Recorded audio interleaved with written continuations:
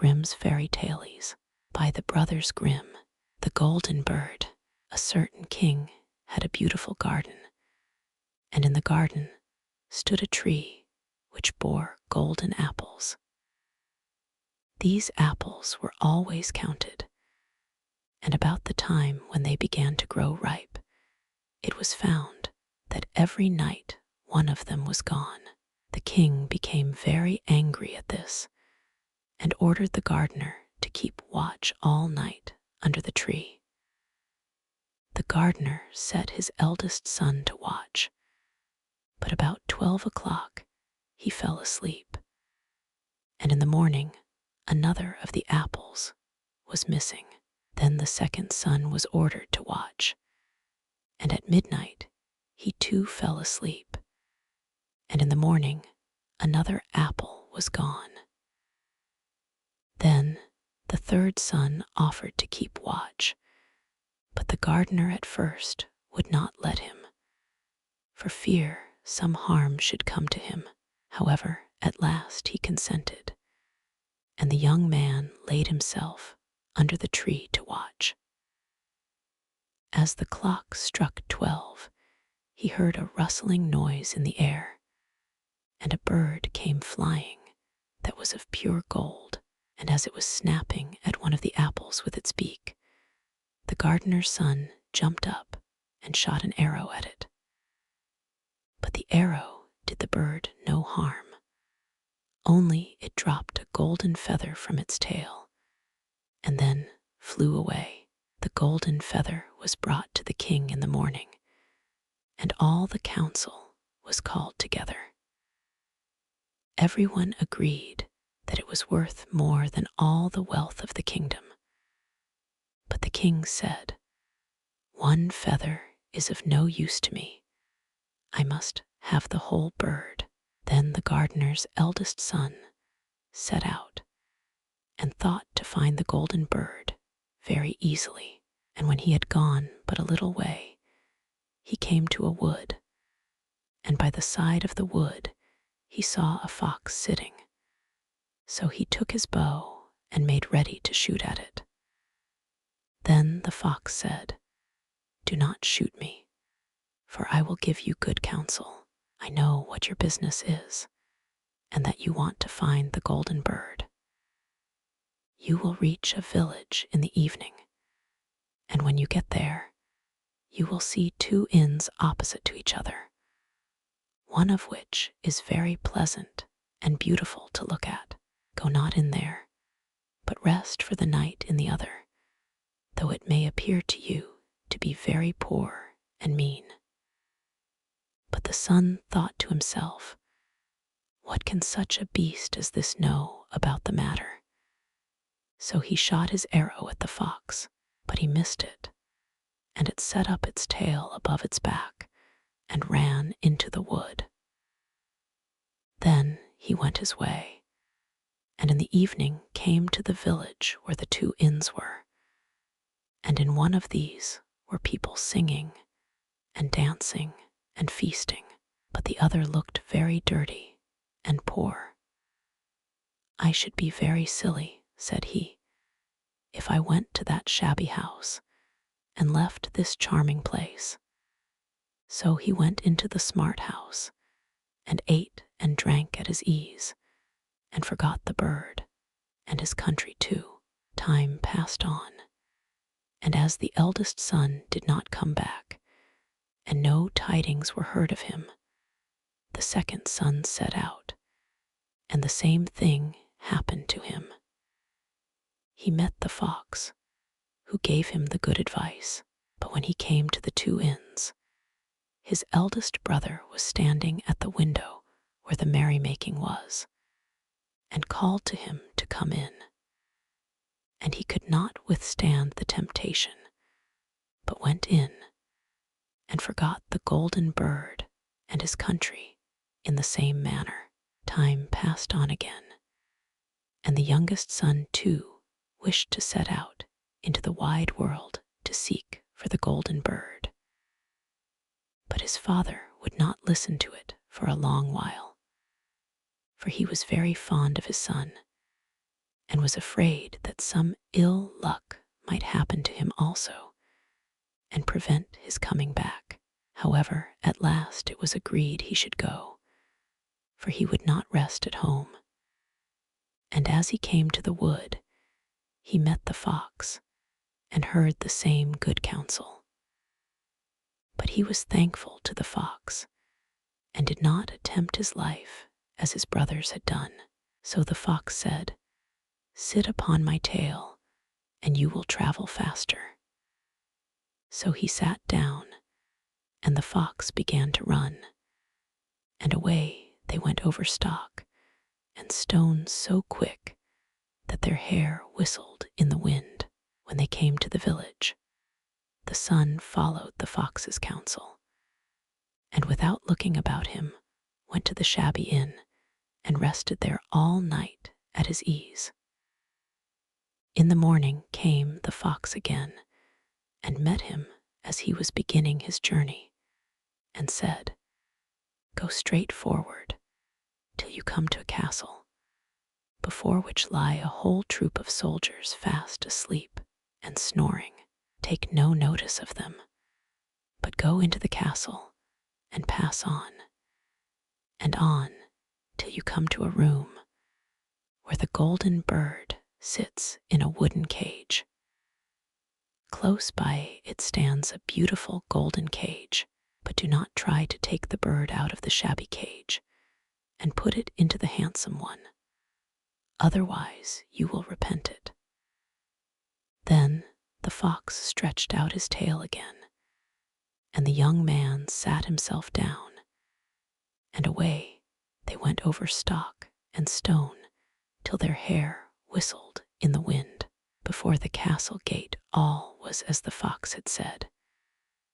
So the son went in and found the chamber where the golden bird hung in a wooden cage, and below stood the golden cage, and the 3 golden apples that had been lost were lying close by it. Then thought he to himself, "It will be a very droll thing to bring away such a fine bird in this shabby cage." So he opened the door and took hold of it and put it into the golden cage. But the bird set up such a loud scream that all the soldiers awoke, and they took him prisoner and carried him before the king. The next morning the court sat to judge him, and when all was heard, it sentenced him to die, unless he should bring the king the golden horse, which could run as swiftly as the wind. And if he did this, he was to have the golden bird given him for his own. So he set out once more on his journey, sighing and in great despair, when on a sudden his friend the fox met him, and said, "You see now what has happened on account of your not listening to my counsel. I will still, however, tell you how to find the golden horse, if you will do as I bid you. You must go straight on till you come to the castle, where the horse stands in his stall. By his side will lie the groom fast asleep and snoring. Take away the horse quietly, but be sure to put the old leathern saddle upon him, and not the golden one that is close by it."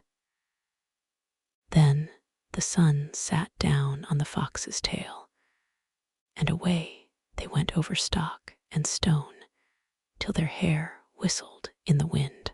All went right, and the groom lay snoring with his hand upon the golden saddle. But when the son looked at the horse, he thought it a great pity to put the leathern saddle upon it. "I will give him the good one," said he.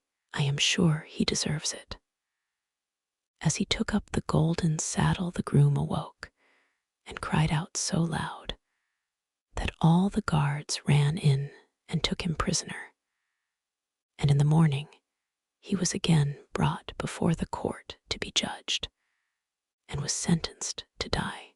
But it was agreed that, If he could bring thither the beautiful princess, he should live, and have the bird and the horse given him for his own. Then he went his way very sorrowful, but the old fox came and said, "Why did not you listen to me? If you had, you would have carried away both the bird and the horse. Yet will I once more give you counsel.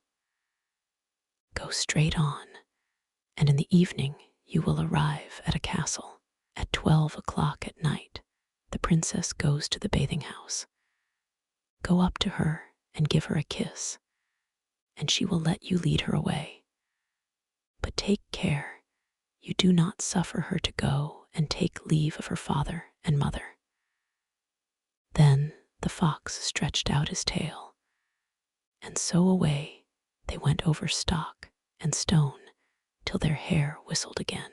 As they came to the castle, all was as the fox had said, and at 12 o'clock the young man met the princess going to the bath and gave her the kiss, and she agreed to run away with him, but begged with many tears that he would let her take leave of her father. At first he refused, but she wept still more and more, and fell at his feet, till at last he consented. But the moment she came to her father's house, the guards awoke, and he was taken prisoner again. Then he was brought before the king, and the king said, "You shall never have my daughter unless, in 8 days, you dig away the hill that stops the view from my window." Now this hill was so big that the whole world could not take it away, and when he had worked for 7 days and had done very little, the fox came and said, "Lie down and go to sleep. I will work for you." And in the morning he awoke, and the hill was gone. So he went merrily to the king, and told him that now that it was removed, he must give him the princess. Then the king was obliged to keep his word, and away went the young man and the princess. And the fox came and said to him, "We will have all three, the princess, the horse, and the bird." "Ah," said the young man, "that would be a great thing, but how can you contrive it?" "If you will only listen," said the fox, "it can be done. When you come to the king, and he asks for the beautiful princess, you must say, 'Here she is.' Then he will be very joyful, and you will mount the golden horse that they are to give you, and put out your hand to take leave of them, but shake hands with the princess last.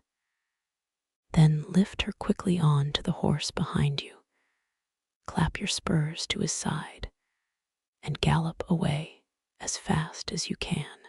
All went right. Then the fox said, "When you come to the castle where the bird is, I will stay with the princess at the door, and you will ride in and speak to the king. And when he sees that it is the right horse, he will bring out the bird, but you must sit still and say that you want to look at it, to see whether it is the true golden bird. And when you get it into your hand, ride away." This, too, happened as the fox said. They carried off the bird, the princess mounted again, and they rode on to a great wood.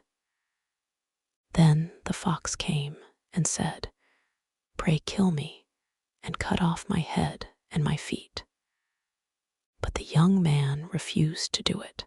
So the fox said, "I will at any rate give you good counsel.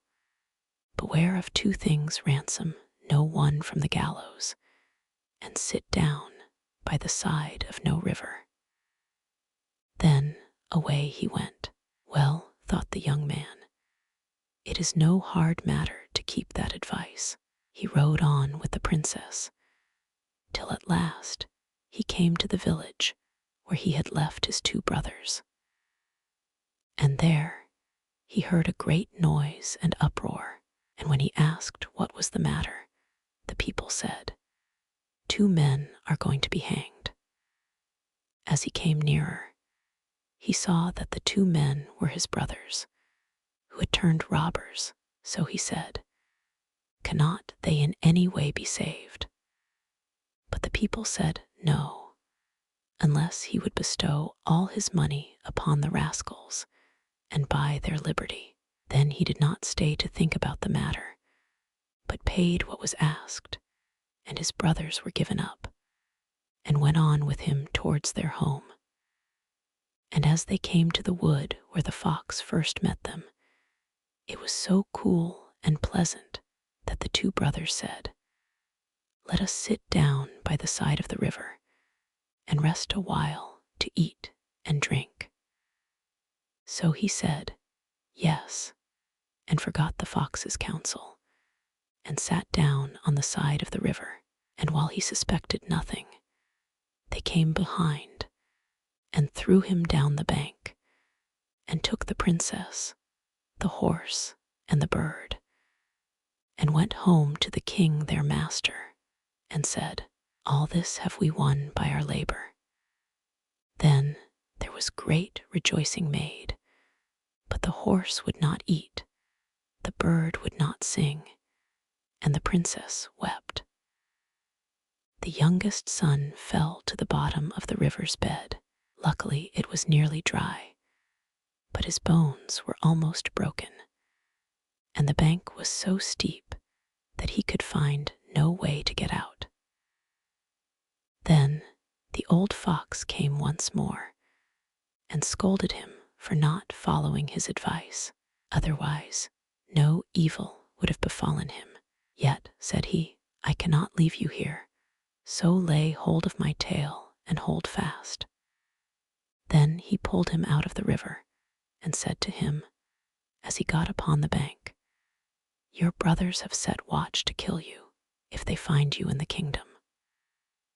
So he dressed himself as a poor man and came secretly to the king's court, and was scarcely within the doors when the horse began to eat, and the bird to sing, and Princess left off weeping. Then he went to the king and told him all his brother's roguery, and they were seized and punished, and he had the princess given to him again. And after the king's death, he was heir to his kingdom. A long while after, he went to walk one day in the wood, and the old fox met him, and besought him with tears in his eyes to kill him, and cut off his head and feet, and at last he did so. And in a moment the fox was changed into a man, and turned out to be the brother of the princess, who had been lost a great many years. Chance in luck. Some men are born to good luck. All they do or try to do comes right. All that falls to them is so much gain. All their geese are swans. All their cards are trumps. Toss them which way you will. They will always, like poor puss, alight upon their legs, and only move on so much the faster. The world may very likely not always think of them as they think of themselves, but what care they for the world? What can it know about the matter? One of these lucky beings was neighbor Hans. 7 long years he had worked hard for his master. At last he said, "Master, my time is up. I must go home and see my poor mother once more. So pray pay me my wages and let me go." And the master said, "You have been a faithful and good servant, Hans, so your pay shall be handsome." Then he gave him a lump of silver as big as his head. Hans took out his pocket handkerchief, put the piece of silver into it, threw it over his shoulder, and jogged off on his road homewards. As he went lazily on, dragging one foot after another. A man came in sight, trotting gaily along on a capital horse. "Ah," said Hans aloud, "what a fine thing it is to ride on horseback. There he sits as easy and happy as if he was at home, in the chair by his fireside. He trips against no stones, saves shoe leather, and gets on he hardly knows how." Hans did not speak so softly, but the horseman heard it all and said, "Well, friend, why do you go on foot then?" "Ah," said he, "I have this load to carry.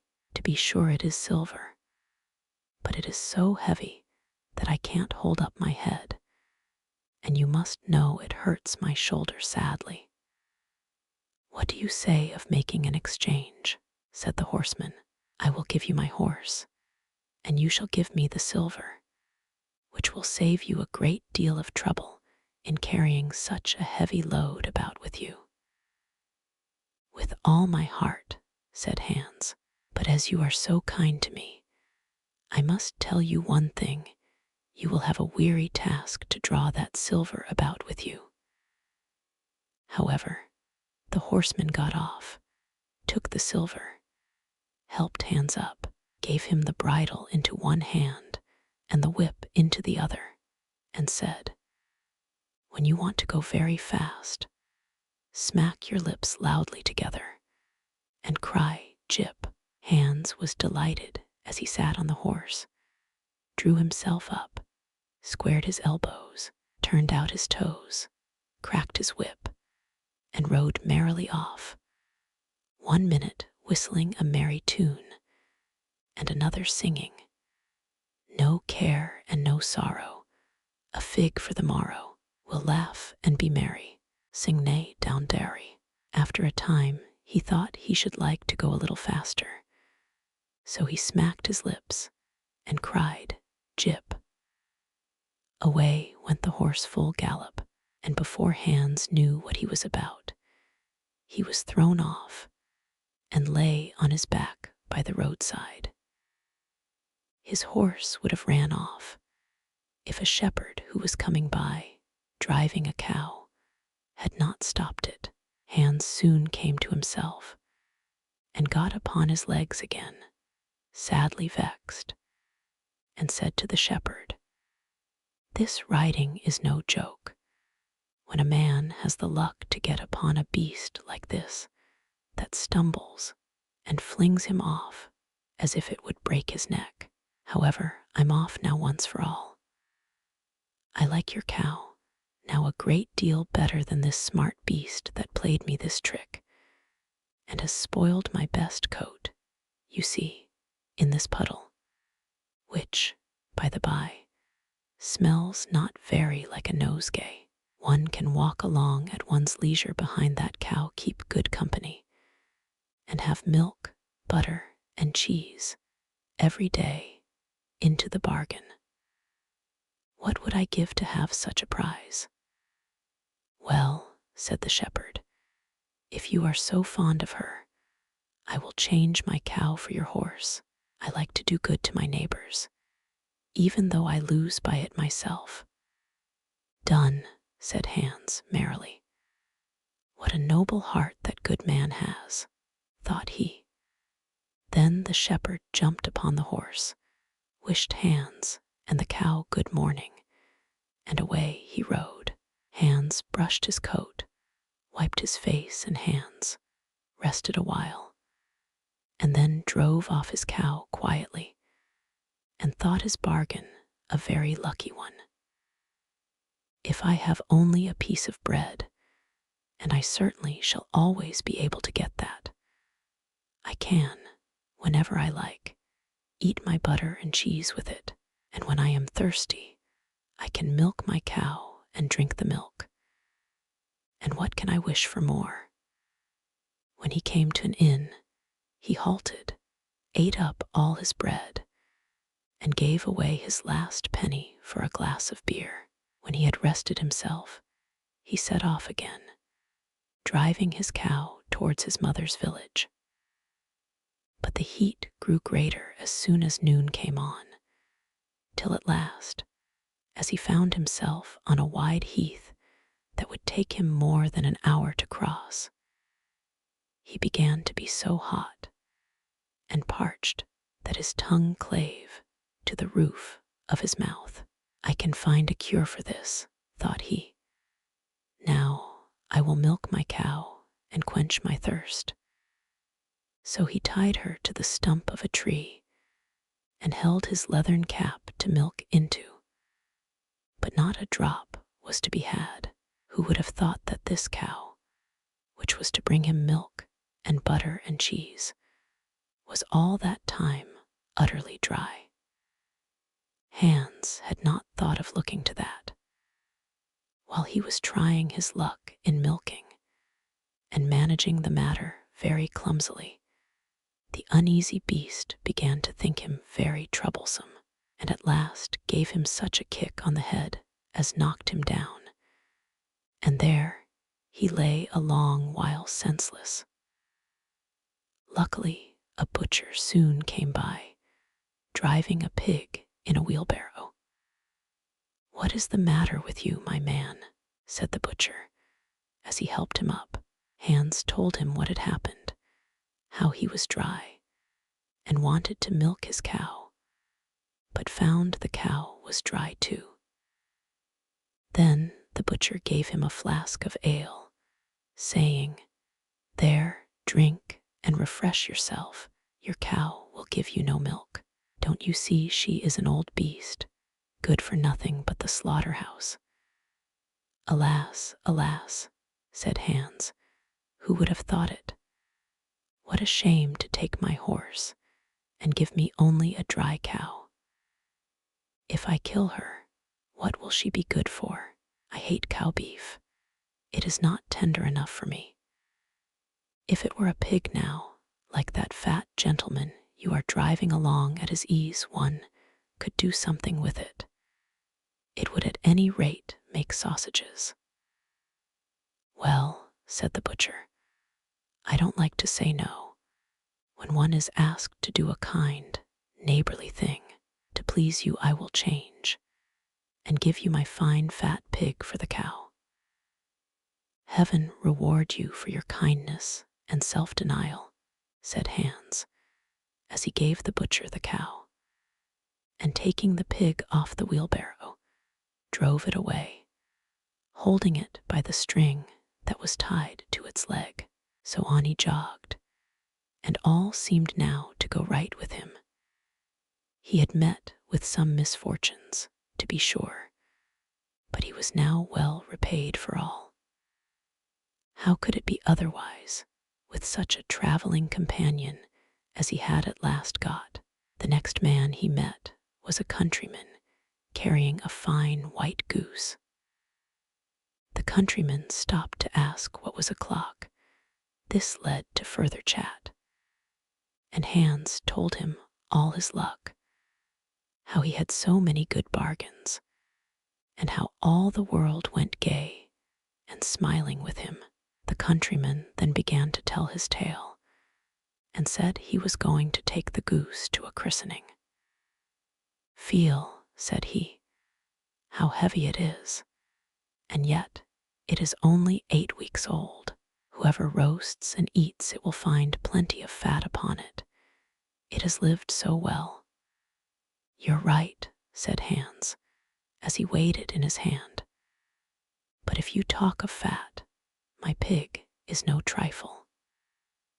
Meantime the countryman began to look grave, and shook his head. "Hark ye," said he, "my worthy friend, you seem a good sort of fellow, so I can't help doing you a kind turn. Your pig may get you into a scrape. In the village I just came from, the squire has had a pig stolen out of his sty. I was dreadfully afraid when I saw you that you had got the squire's pig. If you have, and they catch you, it will be a bad job for you. The least they will do will be to throw you into the horse pond. Can you swim?" Poor Hans was sadly frightened. "Good man," cried he, Pray get me out of this scrape. I know nothing of where the pig was either bred or born, but he may have been the squire's for aught I can tell. You know this country better than I do. Take my pig and give me the goose." "I ought to have something into the bargain," said the countryman. "Give a fat goose for a pig, indeed. 'Tis not everyone would do so much for you as that. However, I will not be hard upon you, as you are in trouble." Then he took the string in his hand and drove off the pig by a side path, while Hans went on the way homewards free from care. "After all," thought he, "that chap is pretty well taken in. I don't care whose pig it is, but wherever it came from, it has been a very good friend to me. I have much the best of the bargain. First, there will be a capital roast, then the fat will find me in goose grease for 6 months, and then there are all the beautiful white feathers. I will put them into my pillow, and then I am sure I shall sleep soundly without rocking. How happy my mother will be. Talk of a pig, indeed. Give me a fine fat goose." As he came to the next village, he saw a scissor grinder with his wheel, working and singing, "O'er hill and o'er dale, so happy I roam, work light and live well, all the world is my home, then who so blithe, so merry as I." Hans stood looking on for a while, and at last said, "You must be well off, Master Grinder. You seem so happy at your work." "Yes," said the other, "mine is a golden trade. A good grinder never puts his hand into his pocket without finding money in it. But where did you get that beautiful goose?" "I did not buy it. I gave a pig for it." "And where did you get the pig?" "I gave a cow for it." "And the cow?" "I gave a horse for it." "And the horse?" "I gave a lump of silver as big as my head for it." "And the silver?" "Oh, I worked hard for that 7 long years." "You have thriven well in the world hitherto," said the grinder. "Now, if you could find money in your pocket whenever you put your hand in it, your fortune would be made." "Very true, but how is that to be managed?" "How? Why, you must turn grinder like myself," said the other. "You only want a grindstone, the rest will come of itself. Here is one that is but little the worse for wear. I would not ask more than the value of your goose for it. Will you buy?" "How can you ask?" said Hans. "I should be the happiest man in the world if I could have money whenever I put my hand in my pocket. What could I want more? There's the goose." "Now," said the grinder, as he gave him a common rough stone that lay by his side, "this is a most capital stone. Do but work it well enough, and you can make an old nail cut with it." Hans took the stone and went his way with a light heart. His eyes sparkled for joy, and he said to himself, "Surely I must have been born in a lucky hour. Everything I could want or wish for comes of itself. People are so kind, they seem really to think I do them a favor in letting them make me rich and giving me good bargains." Meantime he began to be tired and hungry too, for he had given away his last penny in his joy at getting the cow. At last he could go no farther, for the stone tired him sadly, and he dragged himself to the side of a river that he might take a drink of water and rest a while. So he laid the stone carefully by his side on the bank, but as he stooped down to drink, he forgot it, pushed it a little, and down it rolled, plump into the stream. For a while He watched it sinking in the deep, clear water, then sprang up and danced for joy, and again fell upon his knees and thanked heaven with tears in his eyes for its kindness in taking away his only plague, the ugly, heavy stone. "How happy am I," cried he. "Nobody was ever so lucky as I." Then up he got with a light heart, free from all his troubles, and walked on till he reached his mother's house, and told her how very easy the road to good luck was. Jorinda and Jorindel. There was once an old castle that stood in the middle of a deep, gloomy wood, and in the castle lived an old fairy. Now this fairy could take any shape she pleased. All the day long she flew about in the form of an owl, or crept about the country like a cat. But at night she always became an old woman again. When any young man came within 100 paces of her castle, he became quite fixed and could not move a step till she came and set him free, which she would not do till he had given her his word never to come there again. But when any pretty maiden came within that space, she was changed into a bird, and the fairy put her into a cage and hung her up in a chamber in the castle. There were 700 of these cages hanging in the castle, and all with beautiful birds in them. Now there was once a maiden whose name was Jorinda. She was prettier than all the pretty girls that ever were seen before, and a shepherd lad, whose name was Jorindel, was very fond of her, and they were soon to be married. One day they went to walk in the wood, that they might be alone, and Jorindel said, "We must take care that we don't go too near to the fairy's castle." It was a beautiful evening. The last rays of the setting sun shone bright through the long stems of the trees upon the green underwood beneath, and the turtle doves sang from the tall birches. Jorinda sat down to gaze upon the sun. Jorindel sat by her side, and both felt sad. They knew not why, but it seemed as if they were to be parted from one another forever. They had wandered a long way, and when they looked to see which way they should go home, they found themselves at a loss to know what path to take. The sun was setting fast, and already half of its circle had sunk behind the hill. Jorindel on a sudden looked behind him, and saw through the bushes that they had, without knowing it, sat down close under the old walls of the castle. Then he shrank for fear, turned pale, and trembled. Jorinda was just singing. The ring-dove sang from the willow spray, "Well-a-day, well-a-day." He mourned for the fate of his darling mate. Well-a-day.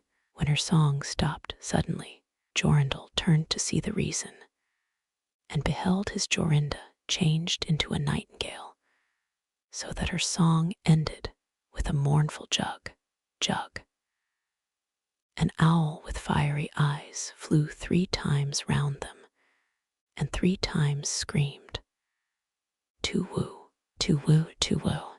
Jorindel could not move. He stood fixed as a stone, and could neither weep, nor speak, nor stir hand or foot.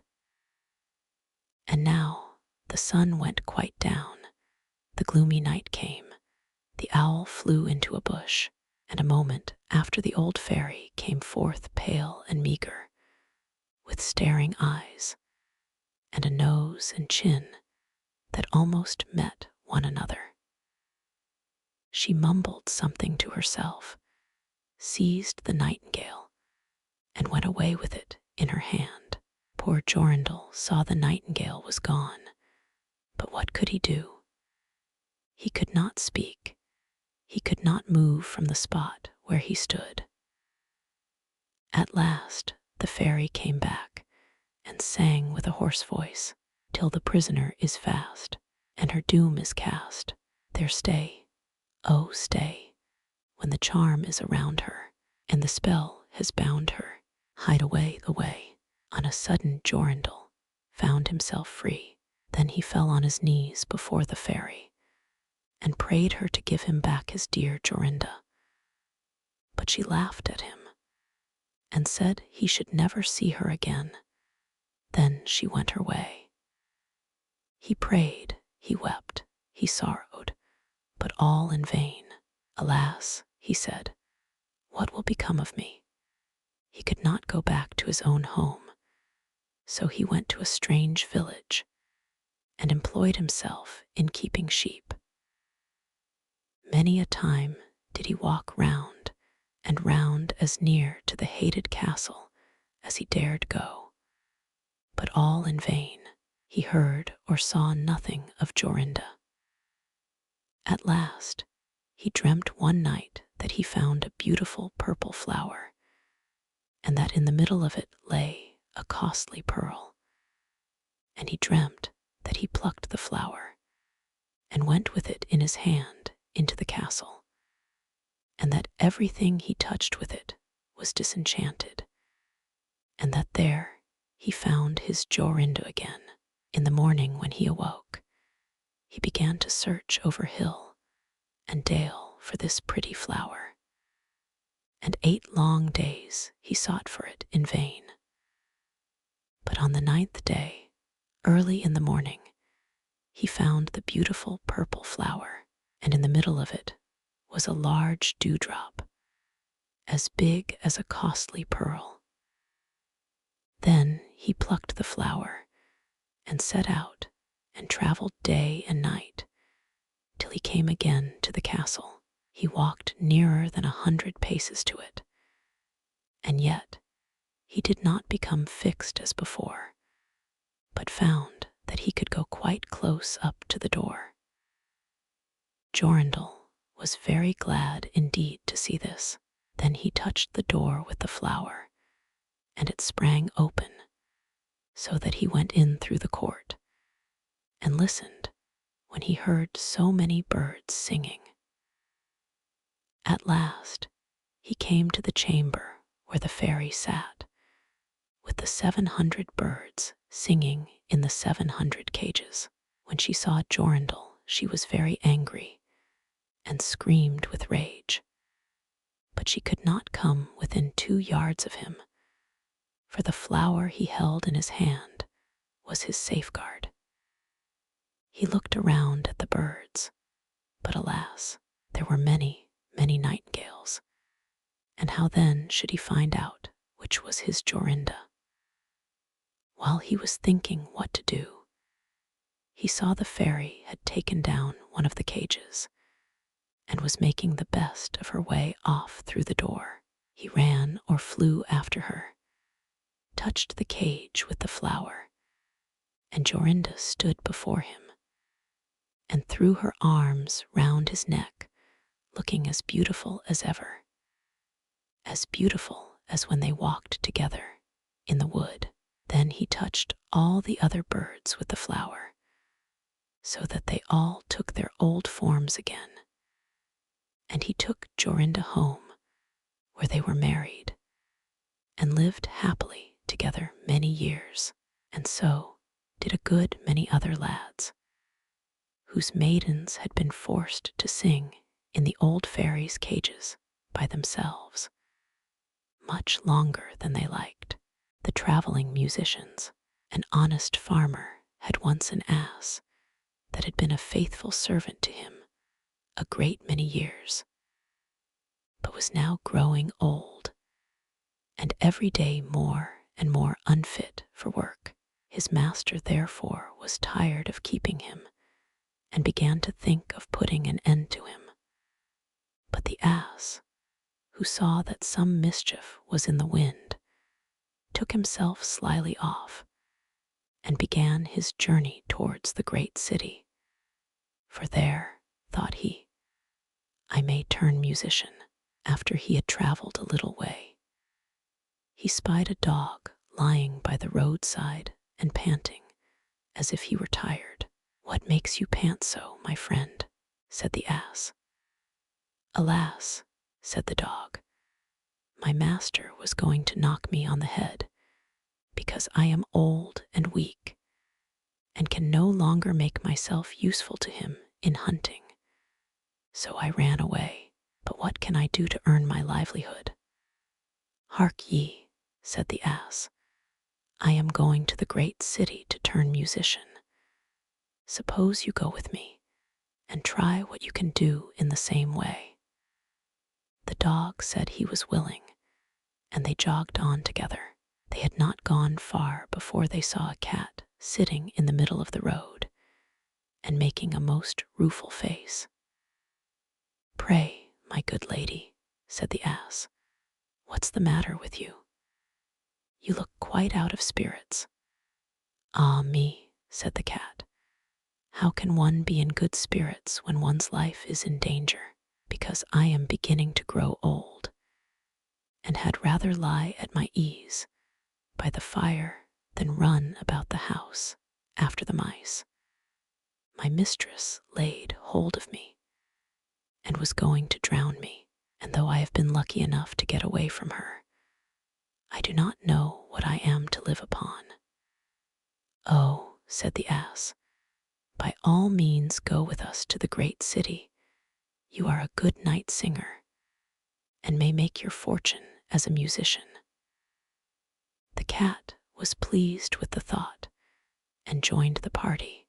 Soon afterwards, as they were passing by a farmyard, they saw a cock perched upon a gate, and screaming out with all his might and main.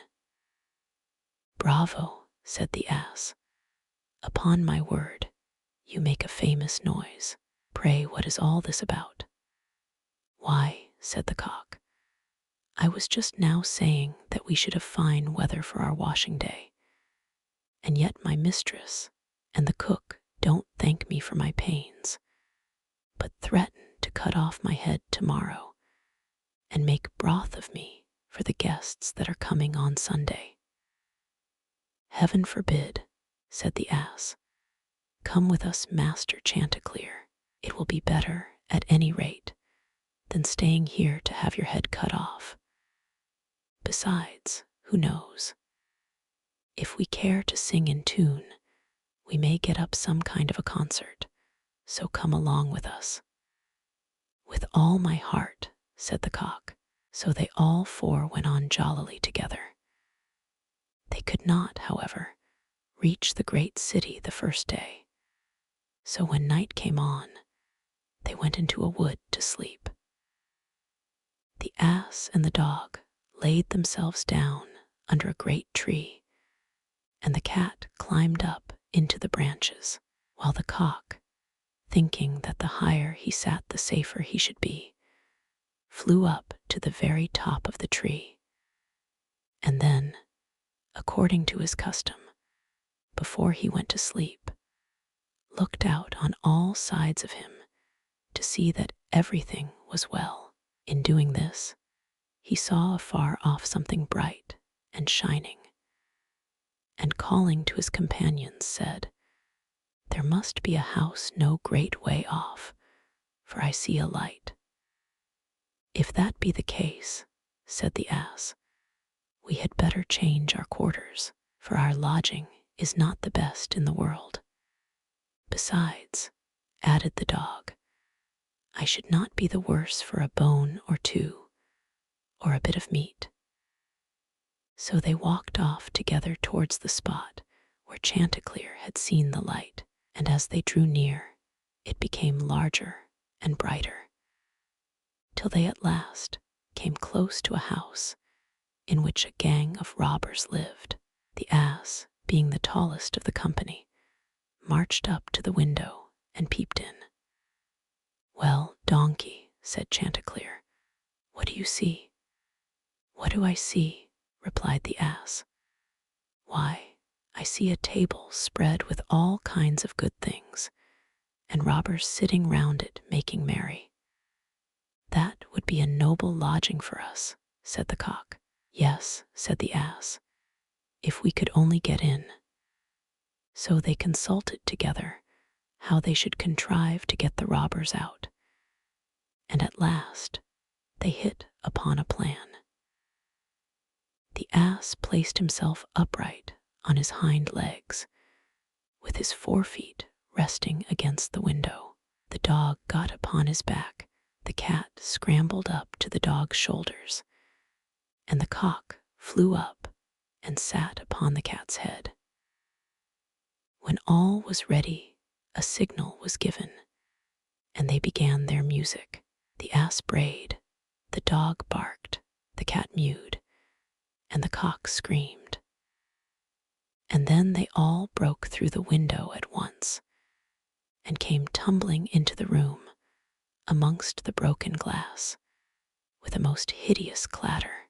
The robbers, who had been not a little frightened by the opening concert, had now no doubt that some frightful hobgoblin had broken in upon them, and scampered away as fast as they could. The coast once clear, our travelers soon sat down and dispatched what the robbers had left with as much eagerness as if they had not expected to eat again for a month. As soon as they had satisfied themselves, they put out the lights, and each once more sought out a resting place to his own liking. The donkey laid himself down upon a heap of straw in the yard. The dog stretched himself upon a mat behind the door. The cat rolled herself up on the hearth before the warm ashes, and the cock perched upon a beam on the top of the house. And as they were all rather tired with their journey, they soon fell asleep. But about midnight, when the robbers saw from afar that the lights were out, and that all seemed quiet, they began to think that they had been in too great a hurry to run away, and one of them, who was bolder than the rest, went to see what was going on. Finding everything still, he marched into the kitchen and groped about till he found a match in order to light a candle, and then, espying the glittering fiery eyes of the cat, he mistook them for live coals and held the match to them to light it. But the cat, not understanding this joke, sprang at his face and spat and scratched at him. This frightened him dreadfully, and away he ran to the back door. But there the dog jumped up and bit him in the leg. And as he was crossing over the yard, the ass kicked him, and the cock, who had been awakened by the noise, crowed with all his might. At this, the robber ran back as fast as he could to his comrades, and told the captain how a horrid witch had got into the house, and had spat at him, and scratched his face with her long, bony fingers, how a man with a knife in his hand had hidden himself behind the door, and stabbed him in the leg, how a black monster stood in the yard, and struck him with a club, and how the devil had sat upon the top of the house, and cried out, "Throw the rascal up here." After this, the robbers never dared to go back to the house, but the musicians were so pleased with their quarters that they took up their abode there. And there they are, I dare say, at this very day. Old Sultan, a shepherd, had a faithful dog called Sultan, who was grown very old and had lost all his teeth. And one day, when the shepherd and his wife were standing together before the house, the shepherd said, "I will shoot old Sultan tomorrow morning, for he is of no use now." But his wife said, "Pray let the poor faithful creature live." He has served us well a great many years, and we ought to give him a livelihood for the rest of his days." "But what can we do with him?" said the shepherd.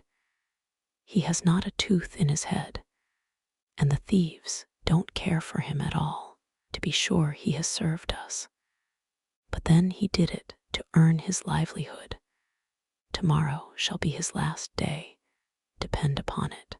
Poor Sultan, who was lying close by them, heard all that the shepherd and his wife said to one another, and was very much frightened to think tomorrow would be his last day. So in the evening he went to his good friend the wolf, who lived in the wood, and told him all his sorrows and how his master meant to kill him in the morning. "Make yourself easy," said the wolf. "I will give you some good advice. Your master, you know, goes out every morning very early with his wife into the field, and they take their little child with them and lay it down behind the hedge in the shade while they are at work. Now do you lie down close by the child and pretend to be watching it, and I will come out of the wood and run away with it. You must run after me as fast as you can, and I will let it drop. Then you may carry it back, and they will think you have saved their child, and will be so thankful to you that they will take care of you as long as you live." The dog liked this plan very well, and accordingly so it was managed. The wolf ran with the child a little way. The shepherd and his wife screamed out, but Sultan soon overtook him and carried the poor little thing back to his master and mistress. Then the shepherd patted him on the head and said, "Old Sultan has saved our child from the wolf, and therefore he shall live and be well taken care of, and have plenty to eat. Wife, go home and give him a good dinner, and let him have my old cushion to sleep on as long as he lives." So from this time forward Sultan had all that he could wish for. Soon afterwards the wolf came and wished him joy, and said, "Now, my good fellow, you must tell no tales, but turn your head the other way when I want to taste one of the old shepherd's fine fat sheep." "No," said the Sultan, "I will be true to my master." However, the wolf thought he was in joke, and came one night to get a dainty morsel. But Sultan had told his master what the wolf meant to do, so he laid wait for him behind the barn door. And when the wolf was busy looking out for a good fat sheep, he had a stout cudgel laid about his back that combed his locks for him finely. Then the wolf was very angry and called Sultan an old rogue, and swore he would have his revenge. So the next morning the wolf sent the boar to challenge Sultan to come into the wood to fight the matter. Now Sultan had nobody he could ask to be his second but the shepherd's old three-legged cat. So he took her with him, and as the poor thing limped along with some trouble, she stuck up her tail straight in the air. The wolf and the wild boar were first on the ground, and when they espied their enemies coming, and saw the cat's long tail standing straight in the air, they thought she was carrying a sword for Sultan to fight with, and every time she limped, they thought she was picking up a stone to throw at them. So they said they should not like this way of fighting, and the boar lay down behind a bush, and the wolf jumped up into a tree. Sultan and the cat soon came up and looked about and wondered that no one was there.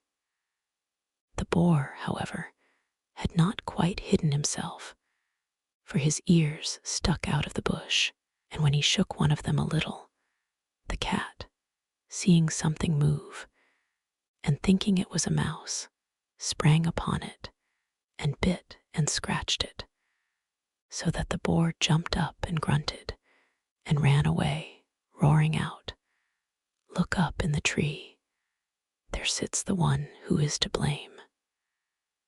So they looked up, and espied the wolf sitting amongst the branches, and they called him a cowardly rascal, and would not suffer him to come down till he was heartily ashamed of himself, and had promised to be good friends again with old Sultan.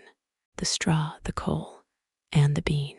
In a village dwelt a poor old woman who had gathered together a dish of beans and wanted to cook them. So she made a fire on her hearth, and that it might burn the quicker, she lighted it with a handful of straw. When she was emptying the beans into the pan, one dropped without her observing it, and lay on the ground beside a straw, and soon afterwards a burning coal from the fire leapt down to the two. Then the straw began and said, "Dear friends, from whence do you come here?" The coal replied, "I fortunately sprang out of the fire, and if I had not escaped by sheer force, my death would have been certain. I should have been burnt to ashes." The bean said, "I too have escaped with a whole skin, but if the old woman had got me into the pan, I should have been made into broth without any mercy, like my comrades." "And would a better fate have fallen to my lot?" said the straw. "The old woman has destroyed all my brethren in fire and smoke. She seized 60 of them at once and took their lives. I luckily slipped through her fingers. But what are we to do now?" said the coal. "I think," answered the bean, "that as we have so fortunately escaped death, we should keep together like good companions, and lest a new mischance should overtake us here, we should go away together and repair to a foreign country." The proposition pleased the two others, and they set out on their way together. Soon, however, they came to a little brook, and as there was no bridge or footplank, they did not know how they were to get over it.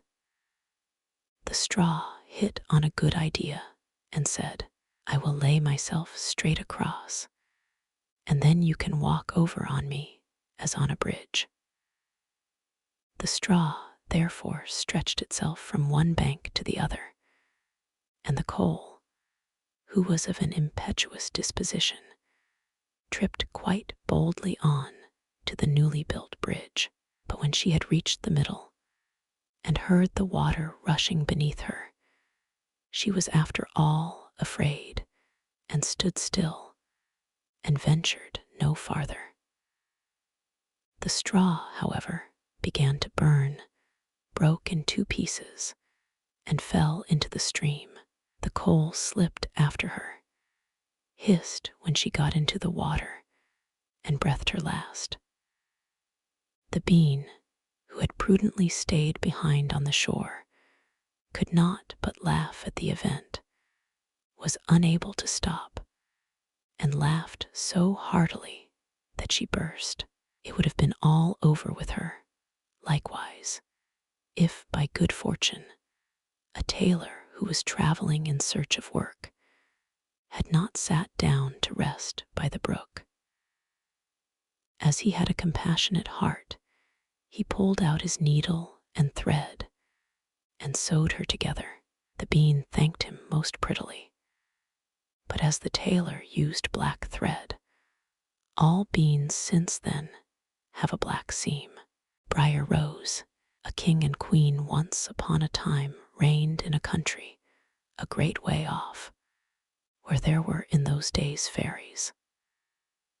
Now this king and queen had plenty of money, and plenty of fine clothes to wear, and plenty of good things to eat and drink, and a coach to ride out in every day.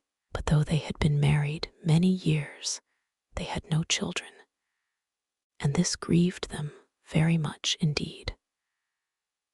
But one day, as the queen was walking by the side of the river, at the bottom of the garden, she saw a poor little fish that had thrown itself out of the water and lay gasping and nearly dead on the bank. Then the queen took pity on the little fish and threw it back again into the river.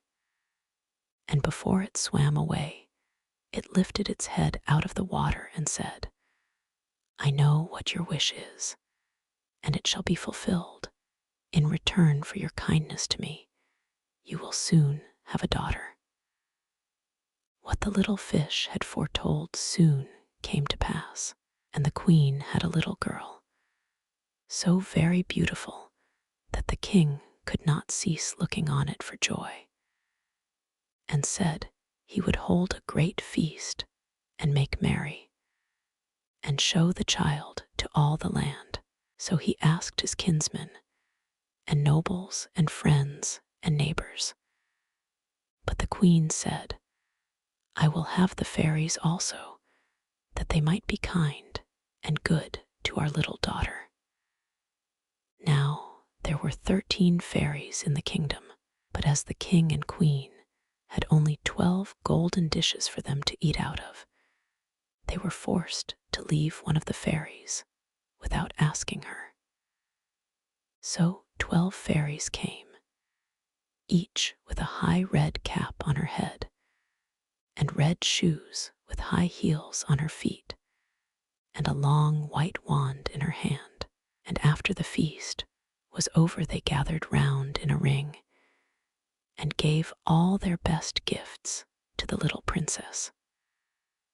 One gave her goodness, another beauty, another riches, and so on till she had all that was good in the world. Just as 11 of them had done blessing her, a great noise was heard in the courtyard, and word was brought that the 13th fairy was come, with a black cap on her head, and black shoes on her feet, and a broomstick in her hand, and presently up she came into the dining hall. Now, as she had not been asked to the feast, she was very angry, and scolded the king and queen very much, and set to work to take her revenge. So she cried out, "The king's daughter shall, in her 15th year, be wounded by a spindle, and fall down dead." Then the 12th of the friendly fairies, who had not yet given her gift, came forward and said that the evil wish must be fulfilled, but that she could soften its mischief. So her gift was that the king's daughter, when the spindle wounded her, should not really die, but should only fall asleep for 100 years. However, the king hoped still to save his dear child altogether from the threatened evil, so he ordered that all the spindles in the kingdom should be bought up and burnt. But all the gifts of the first 11 fairies were in the meantime fulfilled, for the princess was so beautiful and well behaved and good and wise that everyone who knew her loved her. It happened that, on the very day she was 15 years old, the king and queen were not at home, and she was left alone in the palace. So she roved about by herself and looked at all the rooms and chambers, till at last she came to an old tower, to which there was a narrow staircase ending with a little door. In the door there was a golden key, and when she turned it, the door sprang open, and there sat an old lady spinning away very busily. "Why, how now, good mother," said the princess. "What are you doing there?" "Spinning," said the old lady, and nodded her head, humming a tune while buzz went the wheel. "How prettily that little thing turns round," said the princess, and took the spindle and began to try and spin. But scarcely had she touched it, before the fairy's prophecy was fulfilled, the spindle wounded her, and she fell down lifeless on the ground. However, she was not dead, but had only fallen into a deep sleep, and the king and the queen, who had just come home, and all their court, fell asleep too, and the horses slept in the stables, and the dogs in the court, the pigeons on the housetop, and the very flies slept upon the walls. Even the fire on the hearth left off blazing, and went to sleep. The jack stopped, and the spit that was turning about, with a goose upon it, for the king's dinner, stood still. And the cook, who was at that moment pulling the kitchen boy by the hair to give him a box on the ear for something he had done amiss, let him go, and both fell asleep. The butler, who was slyly tasting the ale, fell asleep with the jug at his lips, and thus everything stood still and slept soundly. A large hedge of thorns soon grew round the palace, and every year it became higher and thicker, till at last the old palace was surrounded and hidden, so that not even the roof or the chimneys could be seen.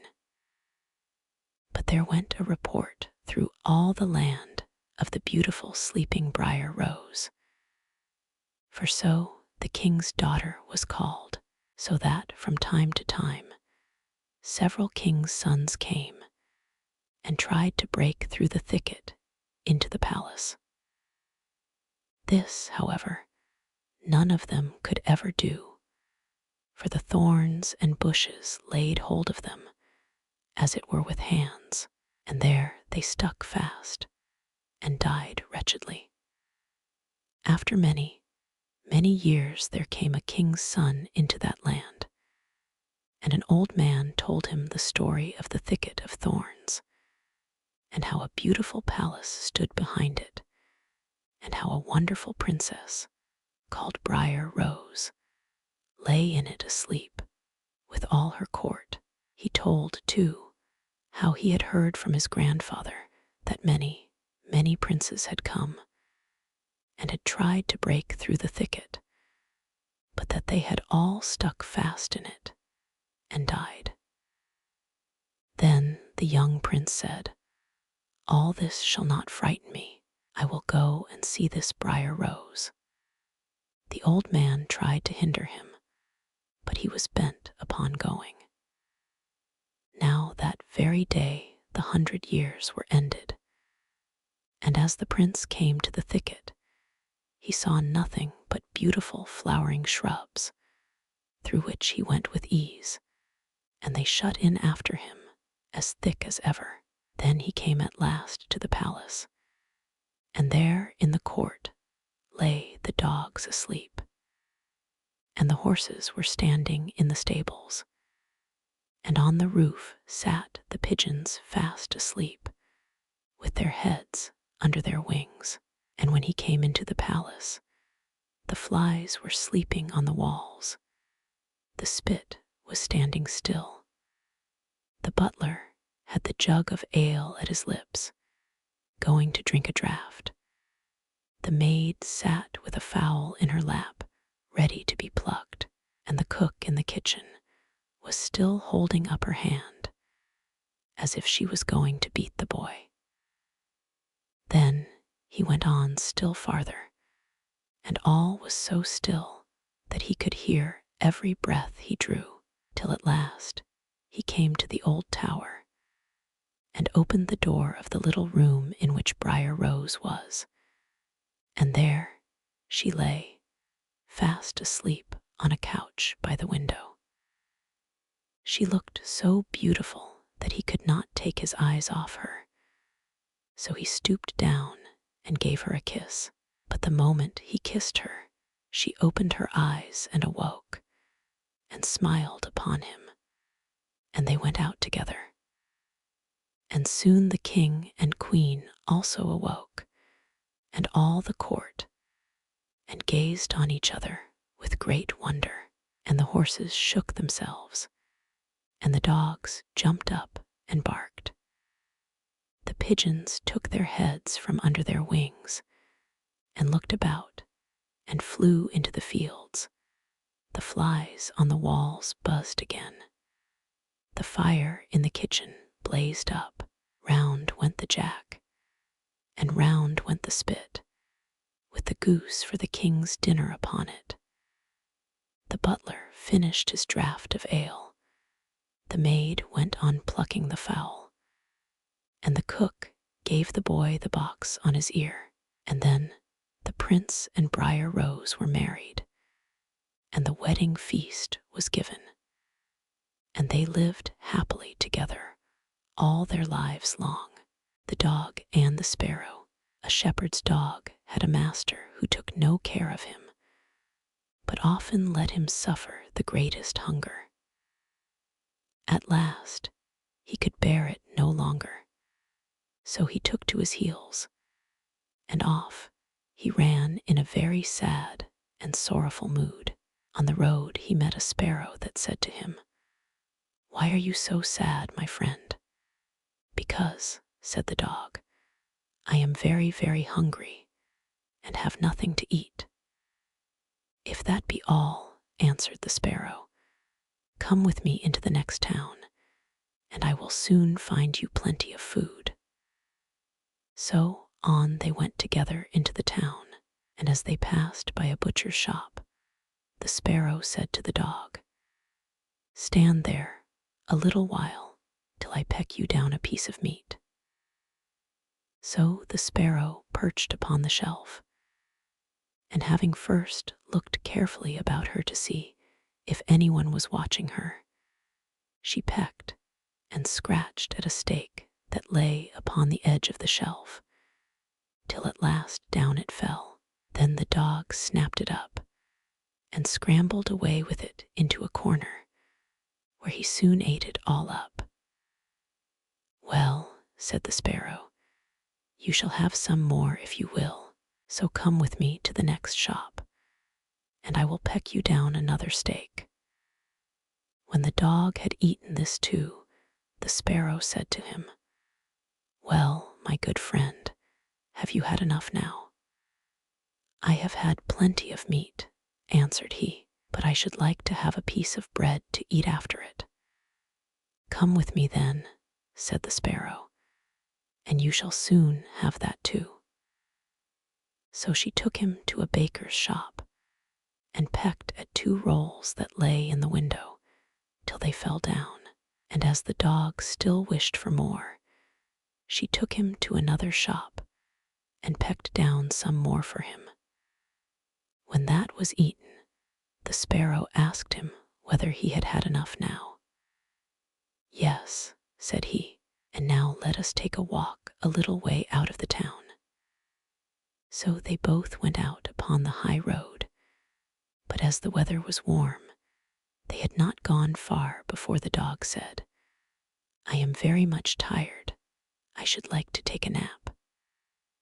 "Very well," answered the sparrow, "do so, and in the meantime I will perch upon that bush." So the dog stretched himself out on the road and fell fast asleep. Whilst he slept, there came by a carter with a cart drawn by 3 horses, and loaded with 2 casks of wine. The sparrow, seeing that the carter did not turn out of the way, but would go on in the track in which the dog lay, so as to drive over him, called out, "Stop, stop, Mr. Carter, or it shall be the worse for you." But the carter, grumbling to himself, You make it the worse for me, indeed. What can you do? Cracked his whip, and drove his cart over the poor dog, so that the wheels crushed him to death. There, cried the sparrow, thou cruel villain, thou hast killed my friend the dog. Now mind what I say. This deed of thine shall cost thee all thou art worth. Do your worst, and welcome, said the brute. What harm can you do me? And passed on, but the sparrow crept under the tilt of the cart, and pecked at the bung of one of the casks, till she loosened it. And then all the wine ran out, without the carter seeing it. At last he looked round, and saw that the cart was dripping, and the cask quite empty. What an unlucky wretch I am, cried he. Not wretch enough yet, said the sparrow, as she alighted upon the head of one of the horses, and pecked at him till he reared up and kicked. When the carter saw this, he drew out his hatchet and aimed a blow at the sparrow, meaning to kill her.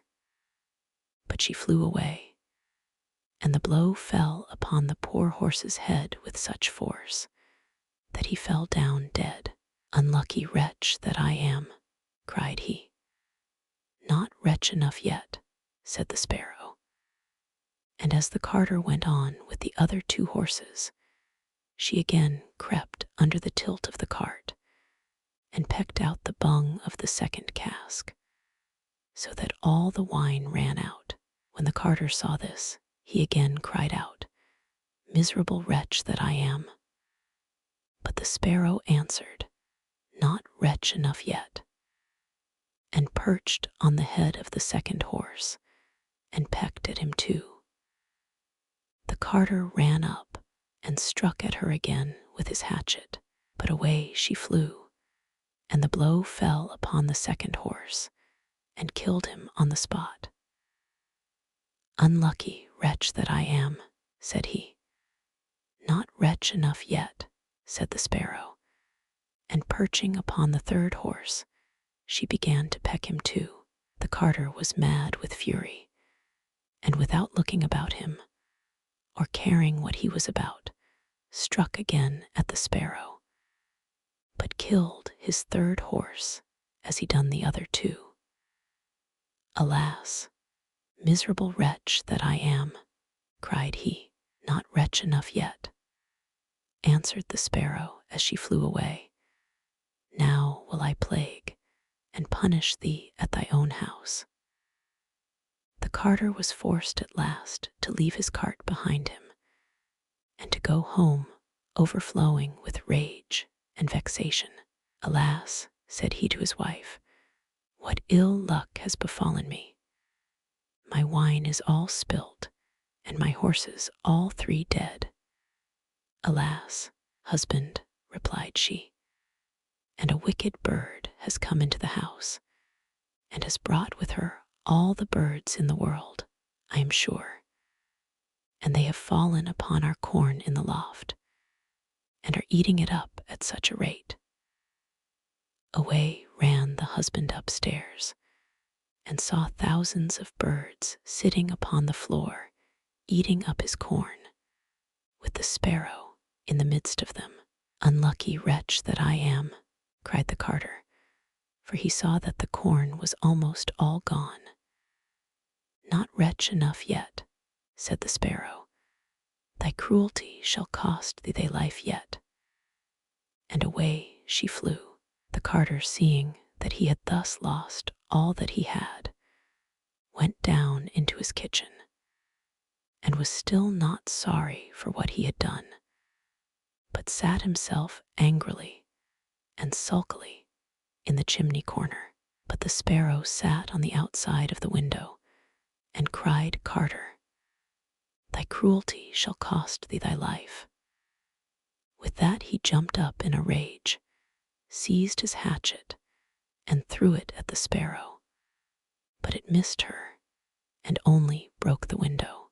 The sparrow now hopped in, perched upon the window seat, and cried, Carter, it shall cost thee thy life." Then he became mad and blind with rage, and struck the window seat with such force that he cleft it in two. And as the sparrow flew from place to place, the carter and his wife were so furious that they broke all their furniture, glasses, chairs, benches, the table, and at last the walls, without touching the bird at all. In the end, however, they caught her, and the wife said, "Shall I kill her at once?" "No," cried he, "that is letting her off too easily. She shall die a much more cruel death. I will eat her." But the sparrow began to flutter about and stretch out her neck and cried, "Carter, it shall cost thee thy life yet." With that he could wait no longer, so he gave his wife the hatchet and cried, "Wife, strike at the bird and kill her in my hand." And the wife struck, but she missed her aim and hit her husband on the head so that he fell down dead. And the sparrow flew quietly home to her nest. The 12 dancing princesses. There was a king who had 12 beautiful daughters. They slept in 12 beds all in one room, and when they went to bed, the doors were shut and locked up. But every morning their shoes were found to be quite worn through, as if they had been danced in all night. And yet nobody could find out how it happened, or where they had been. Then the king made it known to all the land that if any person could discover the secret and find out where it was that the princesses danced in the night, he should have the one he liked best for his wife, and should be king after his death. But whoever tried and did not succeed after 3 days and nights should be put to death. A king's son soon came. He was well entertained, and in the evening was taken to the chamber next to the one where the princesses lay in their 12 beds. There he was to sit and watch where they went to dance. And in order that nothing might pass without his hearing it, the door of his chamber was left open. But the king's son soon fell asleep, and when he awoke in the morning, he found that the princesses had all been dancing, for the soles of their shoes were full of holes. The same thing happened the 2nd and 3rd night. So the king ordered his head to be cut off. After him came several others, but they had all the same luck, and all lost their lives in the same manner. Now it chanced that an old soldier, who had been wounded in battle and could fight no longer, passed through the country where this king reigned, and as he was traveling through a wood, he met an old woman who asked him where he was going. "I hardly know where I am going or what I had better do," said the soldier, "but I think I should like very well to find out where it is that the princesses dance, and then in time I might be a king." "Well," said the old dame, "that is no very hard task. Only take care not to drink any of the wine which one of the princesses will bring to you in the evening. And as soon as she leaves, you pretend to be fast asleep." Then she gave him a cloak and said, "As soon as you put that on, you will become invisible, and you will then be able to follow the princesses wherever they go." When the soldier heard all this good counsel, he determined to try his luck. So he went to the king and said he was willing to undertake the task. He was as well received as the others had been, and the king ordered fine royal robes to be given him. And when the evening came, he was led to the outer chamber. Just as he was going to lie down, the eldest of the princesses brought him a cup of wine. But the soldier threw it all away secretly, taking care not to drink a drop. Then he laid himself down on his bed, and in a little while began to snore very loud, as if he was fast asleep. When the 12 princesses heard this, they laughed heartily, and the eldest said, "This fellow too might have done a wiser thing than lose his life in this way." Then they rose up and opened their drawers and boxes, and took out all their fine clothes, and dressed themselves at the glass, and skipped about as if they were eager to begin dancing. But the youngest said, "I don't know how it is. While you are so happy, I feel very uneasy. I am sure some mischance will befall us." "You simpleton," said the eldest. "You are always afraid. Have you forgotten how many kings' sons have already watched in vain? And as for this soldier, even if I had not given him his sleeping draught, he would have slept soundly enough." When they were all ready, they went and looked at the soldier, but he snored on and did not stir hand or foot. So they thought they were quite safe, and the eldest went up to her own bed and clapped her hands, and the bed sank into the floor, and a trapdoor flew open. The soldier saw them going down through the trapdoor one after another, the eldest leading the way. And thinking he had no time to lose, he jumped up, put on the cloak which the old woman had given him, and followed them.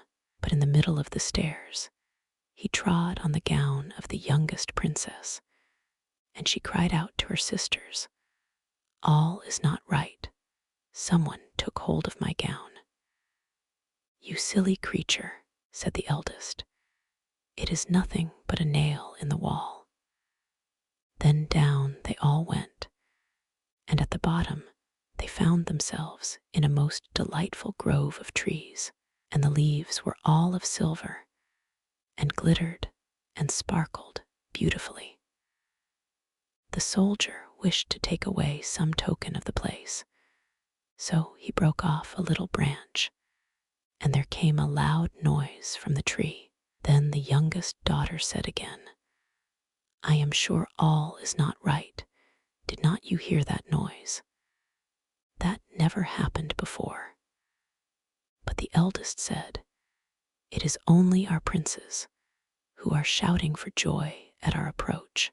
Then they came to another grove of trees, where all the leaves were of gold, and afterwards to a third, where the leaves were all glittering diamonds. And the soldier broke a branch from each, and every time there was a loud noise, which made the youngest sister tremble with fear. But the eldest still said, it was only the princes who were crying for joy. So they went on till they came to a great lake, and at the side of the lake there lay 12 little boats with 12 handsome princes in them, who seemed to be waiting there for the princesses. One of the princesses went into each boat, and the soldier stepped into the same boat with the youngest. As they were rowing over the lake, the prince who was in the boat with the youngest princess and the soldier said, "I do not know why it is, but though I am rowing with all my might, we do not get on so fast as usual, and I am quite tired. The boat seems very heavy today." "It is only the heat of the weather," said the princess. "I feel it very warm too." On the other side of the lake stood a fine illuminated castle, from which came the merry music of horns and trumpets. There they all landed, and went into the castle, and each prince danced with his princess, and the soldier, who was all the time invisible, danced with them too. And when any of the princesses had a cup of wine set by her, he drank it all up, so that when she put the cup to her mouth it was empty. At this, too, the youngest sister was terribly frightened, but the eldest always silenced her.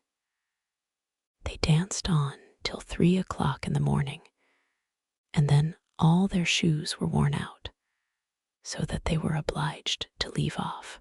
The princes rowed them back again over the lake, but this time the soldier placed himself in the boat with the eldest princess, and on the opposite shore they took leave of each other, the princesses promising to come again the next night.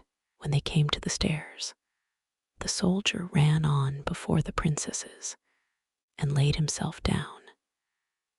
And as the 12 sisters slowly came up, very much tired, they heard him snoring in his bed.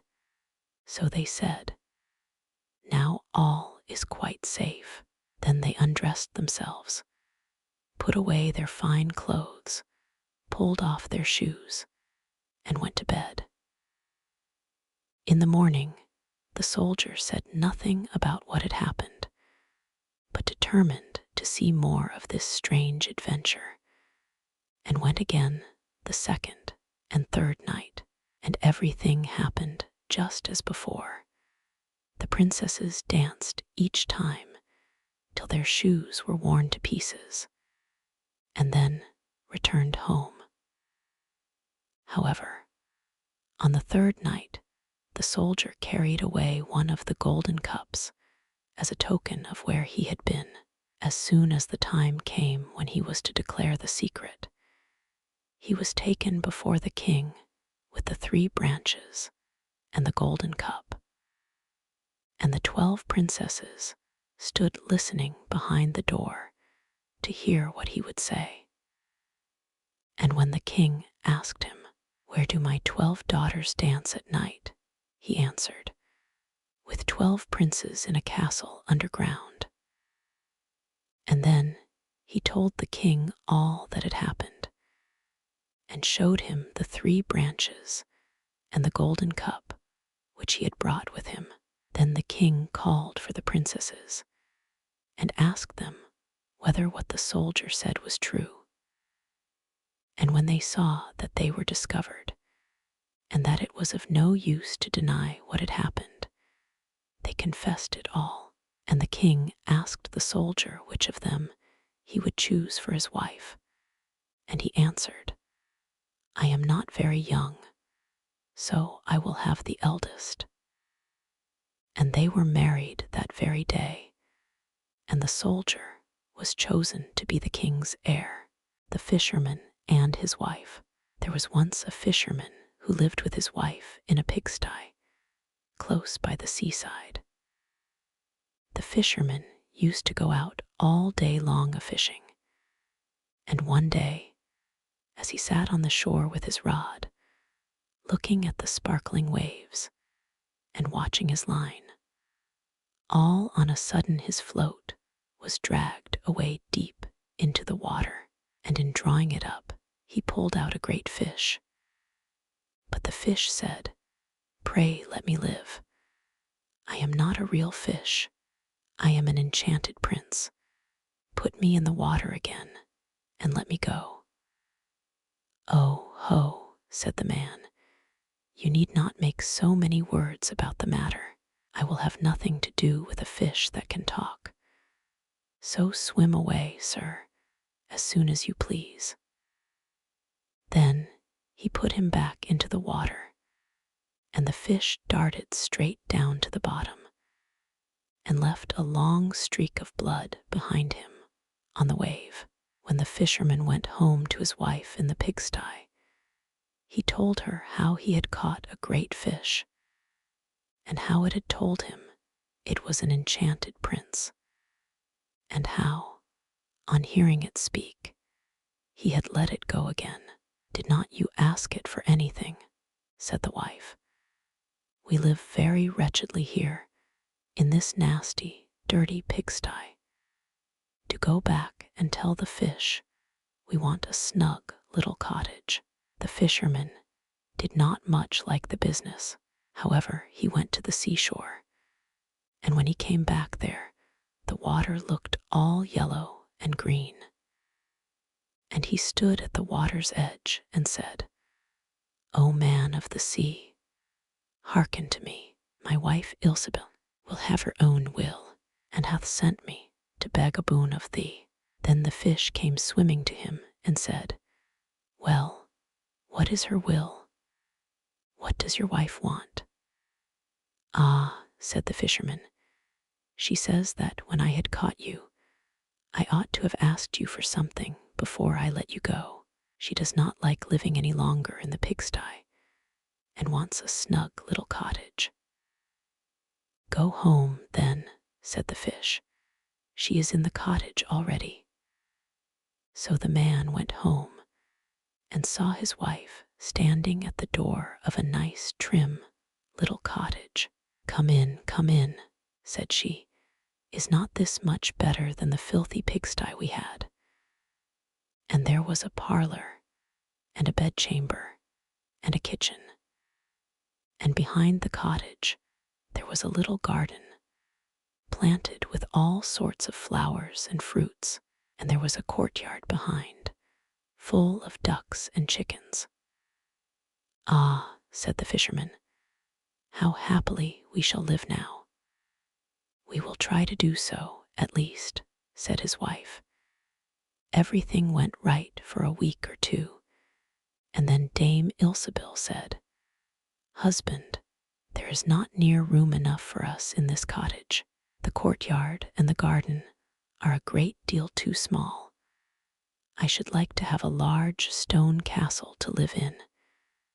Go to the fish again and tell him to give us a castle." "Wife," said the fisherman, "I don't like to go to him again, for perhaps he will be angry. We ought to be easy with this pretty cottage to live in." "Nonsense," said the wife. "He will do it very willingly. I know. Go along and try." The fisherman went, but his heart was very heavy, and when he came to the sea, it looked blue and gloomy, though it was very calm. And he went close to the edge of the waves and said, "O man of the sea, hearken to me. My wife Ilsebel will have her own will, and hath sent me to beg a boon of thee." "Well, what does she want now?" said the fish. "Ah," said the man dolefully, "my wife wants to live in a stone castle." "Go home, then," said the fish. "She is standing at the gate of it already." So away went the fisherman, and found his wife standing before the gate of a great castle. "See," said she, "is not this grand?" With that they went into the castle together, and found a great many servants there, and the rooms all richly furnished, and full of golden chairs and tables. And behind the castle was a garden, and around it was a park half a mile long, full of sheep and goats and hares and deer, and in the courtyard were stables and cowhouses. "Well," said the man, "now we will live cheerful and happy in this beautiful castle for the rest of our lives." "Perhaps we may," said the wife, "but let us sleep upon it before we make up our minds to that." So they went to bed. The next morning when Dame Ilsebel awoke, it was broad daylight, and she jogged the fisherman with her elbow and said, "Get up, husband, and bestir yourself, for we must be king of all the land." "Wife, wife," said the man, "why should we wish to be the king? I will not be king." "Then I will," said she. "But wife," said the fisherman, "how can you be king? The fish cannot make you a king." "Husband," said she, "say no more about it, but go and try. I will be king." So the man went away quite sorrowful to think that his wife should want to be king. This time the sea looked a dark gray color and was overspread with curling waves and the ridges of foam as he cried out, "O man of the sea, hearken to me. My wife Ilsebil will have her own will, and hath sent me to beg a boon of thee." "Well, what would she have now?" said the fish. "Alas," said the poor man, "my wife wants to be king." "Go home," said the fish. "She is king already."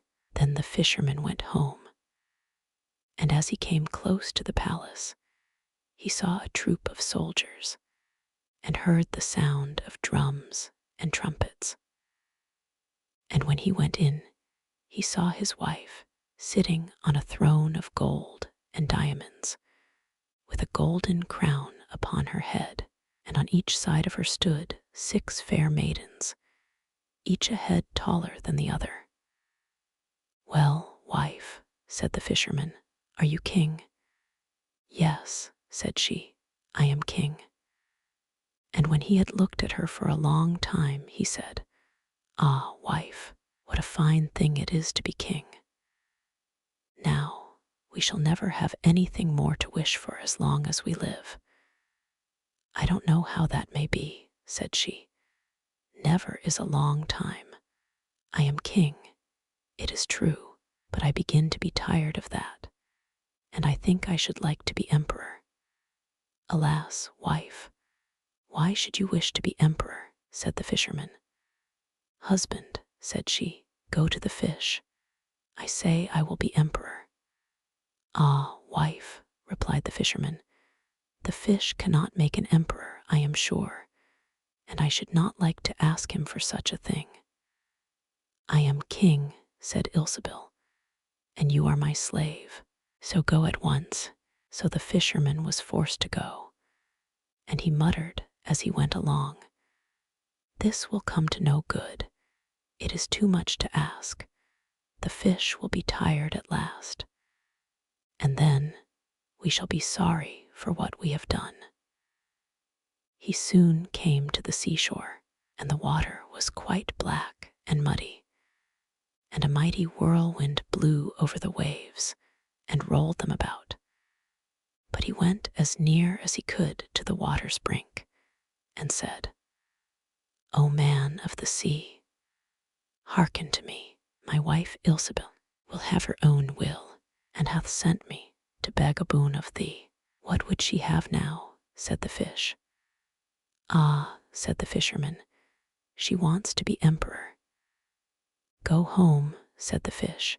"She is emperor already." So he went home again, and as he came near, he saw his wife Ilsebil sitting on a very lofty throne made of solid gold, with a great crown on her head full 2 yards high. And on each side of her stood her guards and attendants in a row, each one smaller than the other, from the tallest giant down to a little dwarf no bigger than my finger. And before her stood princes and dukes and earls. And the fisherman went up to her and said, "Wife, are you emperor?" "Yes," said she, "I am emperor." "Ah," said the man, as he gazed upon her, "what a fine thing it is to be emperor." "Husband," said she, "why should we stop at being emperor? I will be pope next." "Oh, wife, wife," said he, "how can you be pope? There is but one pope at a time in Christendom." "Husband," said she, "I will be pope this very day." "But," replied the husband, "the fish cannot make you pope." "What nonsense," said she. "If he can make an emperor, he can make a pope. Go and try him." So the fisherman went. But when he came to the shore, the wind was raging, and the sea was tossed up and down in boiling waves, and the ships were in trouble, and rolled fearfully upon the tops of the billows. In the middle of the heavens there was a little piece of blue sky, but towards the south all was red, as if a dreadful storm was rising. At this sight the fisherman was dreadfully frightened, and he trembled so that his knees knocked together. But still he went down near to the shore and said, "O man of the sea, hearken to me. My wife Ilsebil will have her own will, and hath sent me to beg a boon of thee." "What does she want now?" said the fish. "Ah," said the fisherman, "my wife wants to be Pope." "Go home," said the fish. "She is Pope already." Then the fisherman went home and found Ilsebil sitting on a throne that was 2 miles high, and she had 3 great crowns on her head, and around her stood all the pomp and power of the church. And on each side of her were 2 rows of burning lights, of all sizes, the greatest as large as the highest and biggest tower in the world, and the least no larger than a small rushlight. "Wife," said the fisherman, as he looked at all this greatness, "are you Pope?" "Yes," said she, "I am Pope." "Well, wife," replied he, "it is a grand thing to be Pope, and now you must be easy, for you can be nothing greater." "I will think about that," said the wife. Then they went to bed.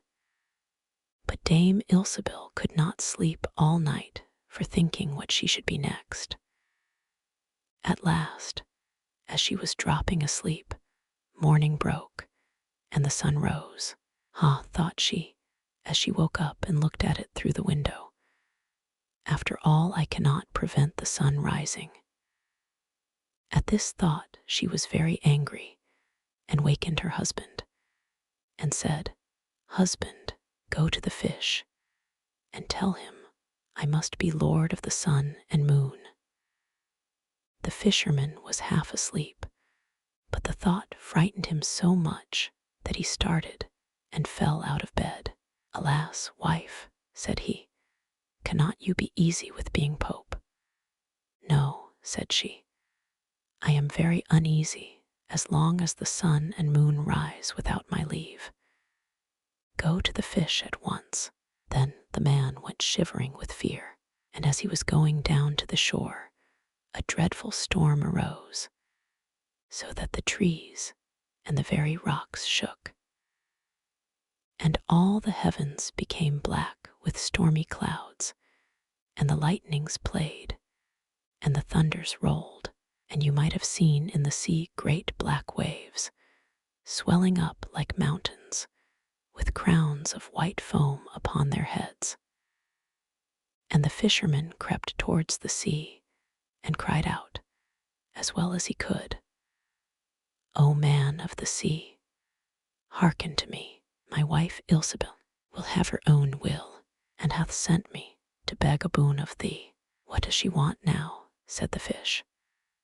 "Ah," said he, "she wants to be lord of the sun and moon." "Go home," said the fish, "to your pigsty again," and there they live to this very day. The Willow-wren and the Bear. Once in summertime, the bear and the wolf were walking in the forest, and the bear heard a bird singing so beautifully that he said, "Brother Wolf, what bird is it that sings so well?" "That is the king of birds," said the wolf, "before whom we must bow down." In reality, the bird was the willow-wren. "If that's the case," said the bear, "I should very much like to see his royal palace. Come, take me thither." "That is not done quite as you seem to think," said the wolf. "You must wait until the queen comes. Soon afterwards, the queen arrived with some food in her beak, and the lord king came too, and they began to feed their young ones. The bear would have liked to go at once, but the wolf held him back by the sleeve and said, "No, you must wait until the Lord and Lady Queen have gone away again." So they took stock of the hole where the nest lay and trotted away. The bear, however, could not rest until he had seen the royal palace, and when a short time had passed, went to it again. The king and queen had just flown out, so he peeped in and saw 5 or 6 young ones lying there. "Is that the royal palace?" cried the bear. "It is a wretched palace, and you are not king's children. You are disreputable children." When the young wrens heard that, they were frightfully angry and screamed, "No, that we are not. Our parents are honest people. Bear, you will have to pay for that." The bear and the wolf grew uneasy and turned back and went into their holes. The young willow-wrens, however, continued to cry and scream, and when their parents again brought food, they said, "We will not so much as touch one fly's leg. No, not if we were dying of hunger, until you have settled whether we are respectable children or not.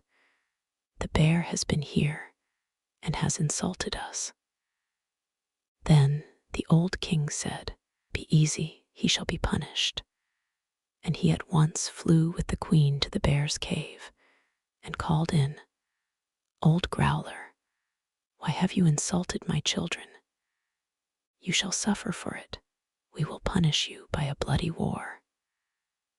Thus war was announced to the bear, and all 4-footed animals were summoned to take part in it: oxen, asses, cows, deer, and every other animal the earth contained. And the willow-wren summoned everything which flew in the air. Not only birds, large and small, but midges and hornets, bees and flies had to come. When the time came for the war to begin, the willow-wren sent out spies to discover who was the enemy's commander-in-chief.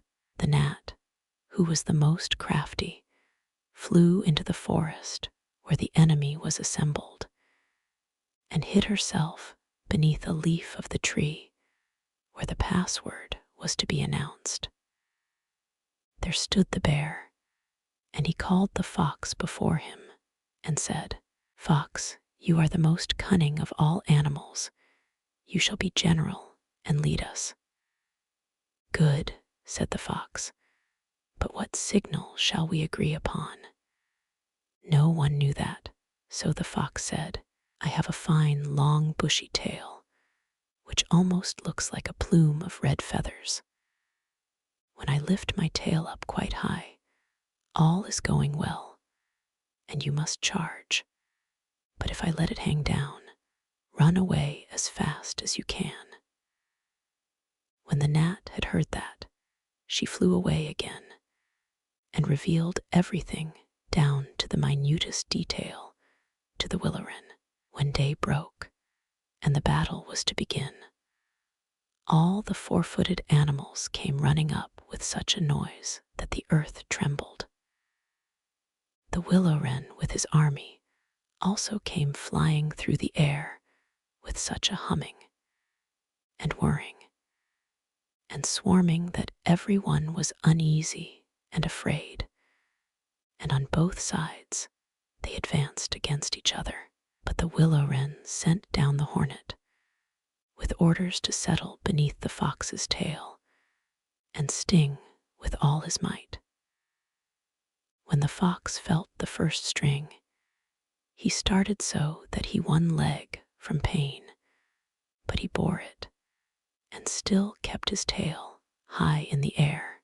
At the second sting, he was forced to put it down for a moment. At the third, he could hold out no longer, screamed, and put his tail between his legs. When the animals saw that, they thought all was lost and began to flee, each into his hole, and the birds had won the battle. Then the king and queen flew home to their children and cried, "Children, rejoice, eat and drink to your heart's content. We have won the battle." But the young wrens said, "We will not eat yet. The bear must come to the nest and beg for pardon and say that we are honorable children before we will do that." Then the willow-wren flew to the bear's hole and cried, "Growler, you are to come to the nest to my children and beg their pardon, or else every rib of your body shall be broken." So the bear crept thither in the greatest fear and begged their pardon. And now at last the young wrens were satisfied and sat down together and ate and drank and made merry till quite late into the night. The Frog Prince, one fine evening, a young princess put on her bonnet and clogs and went out to take a walk by herself in a wood. And when she came to a cool spring of water that rose in the midst of it, she sat herself down to rest a while. Now she had a golden ball in her hand, which was her favorite plaything, and she was always tossing it up into the air and catching it again as it fell. After a time, she threw it up so high that she missed catching it as it fell, and the ball bounded away and rolled along upon the ground, till at last it fell down into the spring. The princess looked into the spring after her ball, but it was very deep, so deep that she could not see the bottom of it. Then she began to bewail her loss and said, "Alas, if I could only get my ball again, I would give all my fine clothes and jewels and everything that I have in the world." Whilst she was speaking, a frog put its head out of the water and said, "Princess, why do you weep so bitterly?" "Alas," said she, "what can you do for me, you nasty frog? My golden ball has fallen into the spring." The frog said, "I want not your pearls and jewels and fine clothes, but if you will love me and let me live with you and eat from off your golden plate and sleep upon your bed, I will bring you your ball again." "What nonsense," thought the princess. "This silly frog is talking. He can never even get out of the spring to visit me, though he may be able to get my ball for me, and therefore I will tell him he shall have what he asks." So she said to the frog, "Well, if you will bring me my ball, I will do all you ask." Then the frog put his head down and dived deep under the water, and after a little while he came up again with the ball in his mouth and threw it on the edge of the spring.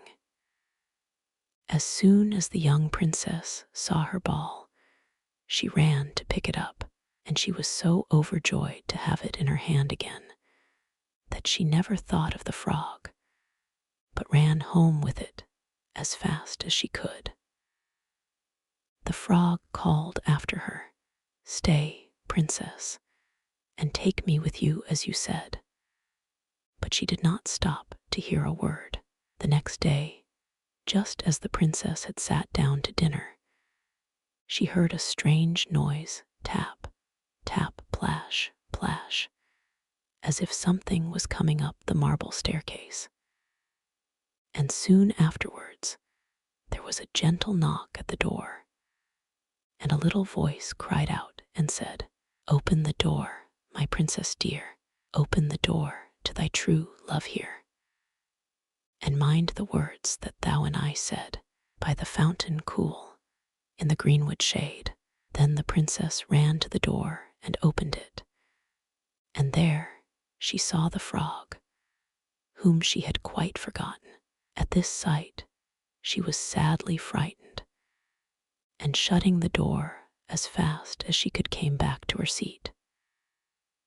The king, her father, seeing that something had frightened her, asked her what was the matter. "There is a nasty frog," said she, "at the door, that lifted my ball for me out of the spring this morning. I told him that he should live with me here, thinking that he could never get out of the spring. But there he is at the door, and he wants to come in." While she was speaking, the frog knocked again at the door and said, "Open the door, my princess dear, open the door to thy true love here, and mind the words that thou and I said, by the fountain cool, in the greenwood shade." Then the king said to the young princess, "As you have given your word, you must keep it, so go and let him in." She did so, and the frog hopped into the room, and then straight on tap, tap, plash, plash, from the bottom of the room to the top, till he came up close to the table where the princess sat. "Pray lift me upon chair," said he to the princess, "and let me sit next to you." As soon as she had done this, the frog said, "Put your plate nearer to me, that I may eat out of it." This she did, and when he had eaten as much as he could, he said, "Now I am tired. Carry me upstairs and put me into your bed." And the princess, though very unwilling, took him up in her hand and put him upon the pillow of her own bed, where he slept all night long. As soon as it was light, he jumped up, hopped downstairs, and went out of the house. "Now then," thought the princess, "at last he is gone, and I shall be troubled with him no more." But she was mistaken, for when night came again, she heard the same tapping at the door, and the frog came once more and said, "Open the door, my princess dear, open the door to thy true love here, and mind the words that thou and I said, by the fountain cool, in the greenwood shade." And when the princess opened the door, the frog came in and slept upon her pillow as before, till the morning broke. And the third night he did the same. But when the princess awoke on the following morning, she was astonished to see, instead of the frog, a handsome prince, gazing on her with the most beautiful eyes she had ever seen, and standing at the head of her bed. He told her that he had been enchanted by a spiteful fairy, who had changed him into a frog, and that he had been fated so to abide till some princess should take him out of the spring, and let him eat from her plate, and sleep upon her bed for 3 nights. "You," said the prince, "have broken his cruel charm, and now I have nothing to wish for, but that you should go with me into my father's kingdom, where I will marry you, and love you as long as you live."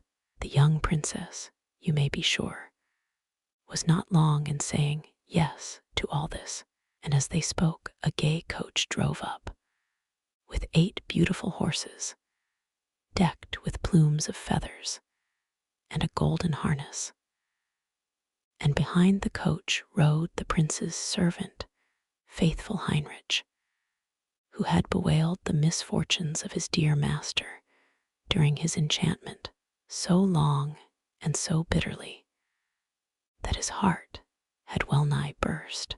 They then took leave of the king, and got into the coach with 8 horses, and all set out, full of joy and merriment, for the prince's kingdom, which they reached safely. And there they lived happily a great many years. Cat and mouse in partnership. A certain cat had made the acquaintance of a mouse, and had said so much to her about the great love and friendship she felt for her, that at length the mouse agreed that they should live and keep house together. But we must make a provision for winter, or else we shall suffer from hunger, said the cat. And you, little mouse, cannot venture everywhere, or you will be caught in a trap some day. The good advice was followed, and a pot of fat was bought, but they did not know where to put it. At length, after much consideration, the cat said, I know no place where it will be better stored up than in the church, for no one dares take anything away from there. We will set it beneath the altar, and not touch it until we are really in need of it. So the pot was placed in safety, but it was not long before the cat had a great yearning for it, and said to the mouse, I want to tell you something, little mouse. My cousin has brought a little son into the world, and has asked me to be godmother. He is white with brown spots, and I am to hold him over the font at the christening. Let me go out today, and you look after the house by yourself. Yes, yes, answered the mouse. By all means go, and if you get anything very good to eat, think of me. I should like a drop of sweet red christening wine myself. All this, however, was untrue. The cat had no cousin, and had not been asked to be godmother. She went straight to the church, stole to the pot of fat, began to lick at it, and licked the top of the fat off. Then she took a walk upon the roofs of the town, looked out for opportunities, and then stretched herself in the sun, and licked her lips whenever she thought of the pot of fat. And not until it was evening did she return home. Well, here you are again, said the mouse. No doubt you have had a merry day. All went off well, answered the cat. What name did they give the child? Top off, said the cat quite coolly. Top off, cried the mouse. That is a very odd and uncommon name. Is it a usual one in your family? What does that matter? Said the cat. It is no worse than Crumb Stealer, as your godchildren are called. Before long, the cat was seized by another fit of yearning. She said to the mouse, You must do me a favor, and once more manage the house for a day alone. I am again asked to be godmother, and as the child has a white ring round its neck, I cannot refuse. The good mouse consented, but the cat crept behind the town walls to the church and devoured half the pot of fat. Nothing ever seems so good as what one keeps to oneself, said she, and was quite satisfied with her day's work. When she went home, the mouse inquired, And what was the child christened? Half done, answered the cat. Half done? What are you saying? I never heard the name in my life. I'll wager anything it is not in the calendar. The cat's mouth soon began to water for some more licking. All good things go in threes, said she. I am asked to stand godmother again. The child is quite black, only it has white paws, but with that exception, it has not a single white hair on its whole body. This only happens once every few years. You will let me go, won't you? Off, half done, answered the mouse. They are such odd names. They make me very thoughtful. You sit at home, said the cat, in your dark gray fur coat and long tail, and are filled with fancies. That's because you do not go out in the daytime. During the cat's absence, the mouse cleaned the house and put it in order, But the greedy cat entirely emptied the pot of fat. "When everything is eaten up one has some peace," said she to herself. And well filled and fat, she did not return home till night. The mouse at once asked what name had been given to the third child. "It will not please you more than the others," said the cat. "He is called All Gone." "All Gone," cried the mouse. "That is the most suspicious name of all. I have never seen it in print. All Gone, what can that mean?" And she shook her head, curled herself up, and lay down to sleep. From this time forth, no one invited the cat to be godmother. But when the winter had come, and there was no longer anything to be found outside, the mouse thought of their provision, and said, "Come, cat, we will go to our pot of fat which we have stored up for ourselves. We shall enjoy that." "Yes," answered the cat, "you will enjoy it as much as you would enjoy sticking that dainty tongue of yours out of the window." They set out on their way, but when they arrived, the pot of fat certainly was still in its place, but it was empty. "Alas," said the mouse, "now I see what has happened. Now it comes to light. You, a true friend, you have devoured all when you were standing godmother. First top off, then half done, then—" "Will you hold your tongue?" cried the cat. "One word more, and I will eat you too." All Gone was already on the poor mouse's lips. Scarcely had she spoken it before the cat sprang on her, seized her, and swallowed her down. Verily, that is the way of the world. The Goose-girl, the king of a great land, died, and left his queen to take care of their only child. This child was a daughter who was very beautiful, and her mother loved her dearly and was very kind to her. And there was a good fairy too, who was fond of the princess and helped her mother to watch over her. When she grew up, she was betrothed to a prince who lived a great way off, and as the time drew near for her to be married, she got ready to set off on her journey to his country. Then the queen, her mother, packed up a great many costly things, jewels and gold and silver, trinkets, fine dresses, and in short everything that became a royal bride. And she gave her a waiting maid to ride with her and give her into the bridegroom's hands, and each had a horse for the journey. Now the princess's horse was the fairy's gift, and it was called Falada and could speak.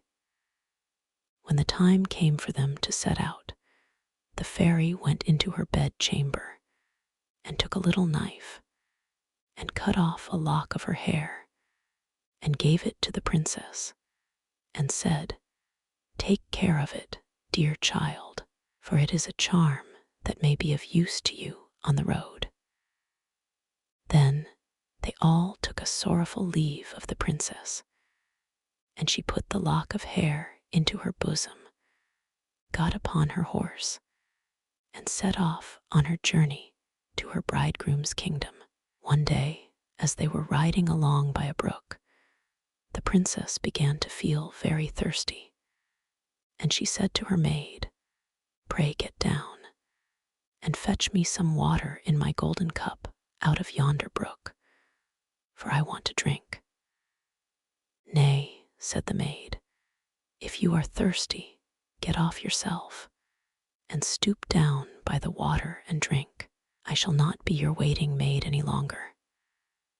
Then she was so thirsty that she got down and knelt over the little brook and drank, for she was frightened and dared not bring out her golden cup, and she wept and said, "Alas, what will become of me?" And the lock answered her and said, Alas, alas, if thy mother knew it, sadly, sadly, would she rue it. But the princess was very gentle and meek, so she said nothing to her maid's ill behavior, but got upon her horse again. Then all rode farther on their journey, till the day grew so warm, and the sun so scorching, that the bride began to feel very thirsty again.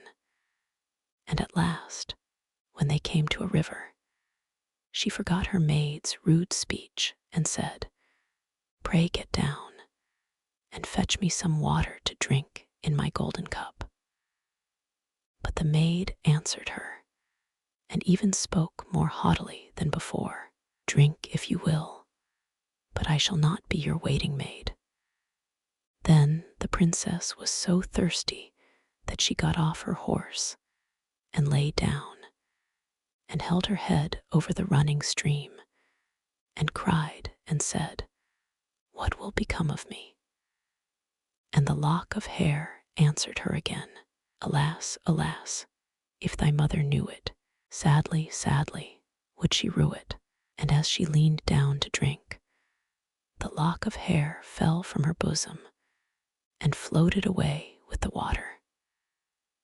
Now she was so frightened that she did not see it, but her maid saw it, and was very glad, for she knew the charm, and she saw that the poor bride would be in her power, now that she had lost the hair. So when the bride had done drinking, and would have got upon Falada again, the maid said, I shall ride upon Falada, and you may have my horse instead. So she was forced to give up her horse, and soon afterwards to take off her royal clothes and put on her maid's shabby ones. At last, as they drew near the end of their journey, this treacherous servant threatened to kill her mistress if she ever told anyone what had happened. But Falada saw it all and marked it well. Then the waiting maid got upon Falada, and the real bride rode upon the other horse, and they went on in this way till at last they came to the royal court. There was great joy at their coming, and the prince flew to meet them and lifted the maid from her horse, thinking she was the one who was to be his wife. And she was led upstairs to the royal chamber, but the true princess was told to stay in the court below. Now, the old king happened just then to have nothing else to do, so he amused himself by sitting at his kitchen window, looking at what was going on, and he saw her in the courtyard. As she looked very pretty and too delicate for a waiting maid, he went up into the royal chamber to ask the bride who it was she had brought with her, that was thus left standing in the court below. I brought her with me for the sake of her company on the road, said she. Pray give the girl some work to do, that she may not be idle. The old king could not for some time think of any work for her to do, but at last he said, I have a lad who takes care of my geese. She may go and help him. Now the name of this lad, that the real bride was to help in watching the king's geese, was Curdken. But the false bride said to the prince, Dear husband, pray do me one piece of kindness. That I will, said the prince. Then tell one of your slaughterers to cut off the head of the horse I rode upon, for it was very unruly, and plagued me sadly on the road. But the truth was, she was very much afraid lest Falada should some day or other speak, and tell all she had done to the princess. She carried her point, and the faithful Falada was killed. But when the true princess heard of it, she wept, and begged the man to nail up Falada's head against a large dark gate of the city, through which she had to pass every morning and evening, that there she might still see him sometimes.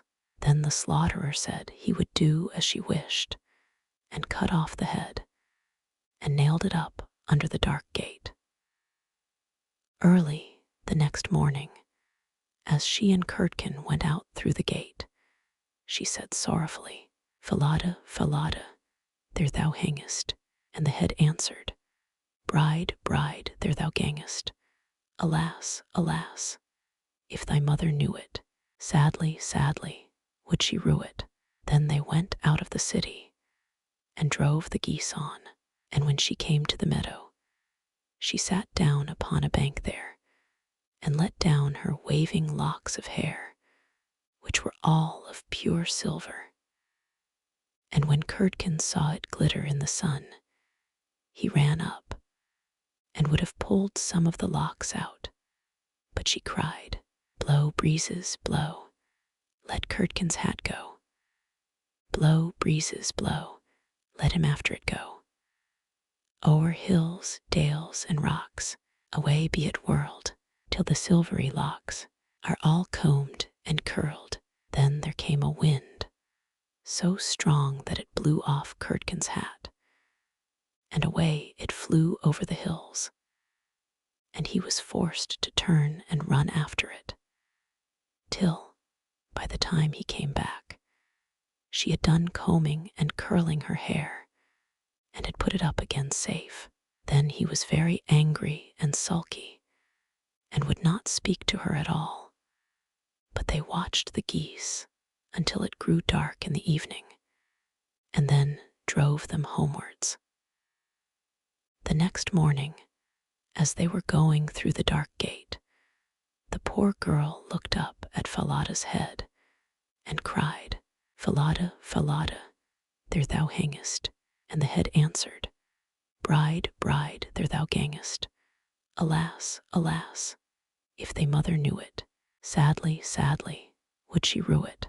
Then she drove on the geese, and sat down again in the meadow, and began to comb out her hair as before. And Curdken ran up to her, and wanted to take hold of it, but she cried out quickly, "Blow, breezes, blow, let Curdken's hat go. Blow, breezes, blow, let him after it go. O'er hills, dales, and rocks, away be it whirled, till the silvery locks are all combed." And then the wind came and blew away his hat, and off it flew a great way, over the hills and far away, so that he had to run after it. And when he came back, she had bound up her hair again, and all was safe. So they watched the geese till it grew dark. In the evening, after they came home, Curdken went to the old king and said, "I cannot have that strange girl to help me to keep the geese any longer." "Why?" said the king. "Because, instead of doing any good, she does nothing but tease me all day long." Then the king made him tell him what had happened.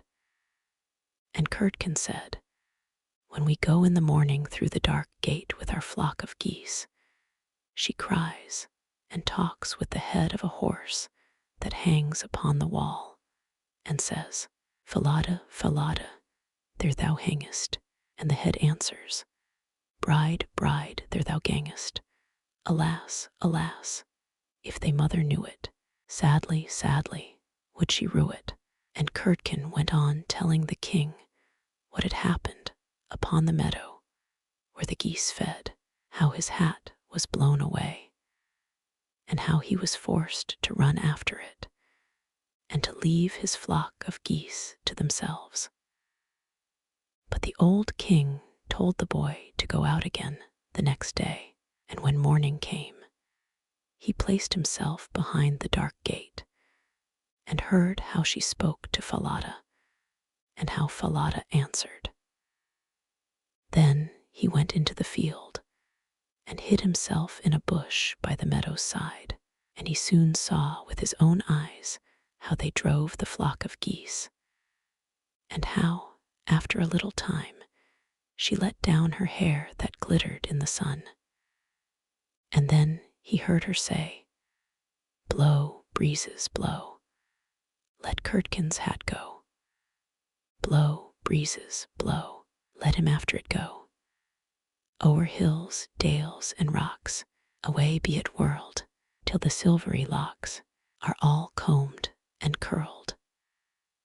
And soon came a gale of wind, and carried away Curdken's hat, and away went Curdken after it, while the girl went on combing and curling her hair. All this the old king saw, so he went home without being seen. And when the little Goose-girl came back in the evening, he called her aside and asked her why she did so. But she burst into tears and said, "That I must not tell you or any man, or I shall lose my life." But the old king begged so hard that she had no peace till she had told him all the tale, from beginning to end, word for word. And it was very lucky for her that she did so. For when she had done, the king ordered royal clothes to be put upon her, and gazed on her with wonder. She was so beautiful. Then he called his son, and told him that he had only a false bride, for that she was merely a waiting maid, while the true bride stood by.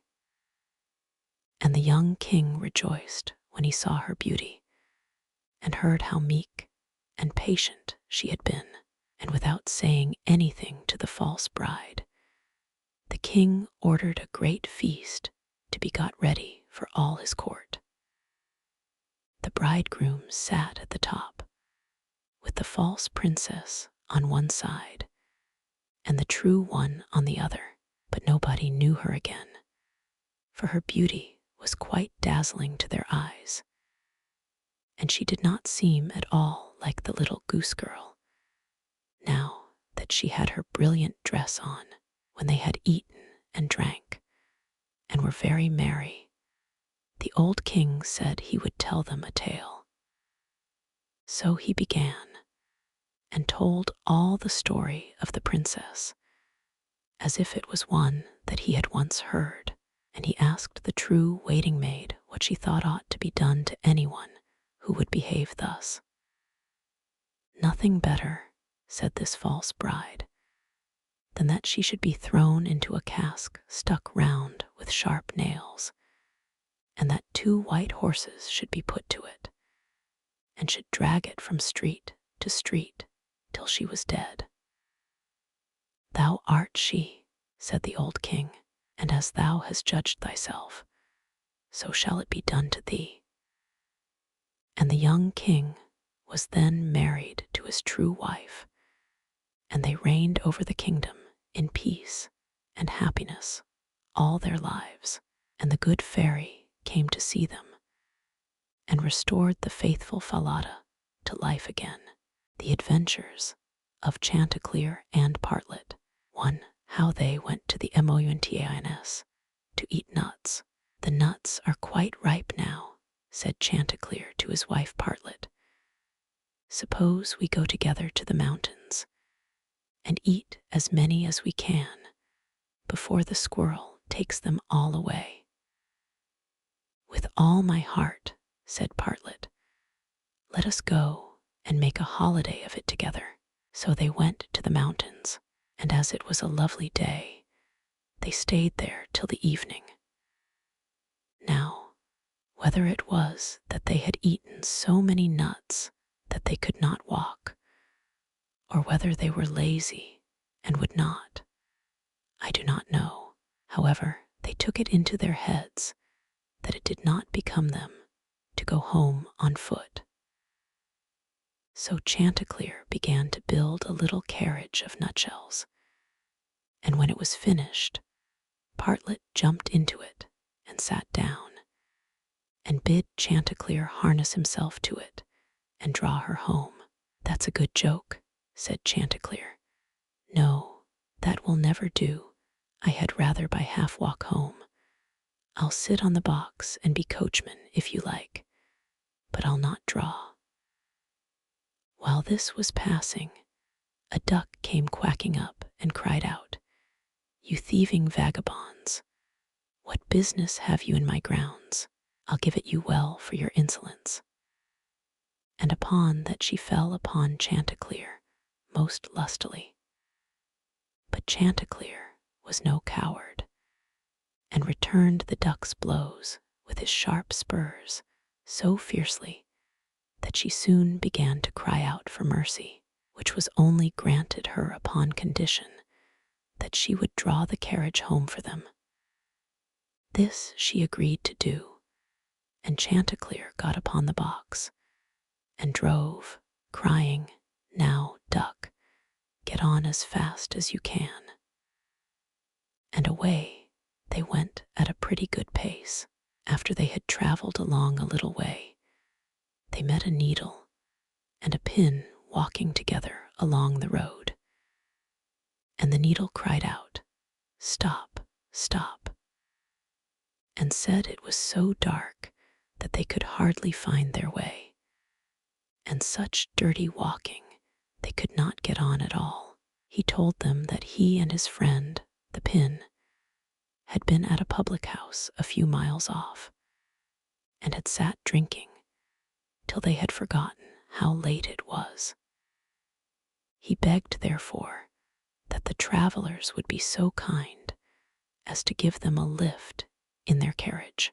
Chanticleer, observing that they were but thin fellows, and not likely to take up much room, told them they might ride, but made them promise not to dirty the wheels of the carriage in getting in, nor to tread on Partlet's toes. Late at night they arrived at an inn, and as it was bad traveling in the dark, and the duck seemed much tired, and waddled about a good deal from one side to the other, they made up their minds to fix their quarters there. But the landlord at first was unwilling, and said his house was full, thinking they might not be very respectable company. However, they spoke civilly to him, and gave him the egg which Partlet had laid by the way, and said they would give him the duck, who was in the habit of laying one every day. So at last he let them come in, and they bespoke a handsome supper, and spent the evening very jollily. Early in the morning, before it was quite light, and when nobody was stirring in the inn, Chanticleer awakened his wife, and fetching the egg, they pecked a hole in it, ate it up, and threw the shells into the fireplace. They then went to the pin and needle, who were fast asleep, and seizing them by the heads, stuck one into the landlord's easy chair, and the other into his handkerchief.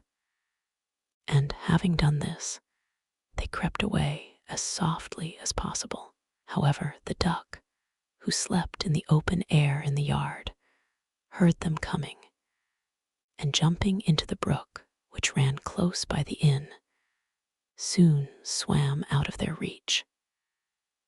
An hour or two afterwards, the landlord got up, and took his handkerchief to wipe his face, but the pin ran into him and pricked him. Then he walked into the kitchen to light his pipe at the fire, but when he stirred it up, the eggshells flew into his eyes, and almost blinded him. "Bless me," said he, "all the world seems to have a design against my head this morning." And so saying, he threw himself sulkily into his easy chair. But oh dear, the needle ran into him, and this time the pain was not in his head. He now flew into a very great passion, and suspecting the company who had come in the night before, he went to look after them, but they were all off, so he swore that he never again would take in such a troop of vagabonds, who ate a great deal, paid no reckoning, and gave him nothing for his trouble but their apish tricks. 2. How Chanticleer and Partlet went to Vist Mr. Korbes. Another day, Chanticleer and Partlet wished to ride out together.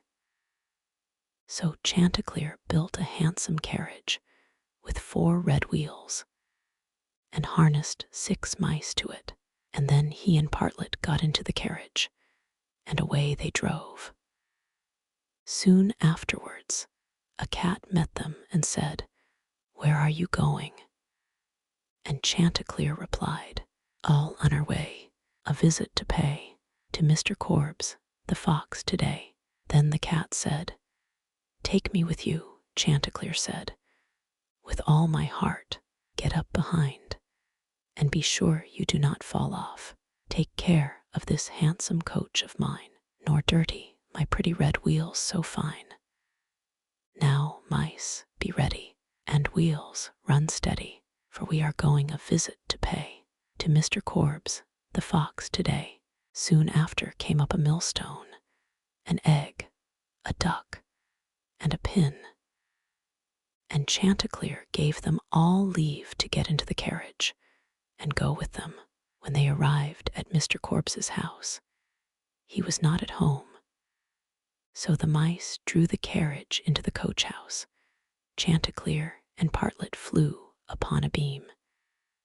The cat sat down in the fireplace. The duck got into the washing cistern. The pin stuck himself into the bed pillow.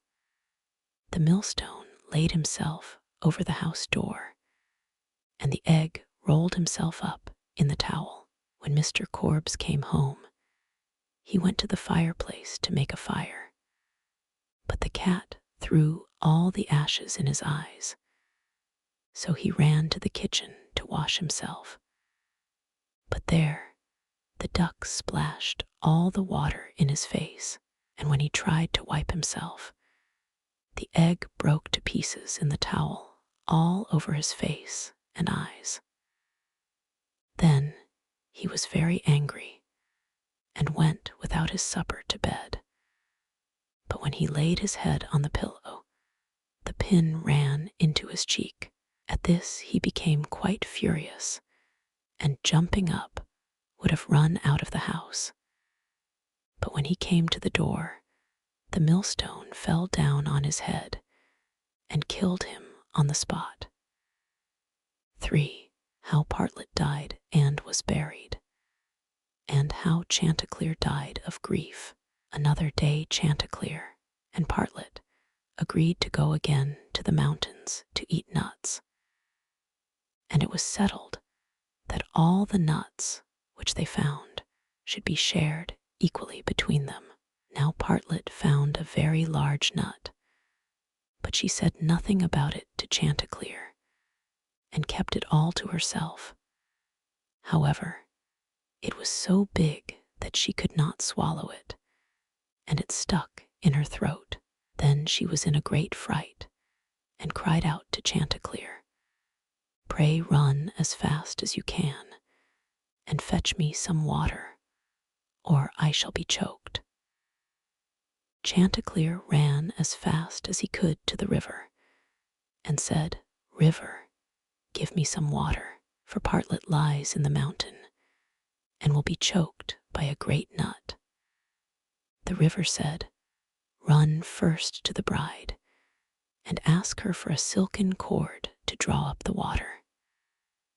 Chanticleer ran to the bride, and said, "Bride, you must give me a silken cord, for then the river will give me water, and the water I will carry to Partlet, who lies on the mountain, and will be choked by a great nut."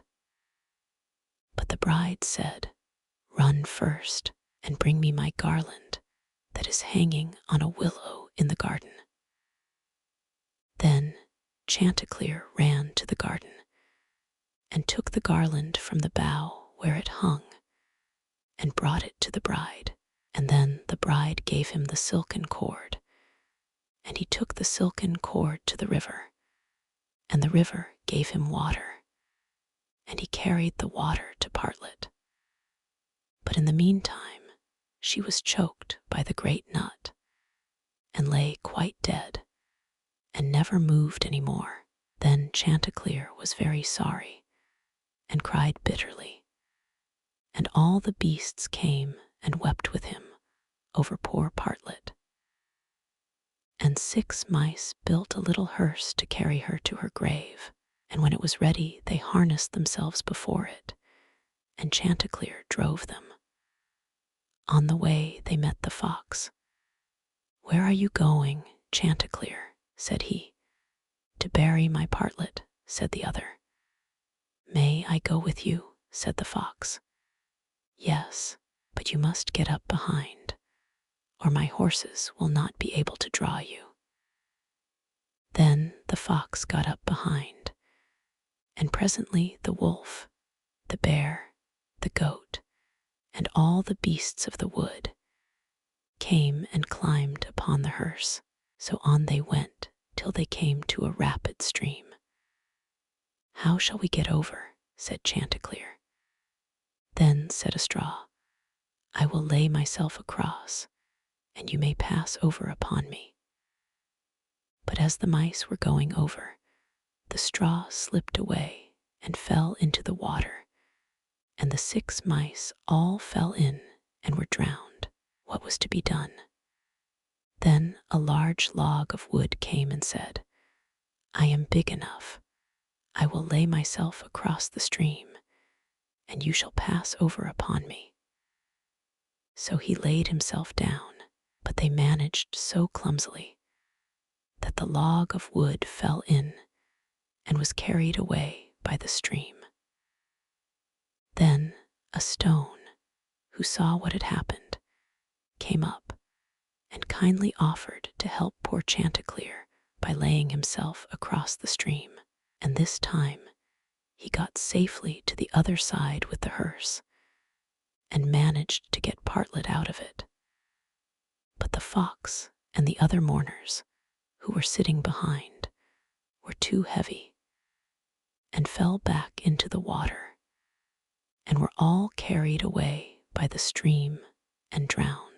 Thus Chanticleer was left alone with his dead Partlet, and having dug a grave for her, he laid her in it, and made a little hillock over her. Then he sat down by the grave, and wept and mourned, till at last he died too. And so all were dead. Rapunzel. There were once a man and a woman who had long in vain wished for a child. At length, the woman hoped that God was about to grant her desire. These people had a little window at the back of their house, from which a splendid garden could be seen, which was full of the most beautiful flowers and herbs. It was, however, surrounded by a high wall, and no one dared to go into it because it belonged to an enchantress who had great power and was dreaded by all the world. One day the woman was standing by this window and looking down into the garden when she saw a bed which was planted with the most beautiful rampion Rapunzel, and it looked so fresh and green that she longed for it.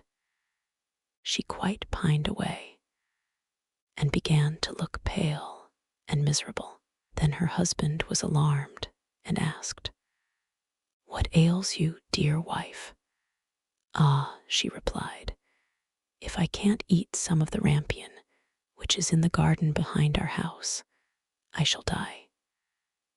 The man, who loved her, thought, "Sooner than let your wife die, bring her some of the rampion yourself. Let it cost what it will." At twilight, he clambered down over the wall into the garden of the enchantress, hastily clutched a handful of rampion, and took it to his wife. She at once made herself a salad of it and ate it greedily. It tasted so good to her, so very good, that the next day she longed for it 3 times as much as before. If he was to have any rest, her husband must once more descend into the garden. In the gloom of evening, therefore, he let himself down again. But when he had clambered down the wall, he was terribly afraid, for he saw the enchantress standing before him. "How can you dare," said she with angry look, "descend into my garden and steal my rampion like a thief? You shall suffer for it." "Ah," answered he, "let mercy take the place of justice. I only made up my mind to do it out of necessity. My wife saw your rampion from the window, and felt such a longing for it that she would have died if she had not got some to eat." Then the enchantress allowed her anger to be softened, and said to him, "If the case be as you say, I will allow you to take away with you as much rampion as you will. Only I make one condition. You must give me the child which your wife will bring into the world. It shall be well treated, and I will care for it like a mother." The man in his terror consented to everything, and when the woman was brought to bed, the enchantress appeared at once, gave the child the name of Rapunzel, and took it away with her. Rapunzel grew into the most beautiful child under the sun. When she was 12 years old, the enchantress shut her into a tower, which lay in a forest, and had neither stairs nor door, but quite at the top was a little window.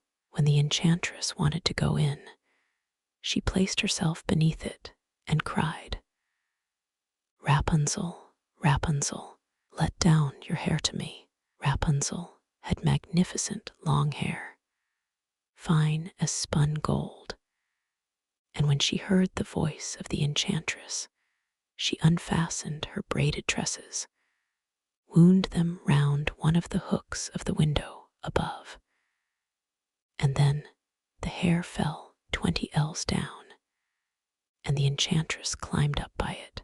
After a year or 2, it came to pass that the king's son rode through the forest and passed by the tower. Then he heard a song, which was so charming that he stood still and listened. This was Rapunzel, who in her solitude passed her time in letting her sweet voice resound. The king's son wanted to climb up to her and looked for the door of the tower, but none was to be found. He rode home, but the singing had so deeply touched his heart that every day he went out into the forest and listened to it. Once, when he was thus standing behind a tree, he saw that an enchantress came there, and he heard how she cried, "Rapunzel, Rapunzel, let down your hair to me." Then Rapunzel let down the braids of her hair, and the enchantress climbed up to her. "If that is the ladder by which one mounts, I too will try my fortune," said he. And the next day, when it began to grow dark, he went to the tower and cried, "Rapunzel, Rapunzel, let down your hair to me." Immediately the hair fell down, and the king's son climbed up. At first Rapunzel was terribly frightened when a man, such as her eyes had never yet beheld, came to her, but the king's son began to talk to her quite like a friend, and told her that his heart had been so stirred that it had let him have no rest, and he had been forced to see her. Then Rapunzel lost her fear, and when he asked her if she would take him for her husband, and she saw that he was young and handsome, she thought, "He will love me more than old Dame Gothel does." And she said yes, and laid her hand in his. She said, "I will willingly go away with you, but I do not know how to get down. Bring with you a skein of silk every time that you come, and I will weave a ladder with it. And when that is ready, I will descend, and you will take me on your horse." They agreed that, until that time, he should come to her every evening, for the old woman came by day. The enchantress remarked nothing of this, until once Rapunzel said to her, "Tell me, Dame Gothel, how it happens that you are so much heavier for me to draw up than the young king's son. He is with me in a moment." "Ah, you wicked child," cried the enchantress. "What do I hear you say? I thought I had separated you from all the world, and yet you have deceived me." In her anger, she clutched Rapunzel's beautiful tresses, wrapped them twice round her left hand, seized a pair of scissors with the right, and snip, snap, they were cut off, and the lovely braids lay on the ground. And she was so pitiless that she took poor Rapunzel into a desert where she had to live in great grief and misery.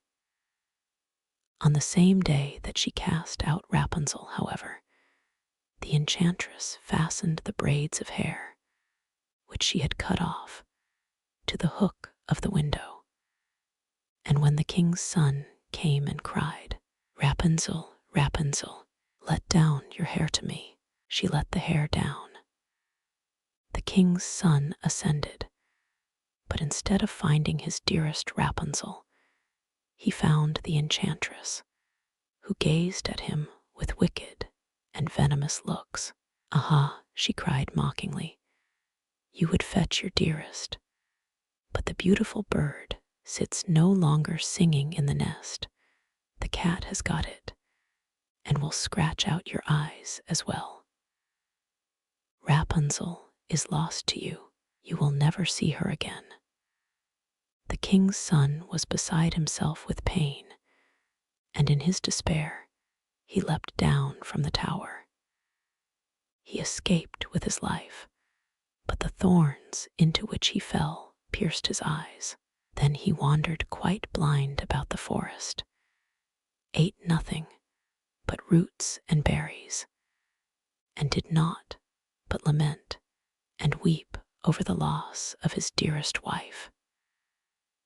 Thus he roamed about in misery for some years, and at length came to the desert where Rapunzel, with the twins to which she had given birth, a boy and a girl, lived in wretchedness. He heard a voice, and it seemed so familiar to him that he went towards it. And when he approached, Rapunzel knew him and fell on his neck and wept. 2 of her tears wetted his eyes, and they grew clear again, and he could see with them as before. He led her to his kingdom, where he was joyfully received, and they lived for a long time afterwards, happy and contented. Fundevogel. There was once a forester who went into the forest to hunt, and as he entered it, he heard a sound of screaming, as if a little child were there. He followed the sound, and at last came to a high tree, and at the top of this a little child was sitting, for the mother had fallen asleep under the tree with the child, and a bird of prey had seen it in her arms, had flown down, snatched it away, and set it on the high tree. The forester climbed up, brought the child down, and thought to himself, "You will take him home with you, and bring him up with your Lena." He took it home, therefore, and the 2 children grew up together, and the one, which he had found on a tree, was called Fundevogel, because a bird had carried it away. Fundevogel and Lena loved each other so dearly that, when they did not see each other, they were sad. Now the forester had an old cook, who one evening took 2 pails and began to fetch water, and did not go once only, but many times, out to the spring. Lena saw this and said, "Listen, old Santa, why are you fetching so much water? If you will never repeat it to anyone, I will tell you why." So Lena said no, she would never repeat it to anyone. And then the cook said, "Early tomorrow morning, when the forester is out hunting, I will heat the water, and when it is boiling in the kettle, I will throw in Fundevogel, and will boil him in it." Early next morning, the forester got up and went out hunting. And when he was gone, the children were still in bed. Then Lena said to Fundevogel, "If you will never leave me, I too will never leave you." Fundevogel said, "Neither now nor ever will I leave you." Then said Lena, "Then will I tell you. Last night, old Santa carried so many buckets of water into the house that I asked her why she was doing that. And she said that if I would promise not to tell anyone, and she said that early tomorrow morning, when Father was out hunting, she would set the kettle full of water, throw you into it, and boil you. But we will get up quickly, dress ourselves, and go away together." The 2 children therefore got up, dressed themselves quickly, and went away. When the water in the kettle was boiling, the cook went into the bedroom to fetch Fundevogel and throw him into it. But when she came in and went to the beds, both the children were gone. Then she was terribly alarmed, and she said to herself, "What shall I say now when the forester comes home and sees that the children are gone? They must be followed instantly to get them back again." Then the cook sent 3 servants after them, who were to run and overtake the children. The children, however, were sitting outside the forest, and when they saw from afar the 3 servants running, Lena said to Fundevogel, "Never leave me, and I will never leave you." Fundevogel said, "Neither now nor ever." Then said Lena, "Do you become a rose tree, and I the rose upon it." When the 3 servants came to the forest, nothing was there but a rose tree and 1 rose on it, but the children were nowhere. Then said they, "There is nothing to be done here." And they went home and told the cook that they had seen nothing in the forest but a little rose bush with 1 rose on it. Then the old cook scolded and said, "You simpletons, you should have cut the rose bush in 2 and have broken off the rose and brought it home with you. Go and do it at once." They had therefore to go out and look for the 2nd time. The children, however, saw them coming from a distance. Then Lena said, "Fundevogel, never leave me, and I will never leave you." Fundevogel said, "Neither now nor ever," said Lena. "Then do you become a church, and I'll be the chandelier in it." So when the 3 servants came, nothing was there but a church with a chandelier in it. They said therefore to each other, "What can we do here? Let us go home." When they got home, the cook asked if they had not found them, so they said no, they had found nothing but a church, and there was a chandelier in it. And the cook scolded them and said, "You fools, why did you not pull the church to pieces and bring the chandelier home with you?" And now the old cook herself got on her legs and went with the 3 servants in pursuit of the children. The children, however, saw from afar that the 3 servants were coming, and the cook waddling after them. Then said Lena, "Fundevogel, never leave me, and I will never leave you." Then said Fundevogel, "Neither now nor ever," said Lena. "Be a fish pond, and I will be the duck upon it." The cook, however, came up to them, and when she saw the pond, she lay down by it, and was about to drink it up. But the duck swam quickly to her, seized her head in its beak, and drew her into the water. And there the old witch had to drown. Then the children went home together, and were heartily delighted. And if they have not died, they are living still. The valiant little tailor. One summer's morning, a little tailor was sitting on his table by the window. He was in good spirits, and sewed with all his might. Then came a peasant woman down the street crying, "Good jams, cheap, good jams, cheap." This rang pleasantly in the tailor's ears. He stretched his delicate head out of the window and called, "Come up here, dear woman.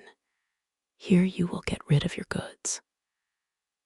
The woman came up the 3 steps to the tailor with her heavy basket, and he made her unpack all the pots for him.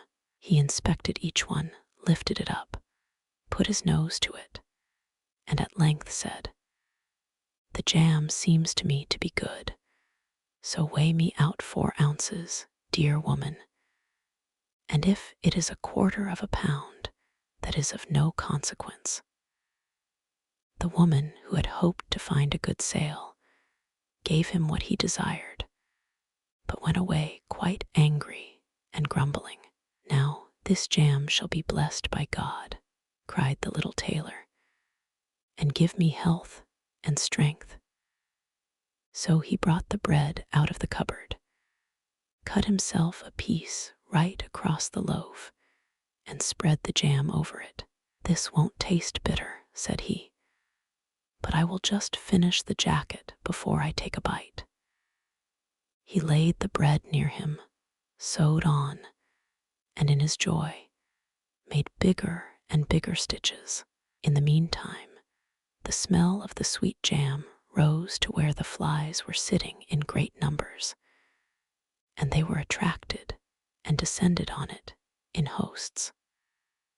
"Hi, who invited you?" said the little tailor, and drove the unbidden guests away. The flies, however, who understood no German, would not be turned away, but came back again in ever-increasing companies. The little tailor at last lost all patience, and drew a piece of cloth from the hole under his work table, and saying, "Wait, and I will give it to you," struck it mercilessly on them. When he drew it away and counted, there lay before him no fewer than 7, dead, and with legs stretched out. "Are you a fellow of that sort?"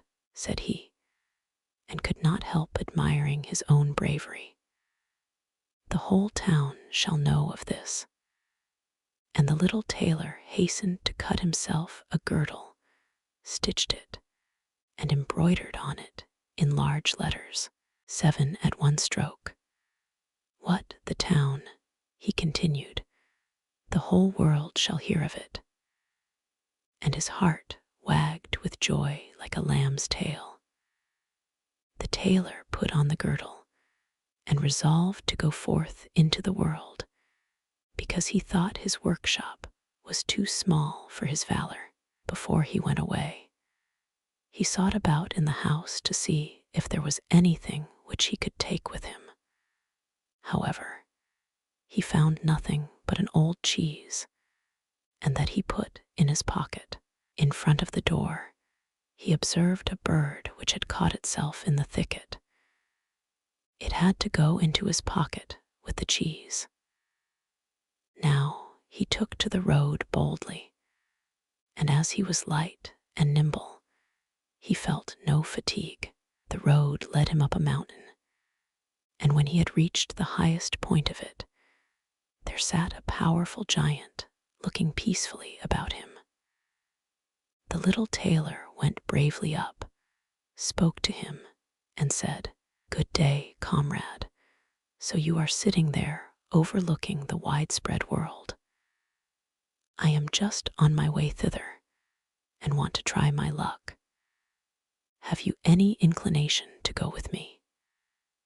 The giant looked contemptuously at the tailor and said, "You ragamuffin, you miserable creature." "Oh, indeed," answered the little tailor, and unbuttoned his coat and showed the giant the girdle. "There may you read what kind of a man I am."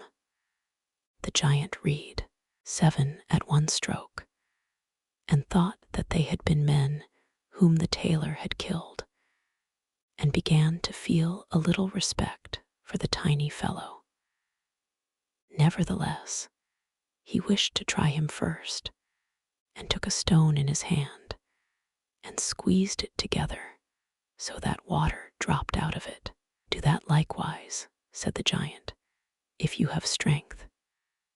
"Is that all?" said the tailor. "That is child's play with us," and put his hand into his pocket, brought out the soft cheese, and pressed it until the liquid ran out of it. "Faith," said he, "that was a little better, wasn't it?" The giant did not know what to say, and could not believe it of the little man. Then the giant picked up a stone and threw it so high that the eye could scarcely follow it. "Now, little mite of a man, do that likewise." "Well thrown," said the tailor. "But after all the stone came down to earth again. I will throw you one which shall never come back at all." And he put his hand into his pocket, took out the bird, and threw it into the air. The bird, delighted with its liberty, rose, flew away, and did not come back. "How does that shot please you, comrade?" asked the tailor.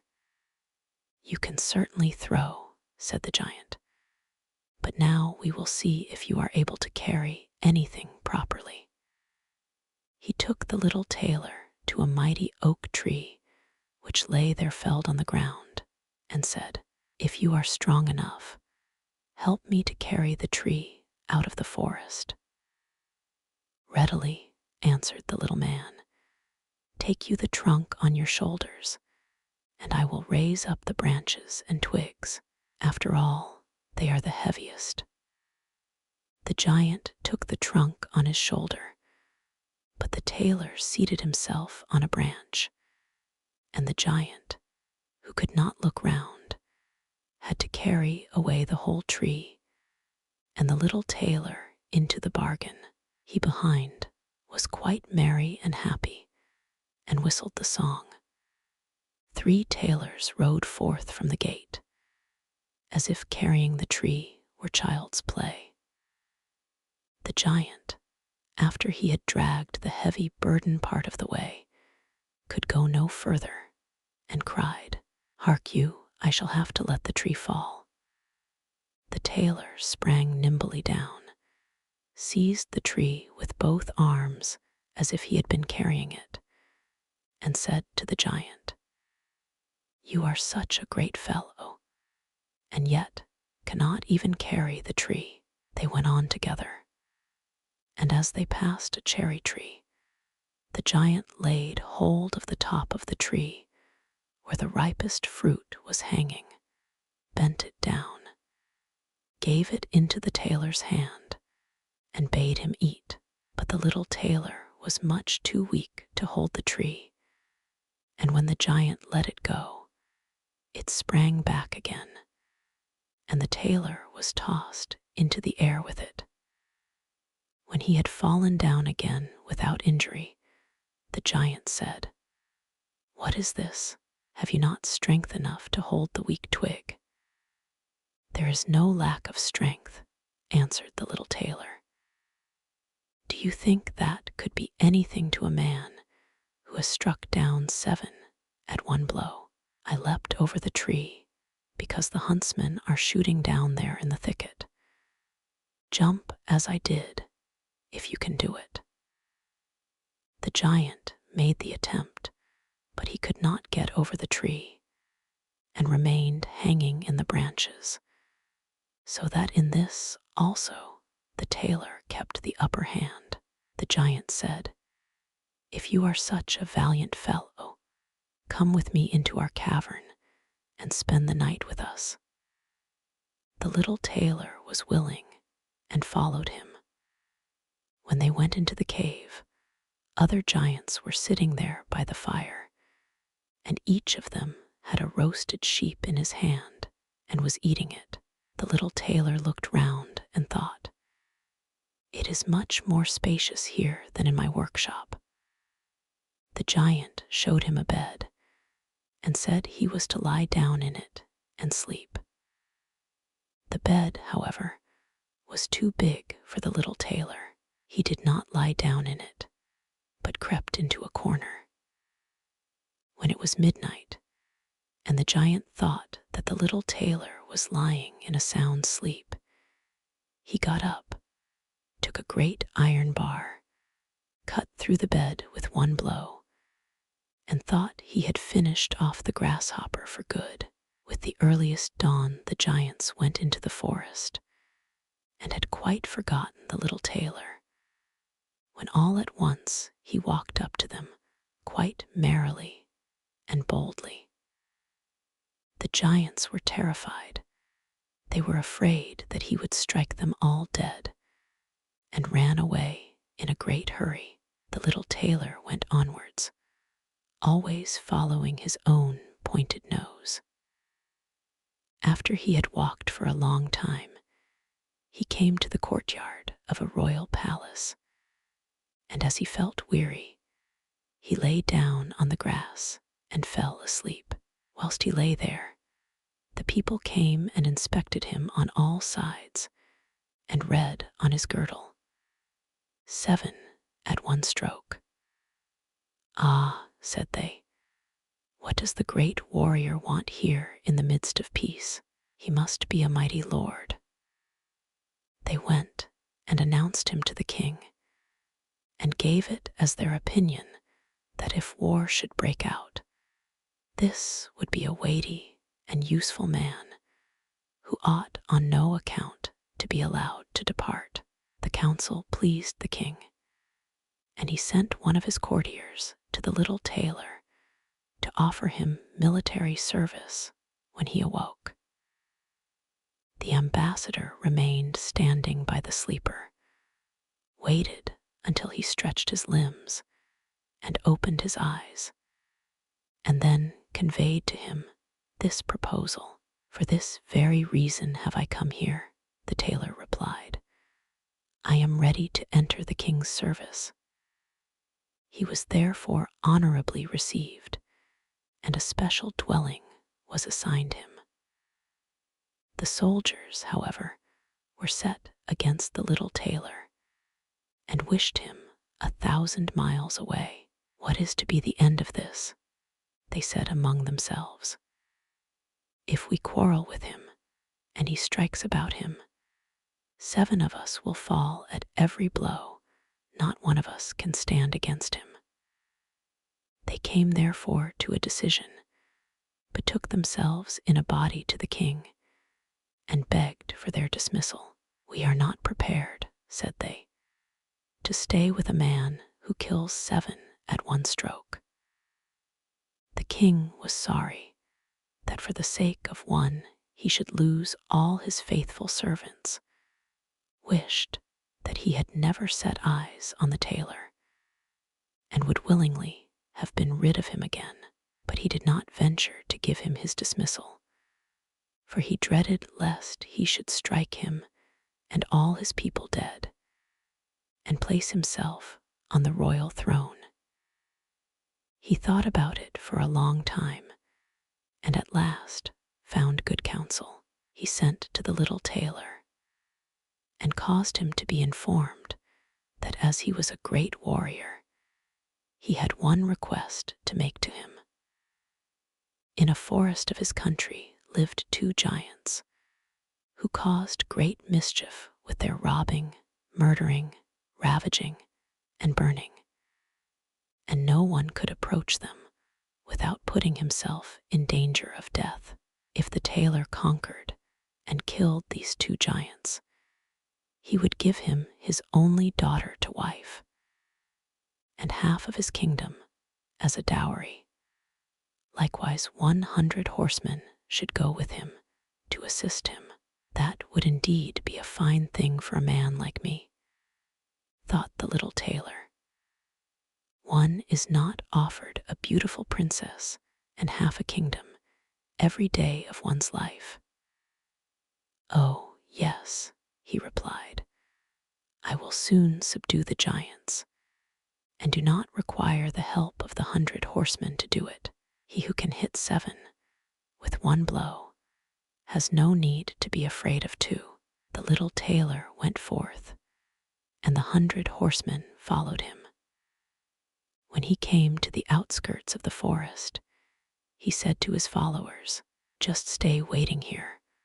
I alone will soon finish off the giants." Then he bounded into the forest and looked about right and left.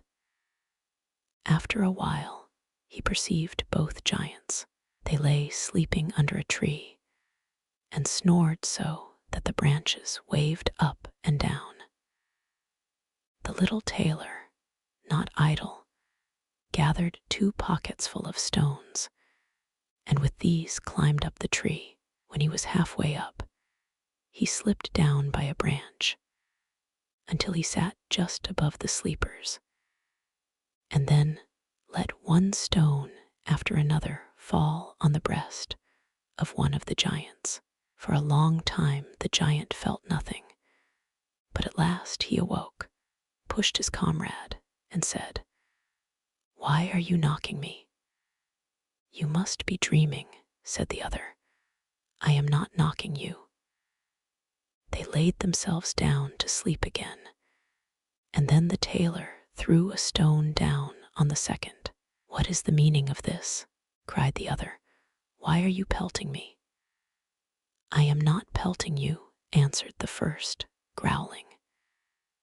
They disputed about it for a time, but as they were weary, they let the matter rest, and their eyes closed once more.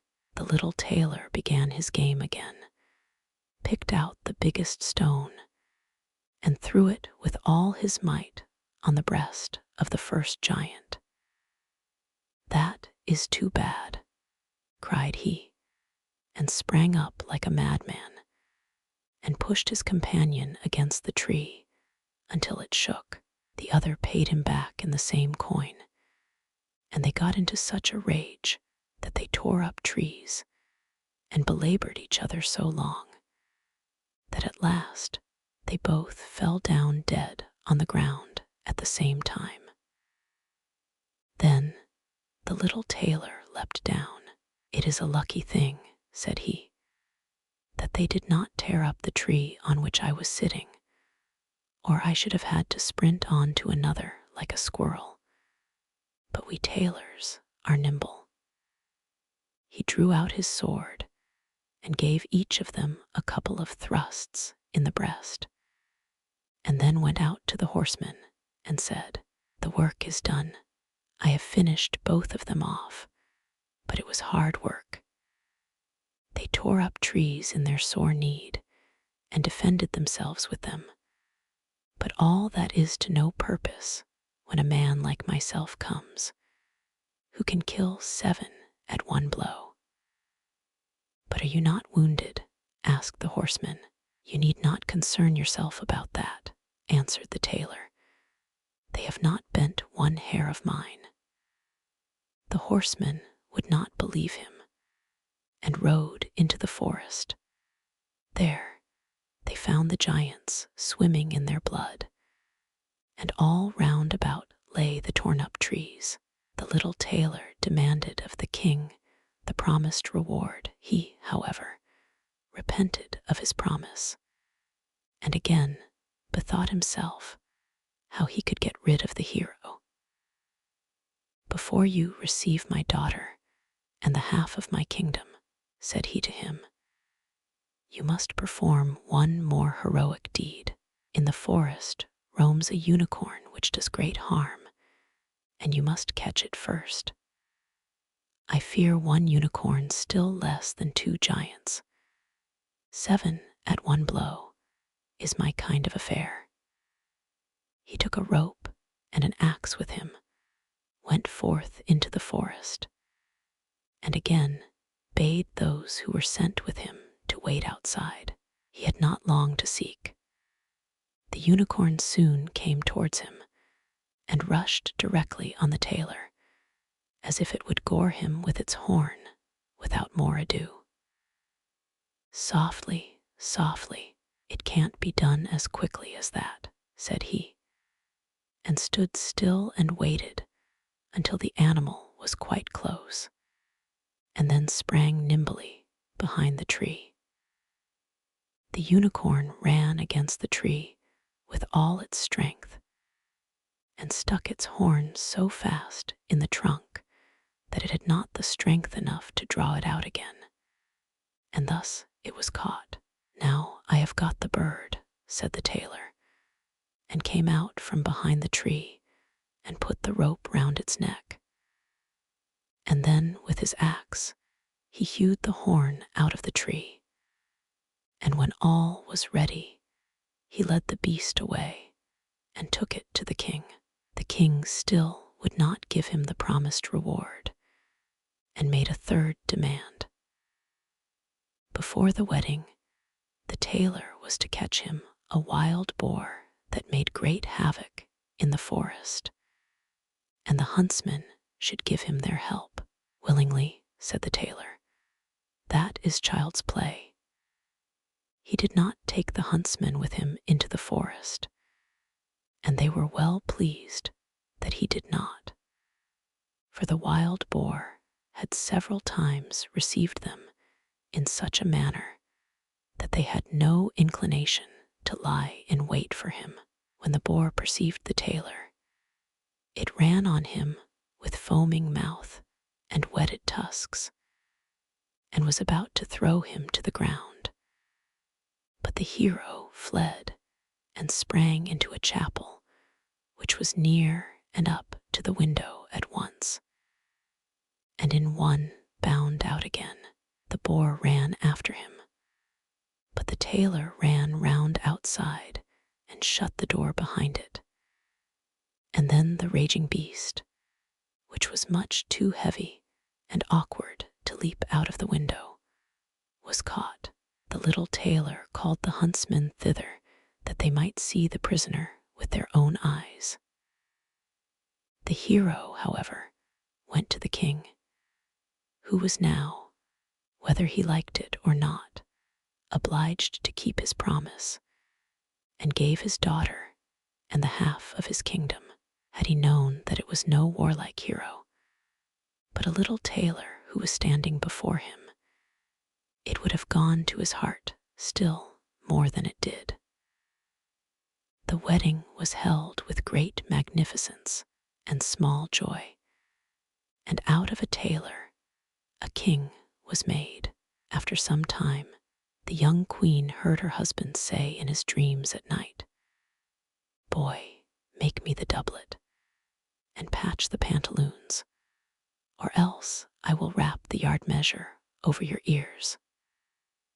Then she discovered in what state of life the young lord had been born, and next morning complained of her wrongs to her father, and begged him to help her to get rid of her husband, who was nothing else but a tailor. The king comforted her and said, "Leave your bedroom door open this night, and my servants shall stand outside, and when he has fallen asleep shall go in, bind him, and take him on board a ship which shall carry him into the wide world." woman was satisfied with this, but the king's armor-bearer, who had heard all, was friendly with the young lord and informed him of the whole plot. "I'll put a screw into that business," said the little tailor. At night, he went to bed with his wife at the usual time, and when she thought that he had fallen asleep, she got up, opened the door, and then lay down again. The little tailor, who was only pretending to be asleep, began to cry out in a clear voice, "Boy, make me the doublet, and patch me the pantaloons, or I will wrap the yard measure over your ears." I smote 7 at one blow. I killed 2 giants. I brought away 1 unicorn and caught a wild boar. And am I to fear those who are standing outside the room? When these men heard the tailor speaking thus, they were overcome by a great dread and ran as if the wild huntsmen were behind them, and none of them would venture anything further against him. So the little tailor was, and remained a king to the end of his life. Hansel and Gretel. Hard by a great forest dwelt a poor woodcutter with his wife and his 2 children. The boy was called Hansel, and the girl Gretel. He had little to bite and to break, and once when great dearth fell on the land, he could no longer procure even daily bread. Now when he thought over this by night in his bed, and tossed about in his anxiety, he groaned and said to his wife, "What is to become of us? How are we to feed our poor children when we no longer have anything even for ourselves?" "I'll tell you what, husband," answered the woman. "Early tomorrow morning we will take the children out into the forest to where it is the thickest. There we will light a fire for them and give each of them 1 more piece of bread, and then we will go to our work and leave them alone. They will not find the way home again, and we shall be rid of them." "No, wife," said the man, "I will not do that. How can I bear to leave my children alone in the forest? The wild animals would soon come and tear them to pieces." "Oh, you fool," said she. "Then we must all 4 die of hunger. You may as well plane the planks for our coffins." And she left him no peace until he consented. "But I feel very sorry for the poor children, all the same," said the man. The 2 children had also not been able to sleep for hunger, and had heard what their stepmother had said to their father. Gretel wept bitter tears and said to Hansel, "Now all is over with us." "Be quiet, Gretel," said Hansel. "Do not distress yourself. I will soon find a way to help us." And when the old folks had fallen asleep, he got up, put on his little coat, opened the door below, and crept outside. The moon shone brightly, and the white pebbles which lay in front of the house glittered like real silver pennies. Hansel stooped and stuffed the little pocket of his coat with as many as he could get in. Then he went back and said to Gretel, "Be comforted, dear little sister, and sleep in peace. God will not forsake us." And he lay down again in his bed. When day dawned, but before the sun had risen, the woman came and awoke the 2 children, saying, "Get up, you sluggards. We are going into the forest to fetch wood."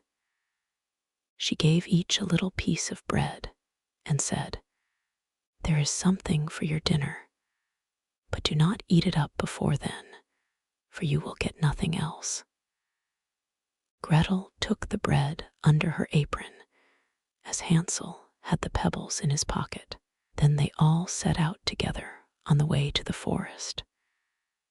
When they had walked a short time, Hansel stood still and peeped back at the house, and did so again and again. His father said, "Hansel, what are you looking at there and staying behind for?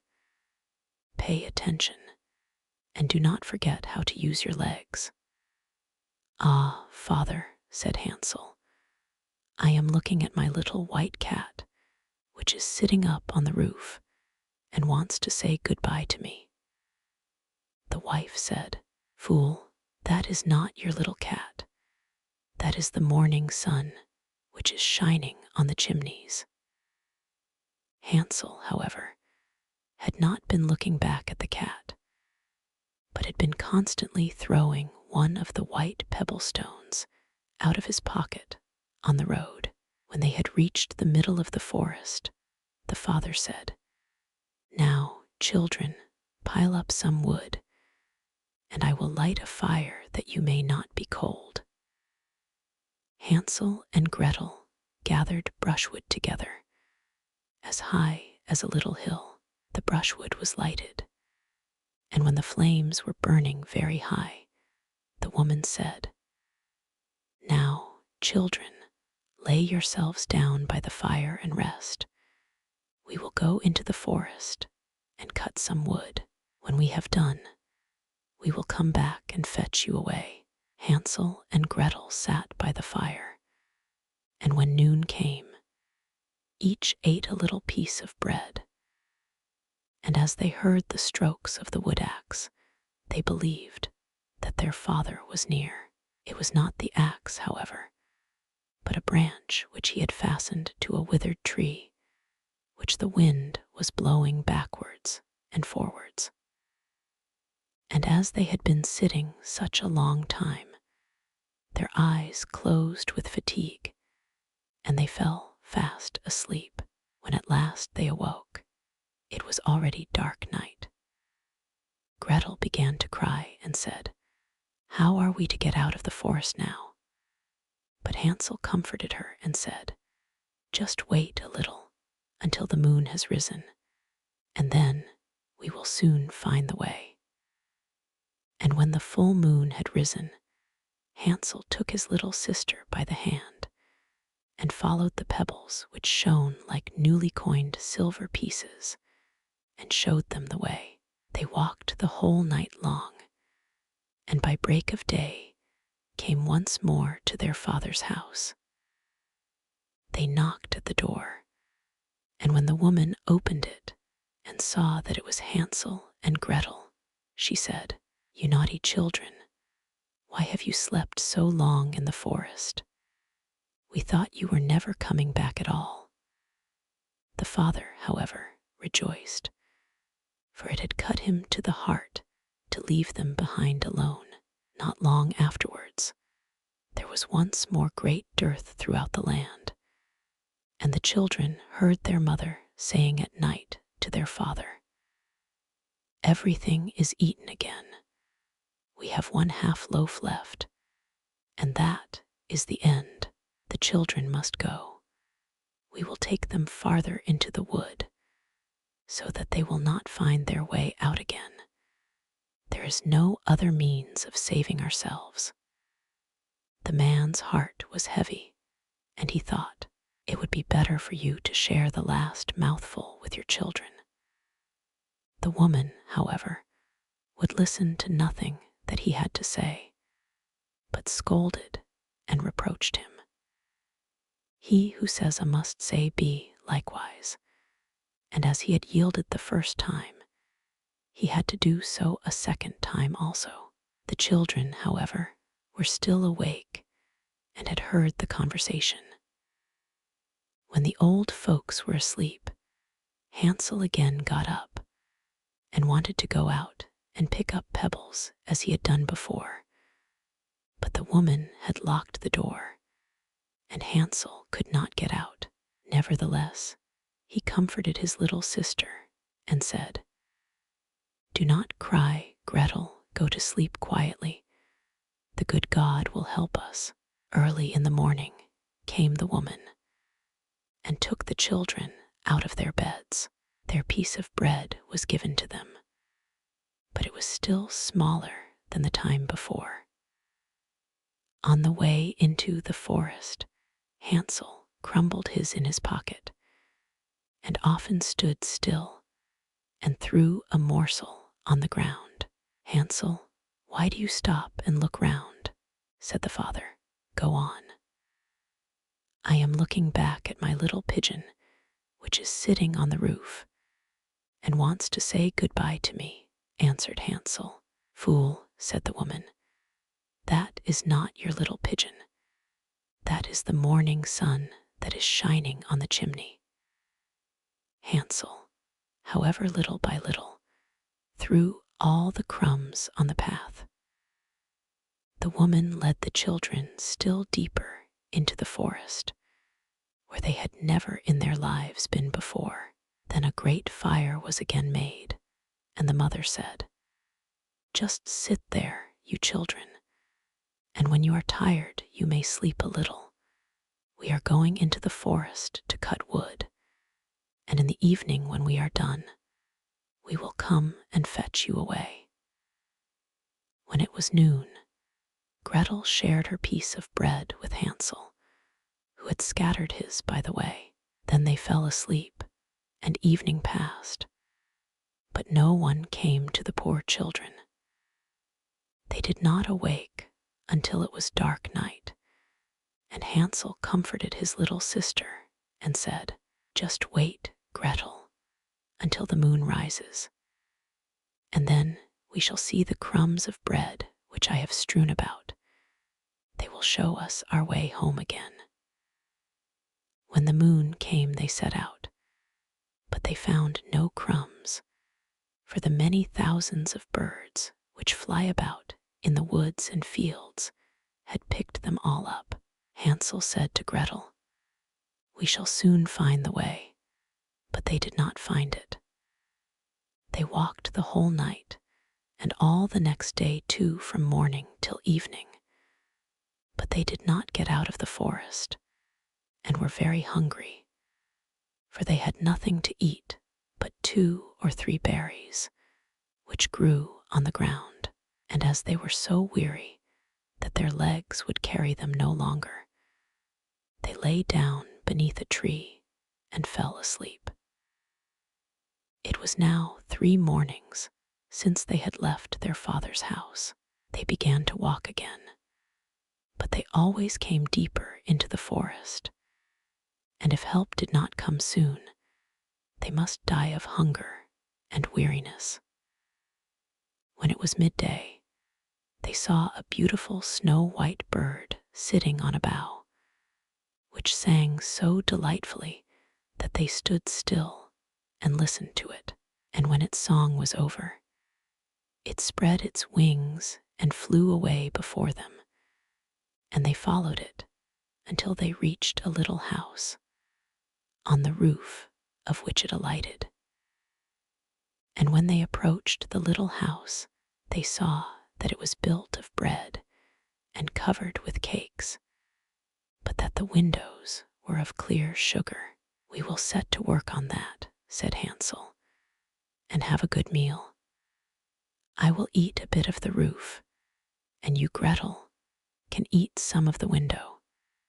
It will taste sweet." Hansel reached up above and broke off a little of the roof to try how it tasted, and Gretel leant against the window and nibbled at the panes. Then a soft voice cried from the parlor, "Nibble, nibble, gnaw, who is nibbling at my little house?" The children answered, the wind, the heaven-born wind," and went on eating without disturbing themselves. Hansel, who liked the taste of the roof, tore down a great piece of it, and Gretel pushed out the whole of one round window pane, sat down, and enjoyed herself with it. Suddenly the door opened, and a woman as old as the hills, who supported herself on crutches, came creeping out. Hansel and Gretel were so terribly frightened that they let fall what they had in their hands. The old woman, however, nodded her head and said, "Oh, you dear children, who has brought you here? Do come in and stay with me. No harm shall happen to you." She took them both by the hand and led them into her little house. Then good food was set before them, milk and pancakes, with sugar, apples, and nuts. Afterwards, 2 pretty little beds were covered with clean white linen, and Hansel and Gretel lay down in them and thought they were in heaven. The old woman had only pretended to be so kind. She was in reality a wicked witch who lay in wait for children, and had only built the little house of bread in order to entice them there. When a child fell into her power, she killed it, cooked and ate it, and that was a feast day with her. Witches have red eyes and cannot see far, but they have a keen scent like the beasts, and are aware when human beings draw near. When Hansel and Gretel came into her neighborhood, she laughed with malice and said mockingly, "I have them. They shall not escape me again." Early in the morning, before the children were awake, she was already up, and when she saw both of them sleeping and looking so pretty, with their plump and rosy cheeks, she muttered to herself, "That will be a dainty mouthful." Then she seized Hansel with her shriveled hand, carried him into a little stable, and locked him in behind a grated door. Scream as he might, it would not help him. Then she went to Gretel, shook her till she awoke, and cried, "Get up, lazy thing, fetch some water, and cook something good for your brother. He is in the stable outside, and is to be made fat. When he is fat, I will eat him." Gretel began to weep bitterly, but it was all in vain, for she was forced to do what the wicked witch commanded. And now the best food was cooked for poor Hansel, but Gretel got nothing but crab shells. Every morning the woman crept to the little stable and cried, "Hansel, stretch out your finger that I may feel if you will soon be fat." Hansel, however, stretched out a little bone to her, and the old woman, who had dim eyes, could not see it, and thought it was Hansel's finger, and was astonished that there was no way of fattening him. When 4 weeks had gone by, and Hansel still remained thin, she was seized with impatience, and would not wait any longer. "Now, then, Gretel," she cried to the girl, "stir yourself, and bring some water. Let Hansel be fat or lean. Tomorrow I will kill him, and cook him." Ah, how the poor little sister did lament when she had to fetch the water, and how her tears did flow down her cheeks. "Dear God, do help us," she cried. "If the wild beasts in the forest had but devoured us, we should at any rate have died together." "Just keep your noise to yourself," said the old woman. "It won't help you at all." Early in the morning, Gretel had to go out and hang up the cauldron with the water and light the fire. "We will bake first," said the old woman. "I have already heated the oven and kneaded the dough." She pushed poor Gretel out to the oven, from which flames of fire were already darting. "Creep in," said the witch, "and see if it is properly heated, so that we can put the bread in."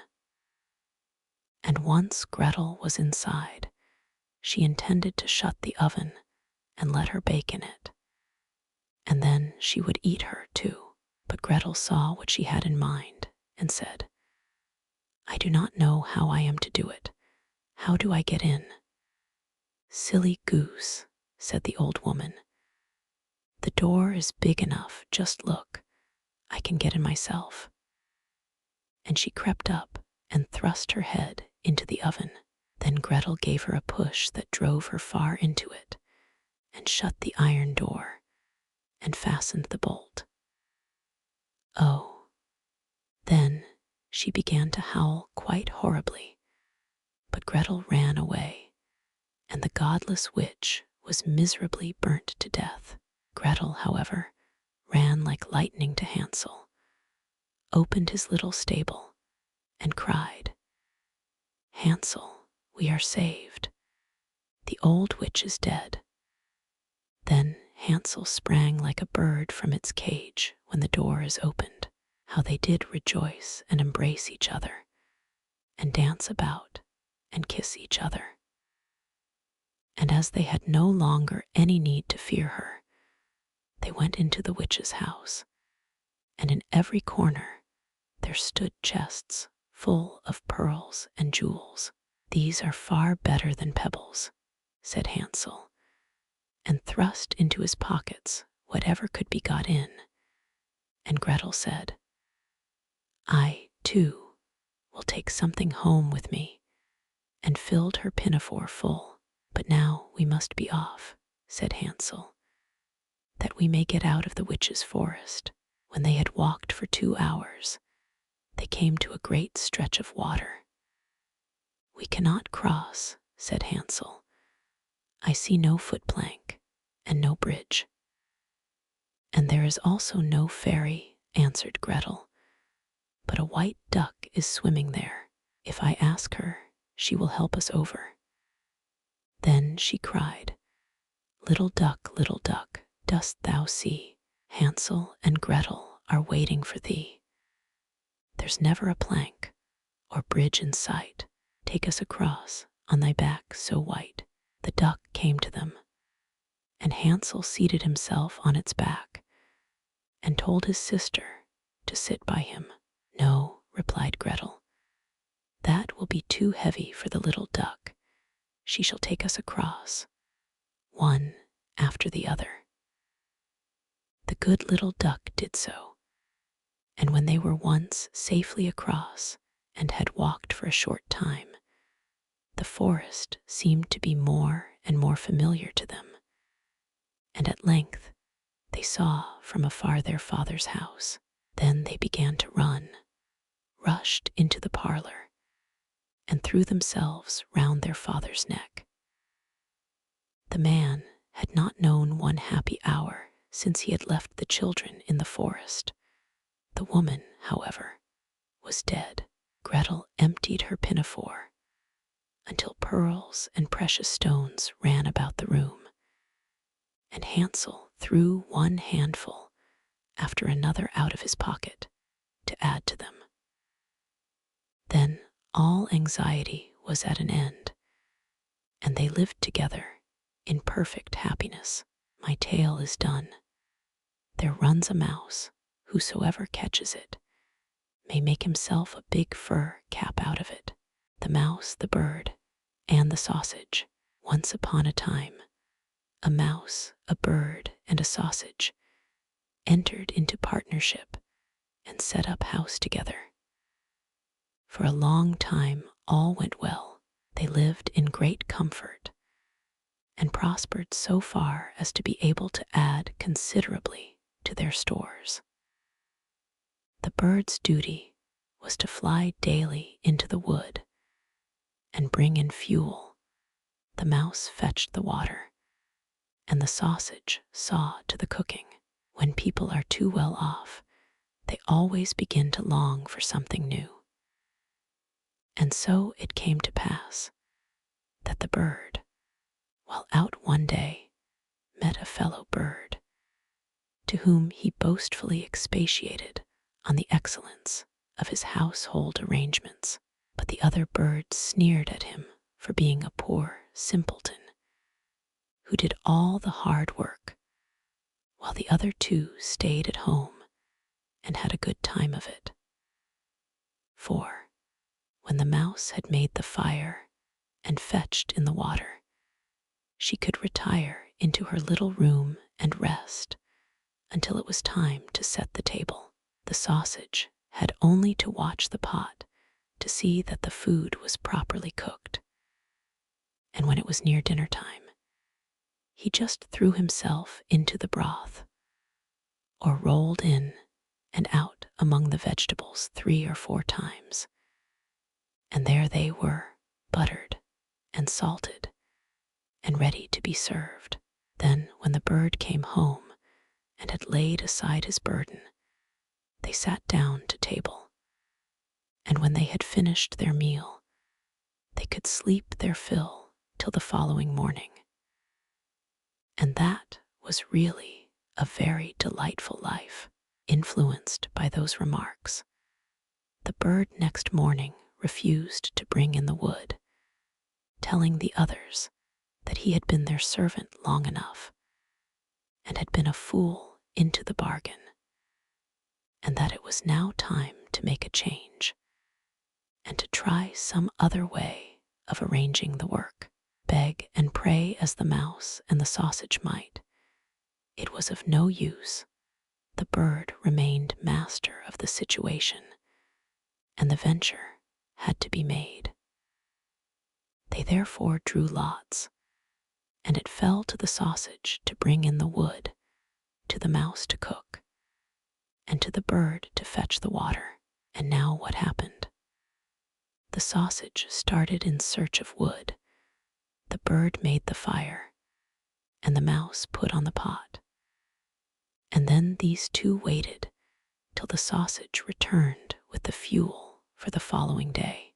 But the sausage remained so long away that they became uneasy, and the bird flew out to meet him.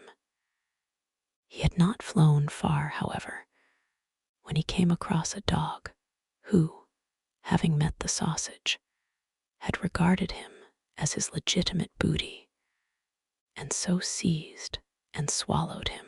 The bird complained to the dog of this barefaced robbery, but nothing he said was of any avail, for the dog answered that he found false credentials on the sausage, and that was the reason his life had been forfeited.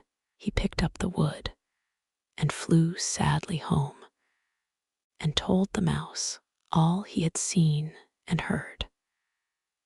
They were both very unhappy, but agreed to make the best of things and to remain with one another.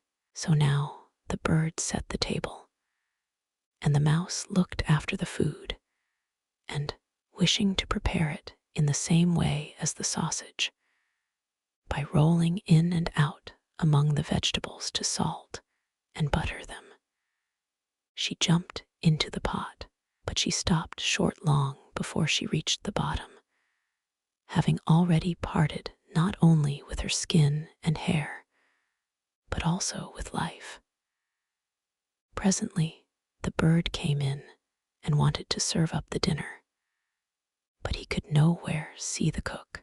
In his alarm and flurry, he threw the wood here and there about the floor, called and searched, but no cook was to be found. Then some of the wood that had been carelessly thrown down caught fire and began to blaze. The bird hastened to fetch some water, but his pail fell into the well, and he after it, and as he was unable to recover himself, he was drowned. Mother Holle. Once upon a time, there was a widow who had 2 daughters. One of them was beautiful and industrious, the other ugly and lazy. The mother, however, loved the ugly and lazy one best, because she was her own daughter, and so the other, who was only her stepdaughter, was made to do all the work of the house, and was quite the Cinderella of the family. Her stepmother sent her out every day to sit by the well in the high road, there to spin until she made her fingers bleed. Now it chanced one day that some blood fell on to the spindle, and as the girl stopped over the well to wash it off, the spindle suddenly sprang out of her hand and fell into the well. She ran home crying to tell of her misfortune, but her stepmother spoke harshly to her, and after giving her a violent scolding, said unkindly, "As you have let the spindle fall into the well, you may go yourself and fetch it out." The girl went back to the well, not knowing what to do, and at last, in her distress, she jumped into the water after the spindle. She remembered nothing more until she awoke and found herself in a beautiful meadow, full of sunshine, and with countless flowers blooming in every direction. She walked over the meadow, and presently she came upon a baker's oven full of bread, and the loaves cried out to her, take us out, or alas, we shall be burnt to a cinder. We were baked through long ago." So she took the bread shovel and drew them all out. She went on a little farther till she came to a tree full of apples. Shake me, I pray," cried the tree. "My apples, one and all, are ripe." So she shook the tree, and the apples came falling down upon her like rain. But she continued shaking until there was not a single apple left upon it. Then she carefully gathered the apples together in a heap and walked on again.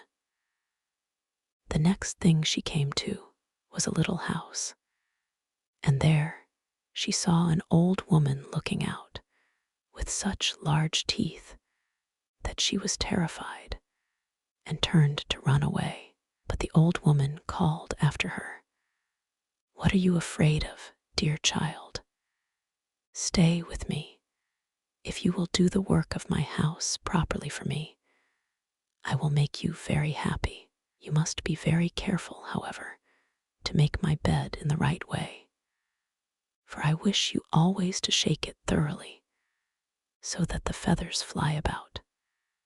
Then they say, down there in the world, that it is snowing, for I am Mother Holle." The old woman spoke so kindly that the girl summoned up courage and agreed to enter into her service.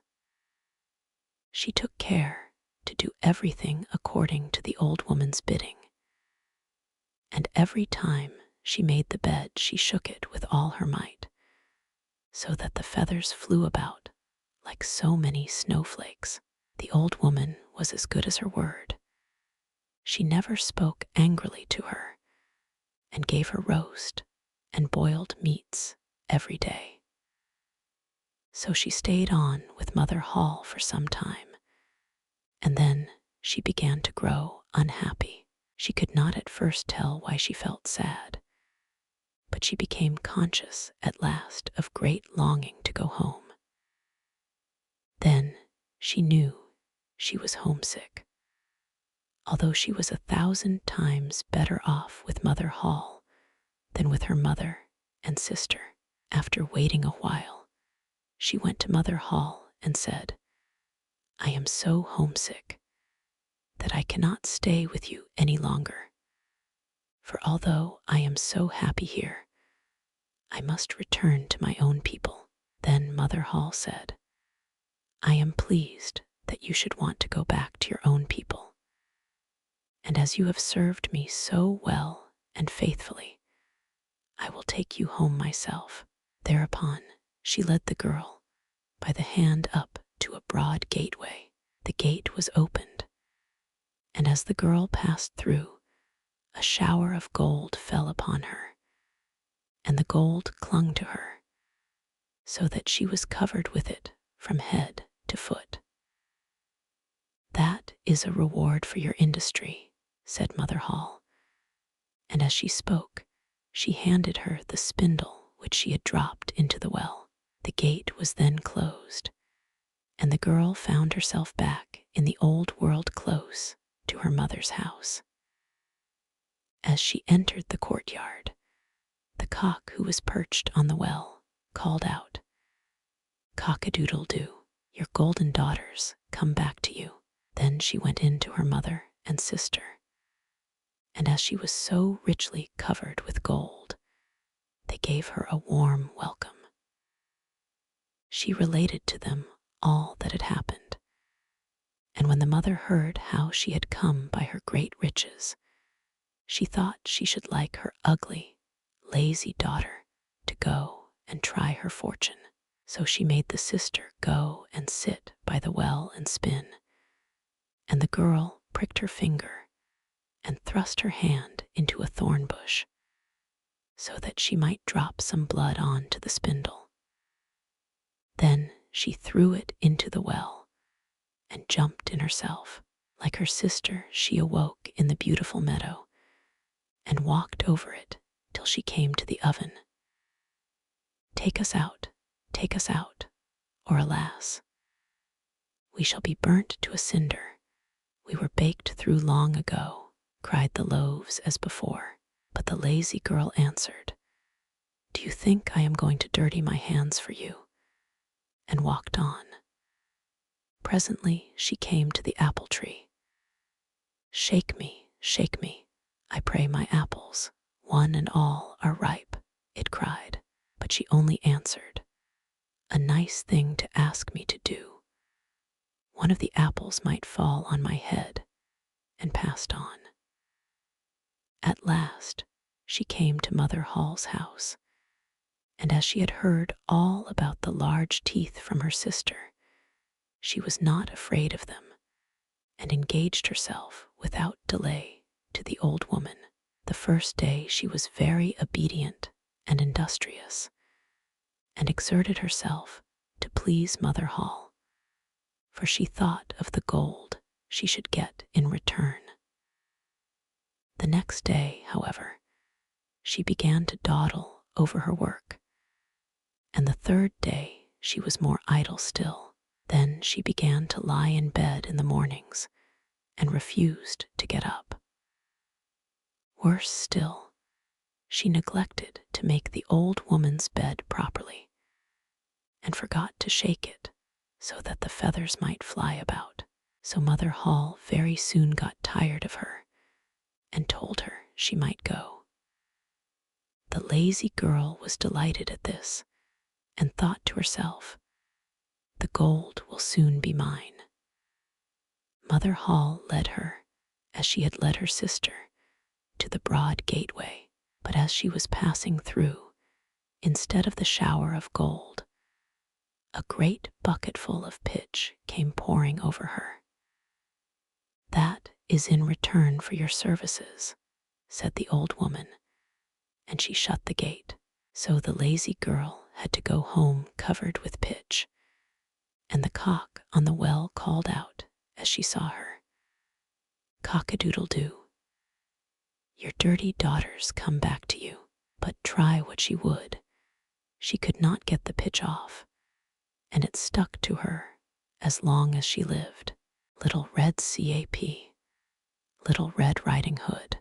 Once upon a time, there was a dear little girl who was loved by everyone who looked at her, but most of all by her grandmother, and there was nothing that she would not have given to the child.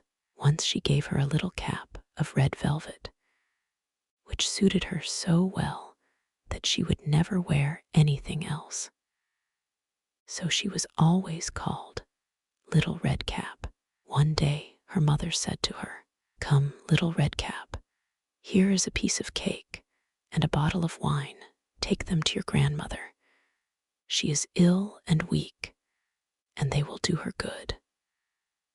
Set out before it gets hot, and when you are going, walk nicely and quietly, and do not run off the path, or you may fall and break the bottle, and then your grandmother will get nothing.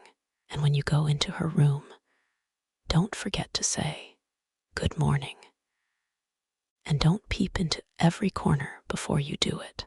"I will take great care," said Little Red Cap to her mother, and gave her hand on it. The grandmother lived out in the wood, half a league from the village, and just as Little Redcap entered the wood, a wolf met her. Redcap did not know what a wicked creature he was, and was not at all afraid of him. "Good day, Little Redcap," said he. "Thank you kindly, wolf. Whither away so early, Little Redcap?" "To my grandmother's." "What have you got in your apron?" "Cake and wine. Yesterday was baking day." "So poor sick grandmother is to have something good to make her stronger. Where does your grandmother live, Little Redcap?" "A good quarter of a league farther on in the wood. Her house stands under the 3 large oak trees. The nut trees are just below. You surely must know it," replied Little Redcap. The wolf thought to himself, "What a tender young creature! What a nice plump mouthful! She will be better to eat than the old woman. I must act craftily, so as to catch both." So he walked for a short time by the side of Little Redcap, and then he said, "See, Little Redcap, how pretty the flowers are about here. Why do you not look round? I believe, too, that you do not hear how sweetly the little birds are singing. You walk gravely along, as if you were going to school, while everything else out here in the wood is merry." Little Redcap raised her eyes, and when she saw the sunbeams dancing here and there through the trees, and pretty flowers growing everywhere, she thought, "Suppose I take grandmother a fresh nosegay. That would please her too. It is so early in the day that I shall still get there in good time." And so she ran from the path into the wood to look for flowers, and whenever she had picked one, she fancied that she saw a still prettier one farther on, and ran after it, and so got deeper and deeper into the wood. Meanwhile, the wolf ran straight to the grandmother's house and knocked at the door. "Who is there?" "Little Redcap," replied the wolf. "She is bringing cake and wine." "Open the door."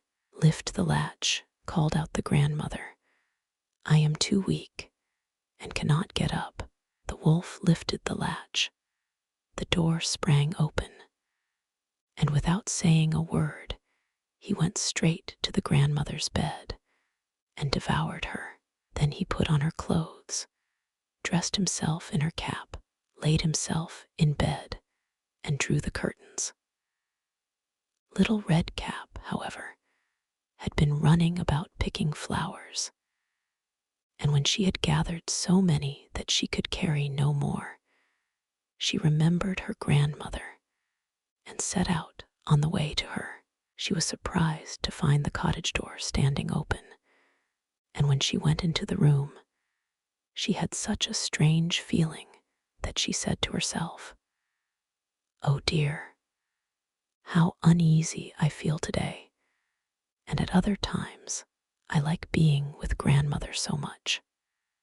She called out, "Good morning," but received no answer, so she went to the bed and drew back the curtains. There lay her grandmother with her cap pulled far over her face and looking very strange. "Oh, grandmother," she said, "what big ears you have. The better to hear you with, my child," was the reply. "But grandmother, what big eyes you have," she said. "The better to see you with, my dear." "But grandmother, what large hands you have, the better to hug you with." "Oh, but grandmother, what a terrible big mouth you have, the better to eat you with." And scarcely had the wolf said this, then with one bound he was out of bed and swallowed up Redcap. When the wolf had appeased his appetite, he lay down again in the bed, fell asleep, and began to snore very loud. The huntsman was just passing the house and thought to himself, "How the old woman is snoring. I must just see if she wants anything." So he went into the room, and when he came to the bed, he saw that the wolf was lying in it. "Do I find you here, you old sinner?" said he. "I have long sought you." Then, just as he was going to fire at him, it occurred to him that the wolf might have devoured the grandmother, and that she might still be saved. So he did not fire, but took a pair of scissors and began to cut open the stomach of the sleeping wolf. When he had made 2 snips, he saw the little red cap shining, and then he made 2 snips more, and the little girl sprang out, crying, "Ah, how frightened I have been!"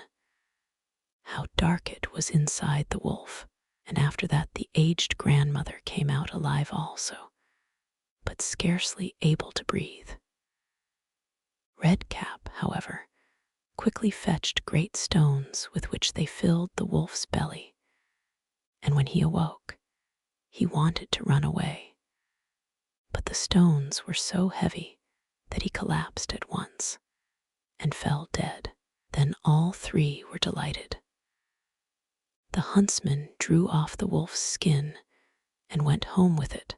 The grandmother ate the cake and drank the wine which Redcap had brought and revived. But Redcap thought to herself, "As long as I live, I will never by myself leave the path to run into the wood when my mother has forbidden me to do so." It also related that once, when Redcap was again taking cakes to the old grandmother, another wolf spoke to her and tried to entice her from the path.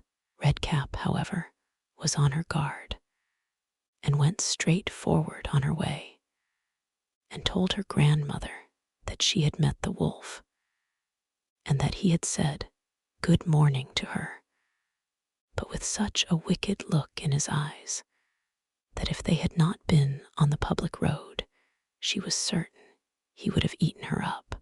"Well," said the grandmother, "we will shut the door, that he may not come in."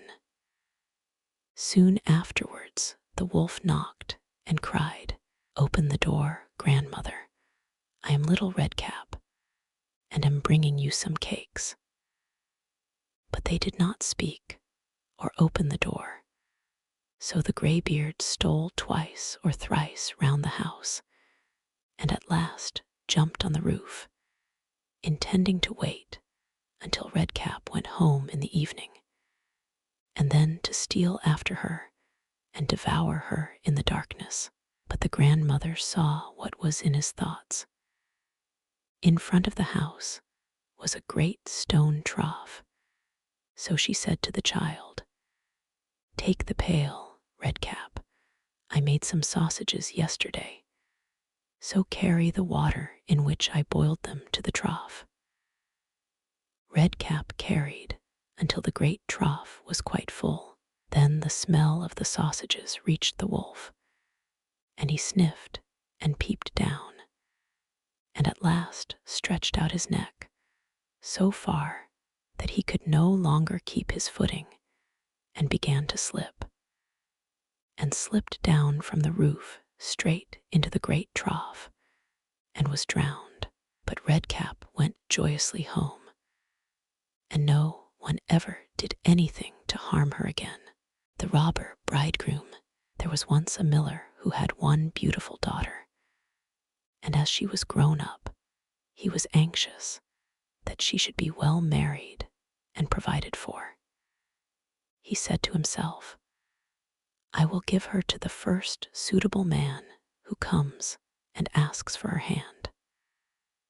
Not long after a suitor appeared, and as he appeared to be very rich, and the miller could see nothing in him with which to find fault, he betrothed his daughter to him.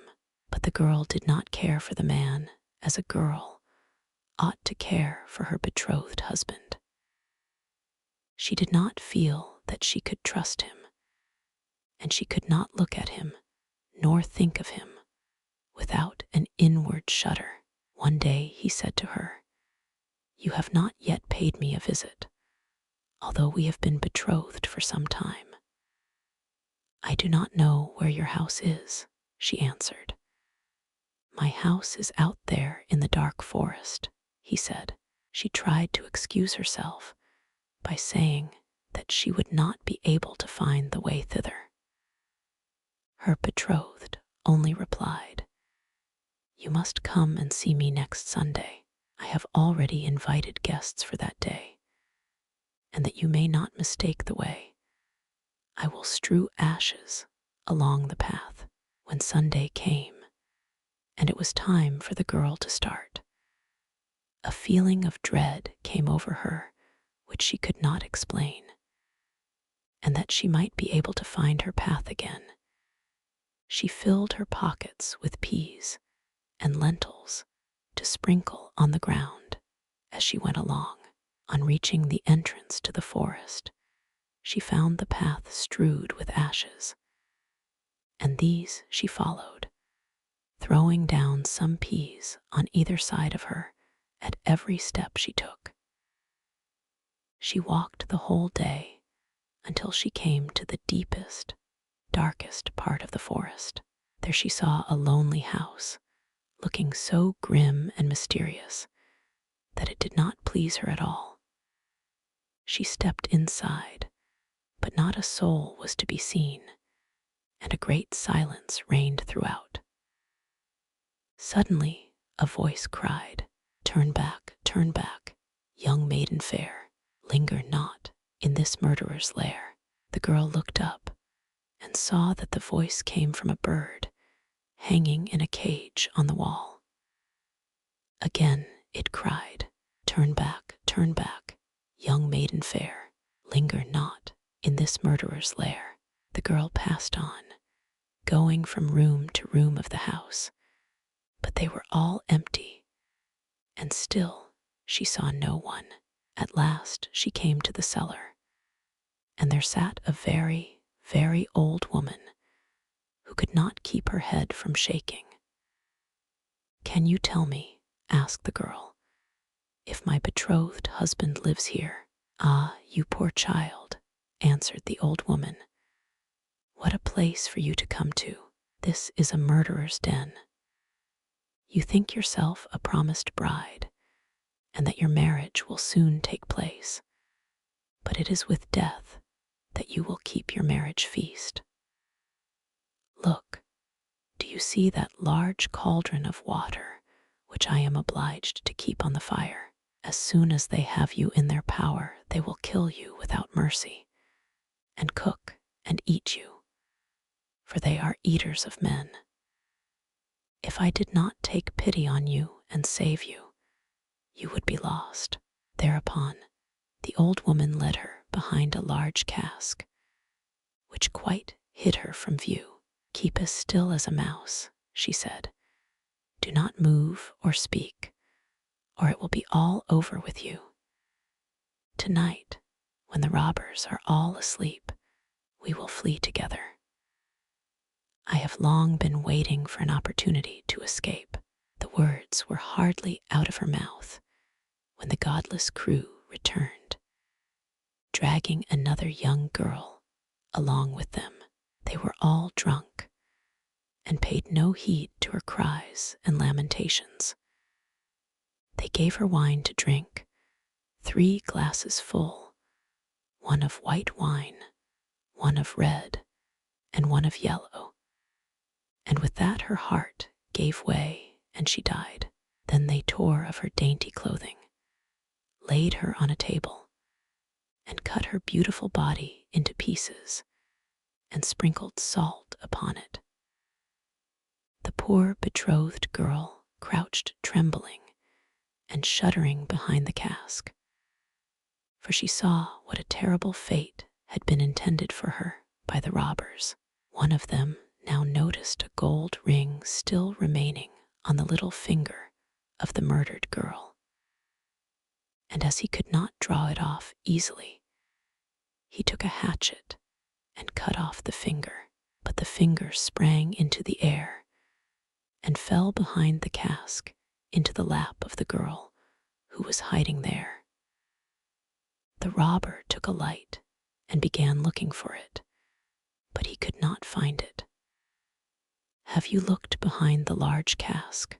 said one of the others, but the old woman called out, "Come and eat your suppers, and let the thing be till tomorrow. The finger won't run away." "The old woman is right," said the robbers, and they ceased looking for the finger and sat down. The old woman then mixed a sleeping draught with their wine, and before long they were all lying on the floor of the cellar, fast asleep and snoring. As soon as the girl was assured of this, she came from behind the cask. She was obliged to step over the bodies of the sleepers, who were lying close together, and every moment she was filled with renewed dread lest she should awaken them. But God helped her, so that she passed safely over them, and then she and the old woman went upstairs, opened the door, and hastened as fast as they could from the murderer's den. They found the ashes scattered by the wind, but the peas and lentils had sprouted and grown sufficiently above the ground to guide them in the moonlight along the path. All night long they walked, and it was morning before they reached the mill. Then the girl told her father all that had happened. The day came that had been fixed for the marriage. The bridegroom arrived, and also a large company of guests, for the miller had taken care to invite all his friends and relations. As they sat at the feast, each guest in turn was asked to tell a tale. The bride sat still and did not say a word. "And you, my love," said the bridegroom, turning to her, "is there no tale you know? Tell us something." "I will tell you a dream then," said the bride. "I went alone through a forest and came at last to a house. Not a soul could I find within, but a bird that was hanging in a cage on the wall cried, 'Turn back, young maiden fair, linger not in this murderer's lair.' And again, a second time it said these words, 'My darling, this is only a dream.' I went on through the house from room to room, but they were all empty, and everything was so grim and mysterious. At last I went down to the cellar, and there sat a very, very old woman who could not keep her head still. I asked her if my betrothed lived here, and she answered, 'Ah, you poor child, you are come to a murderer's den. Your betrothed does indeed live here, but he will kill you without mercy and afterwards cook and eat you. My darling, this is only a dream.' The old woman hid me behind a large cask, and scarcely had she done this when the robbers returned home, dragging a young girl along with them. They gave her 3 kinds of wine to drink, white, red, and yellow, and with that she died. My darling, this is only a dream." Then they tore off her dainty clothing and cut her beautiful body into pieces and sprinkled salt upon it. My darling, this is only a dream. And one of the robbers saw that there was a gold ring still left on her finger, and as it was difficult to draw off, he took a hatchet and cut off her finger, but the finger sprang into the air and fell behind the great cask into my lap. And here is the finger with the ring. And with these words, the bride drew forth the finger and showed it to the assembled guests.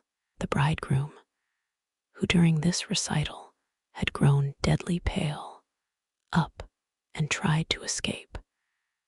But the guests seized him and held him fast. They delivered him up to justice, and he and all his murderous band were condemned to death for their wicked deeds. Tom Thumb, a poor woodman, sat in his cottage one night, smoking his pipe by the fireside, while his wife sat by his side spinning. "How lonely it is, wife," said he, as he puffed out a long curl of smoke, "for you and me to sit here by ourselves, without any children to play about and amuse us, while other people seem so happy and merry with their children." "What you say is very true," said the wife, sighing, and turning round her wheel. "How happy should I be if I had but one child. If it were ever so small, nay, if it were no bigger than my thumb, I should be very happy and love it dearly." Now, odd as you may think it, it came to pass that this good woman's wish was fulfilled, just in the very way she had wished it, for not long afterwards she had a little boy, who was quite healthy and strong, but was not much bigger than my thumb. So they said, "Well, we cannot say we have not got what we wished for, and little as he is, we will love him dearly." And they called him Thomas Thumb. They gave him plenty of food, yet for all they could do, he never grew bigger, but kept just the same size as he had been when he was born. Still, his eyes were sharp and sparkling, and he soon showed himself to be a clever little fellow, who always knew well what he was about. One day, as the woodman was getting ready to go into the wood to cut fuel, he said, "I wish I had someone to bring the cart after me, for I want to make haste." "Oh, father," cried Tom, "I will take care of that. The cart shall be in the wood by the time you want it." Then the woodman laughed and said, "How can that be? You cannot reach up to the horse's bridle." "Never mind that, father," said Tom. "If my mother will only harness the horse, I will get into his ear and tell him which way to go." "Well," said the father, "we will try for once." When the time came, the mother harnessed the horse to the cart and put Tom into his ear, and as he sat there, the little man told the beast how to go, crying out, "Go on," and "Stop," as he wanted. And thus the horse went on just as well as if the woodman had driven it himself into the wood. It happened that, as the horse was going a little too fast, and Tom was calling out, "Gently, gently," two strangers came up. "What an odd thing that is," said one. "There is a cart going along, and I hear a carter talking to the horse, but yet I can see no one." "That is queer indeed," said the other. "Let us follow the cart and see where it goes." So they went on into the wood, till at last they came to the place where the woodman was. Then Tom Thumb, seeing his father, cried out, "See, father, here I am with the cart, all right and safe. Now take me down." So his father took hold of the horse with one hand, and with the other took his son out of the horse's ear, and put him down upon a straw, where he sat as merry as you please. The two strangers were all this time looking on, and did not know what to say for wonder. At last one took the other aside, and said, "That little urchin will make our fortune, if we can get him, and carry him about from town to town as a show." We must buy him." So they went up to the woodman and asked him what he would take for the little man. "He will be better off," said they, "with us than with you." "I won't sell him at all," said the father. "My own flesh and blood is dearer to me than all the silver and gold in the world." But Tom, hearing of the bargain they wanted to make, crept up his father's coat to his shoulder and whispered in his ear, "Take the money, father, and let them have me. I'll soon come back to you." So the woodman at last said he would sell Tom to the strangers for a large piece of gold, and they paid the price. "Where would you like to sit?" said one of them. "Oh, put me on the rim of your hat. That will be a nice gallery for me. I can walk about there and see the country as we go along." So they did as he wished, and when Tom had taken leave of his father, they took him away with them. They journeyed on till it began to be dusky, and then the little man said, "Let me get down, I'm tired." So the man took off his hat and put him down on a clod of earth in a plowed field by the side of the road. But Tom ran about amongst the furrows and at last slipped into an old mouse hole. "Good night, my masters," said he. "I'm off. Mind and look sharp after me the next time." Then they ran at once to the place and poked the ends of their sticks into the mouse hole, but all in vain. Tom only crawled farther and farther in, and at last it became quite dark, so that they were forced to go their way without their prize, as sulky as could be. When Tom found they were gone, he came out of his hiding place. "What dangerous walking it is," said he, "in this plowed field. If I were to fall from one of these great clods, I should undoubtedly break my neck." At last, by good luck, he found a large, empty snail shell. "This is lucky," said he. "I can sleep here very well." And in he crept. Just as he was falling asleep, he heard two men passing by, chatting together, and one said to the other, "How can we rob that rich parson's house of his silver and gold?" "I'll tell you," cried Tom. "What noise was that?" said the thief, frightened. "I'm sure I heard someone speak." They stood still listening, and Tom said, "Take me with you, and I'll soon show you how to get the parson's money." "But where are you?" said they. "Look about on the ground," answered he, "and listen where the sound comes from." At last the thieves found him out and lifted him up in their hands. "You little urchin," they said, "what can you do for us?" "Why, I can get between the iron window bars of the parson's house and throw you out whatever you want." "That's a good thought," said the thieves. "Come along, we shall see what you can do." When they came to the parson's house, Tom slipped through the window bars into the room, and then called out as loud as he could bawl, "Will you have all that is here?" At this, the thieves were frightened and said, "Softly, softly, speak low, that you may not awaken anybody."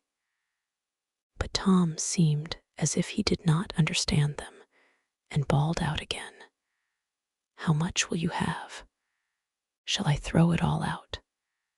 Now the cook lay in the next room, and hearing a noise, she raised herself up in her bed and listened. Meantime, the thieves were frightened and ran off a little way, but at last they plucked up their hearts and said, "The little urchin is only trying to make fools of us." So they came back and whispered softly to him, saying, Now let us have no more of your roguish jokes, but throw us out some of the money." Then Tom called out as loud as he could, "Very well, hold your hands. Here it comes." The cook heard this quite plain, so she sprang out of bed and ran to open the door. The thieves ran off as if a wolf was at their tails, and the maid, having groped about and found nothing, went away for a light. By the time she came back, Tom had slipped off into the barn, and when she had looked about and searched every hole and corner and found nobody, she went to bed, thinking she must have been dreaming with her eyes open. The little man crawled about in the hayloft, and at last found a snug place to finish his night's rest in. So he laid himself down, meaning to sleep till daylight, and then find his way home to his father and mother. But alas, how woefully he was undone! What crosses and sorrows happen to us all in this world. The cook got up early before daybreak to feed the cows, and going straight to the hayloft, carried away a large bundle of hay, with the little man in the middle of it, fast asleep. He still, however, slept on, and did not awake till he found himself in the mouth of the cow. For the cook had put the hay into the cow's rick, and the cow had taken Tom up in a mouthful of it. "Good lack-a-day," said he, "how came I to tumble into the mill?" But he soon found out where he really was, and was forced to have all his wits about him, that he might not get between the cow's teeth, and so be crushed to death. At last down he went into her stomach. "It is rather dark," said he. "They forgot to build windows in this room to let the sun in. A candle would be no bad thing." Though he made the best of his bad luck, he did not like his quarters at all, and the worst of it was that more and more hay was always coming down, and the space left for him became smaller and smaller. At last he cried out as loud as he could, "Don't bring me any more hay! Don't bring me any more hay!" The maid happened to be just then milking the cow, and hearing someone speak, but seeing nobody, and yet being quite sure it was the same voice that she had heard in the night, she was so frightened that she fell off her stool and overset the milk pail. As soon as she could pick herself up out of the dirt, she ran off as fast as she could to her master the parson, and said, "Sir, sir, the cow is talking." But the parson said, "Woman, thou art surely mad." However, he went with her into the cow-house to try and see what was the matter. Scarcely had they set foot on the threshold when Tom called out, "Don't bring me any more hay." Then the parson himself was frightened, and thinking the cow was surely bewitched, told his man to kill her on the spot. So the cow was killed and cut up, and the stomach in which Tom lay was thrown out upon a dunghill. Tom soon set himself to work to get out, which was not a very easy task, but at last, just as he had made room to get his head out, fresh ill luck befell him. A hungry wolf sprang out and swallowed up the whole stomach with Tom in it at one gulp and ran away.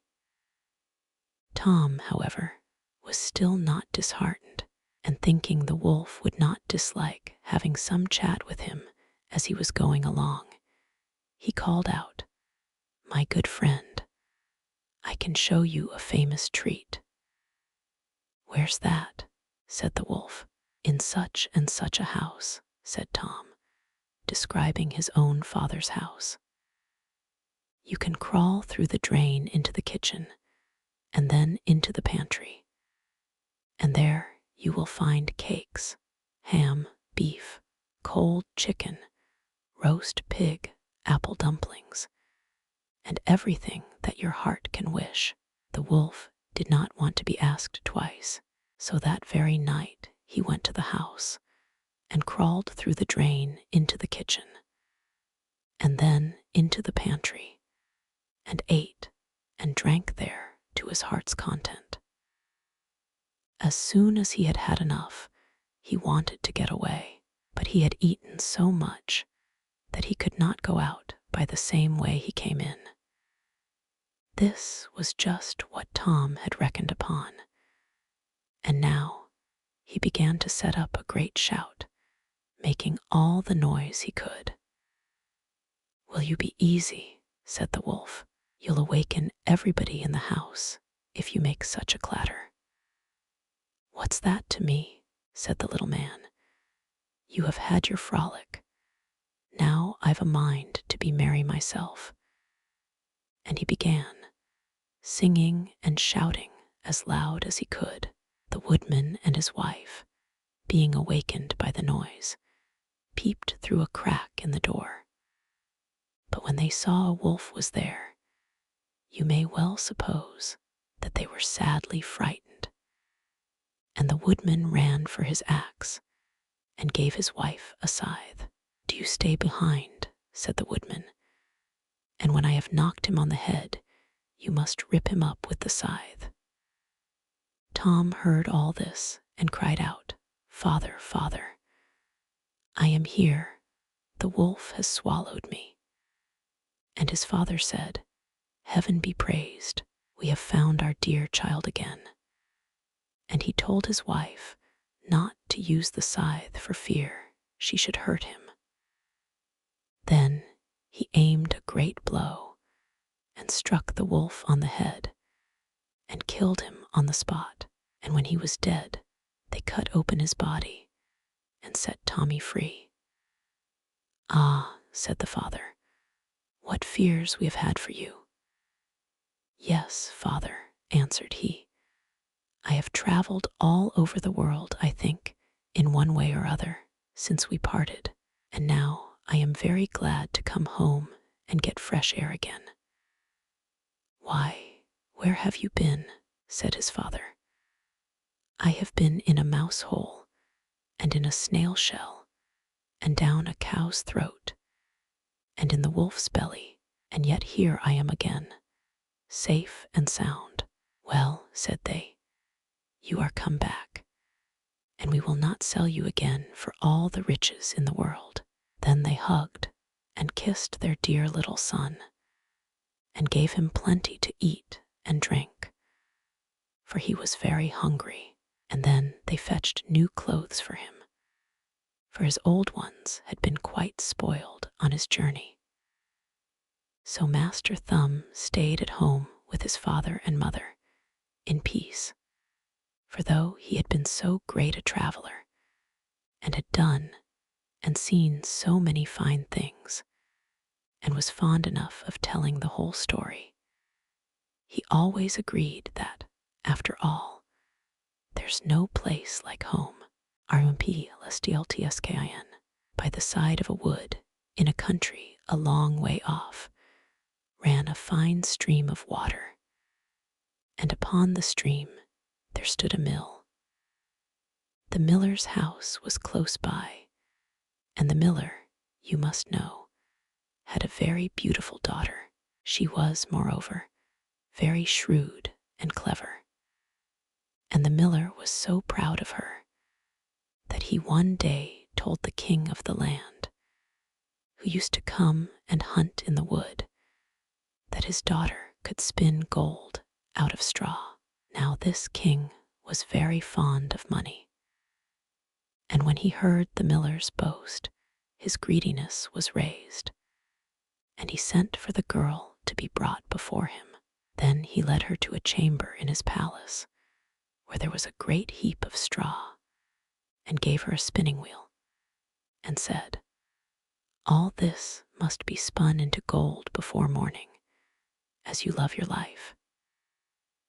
It was in vain that the poor maiden said that it was only a silly boast of her father, for that she could do no such thing as spin straw into gold. The chamber door was locked, and she was left alone. She sat down in one corner of the room and began to bewail her hard fate, when on a sudden the door opened, and a droll-looking little man hobbled in and said, "Good morrow to you, my good lass. What are you weeping for?" "Alas," said she, "I must spin this straw into gold, and I know not how." "What will you give me," said the hobgoblin, "to do it for you?"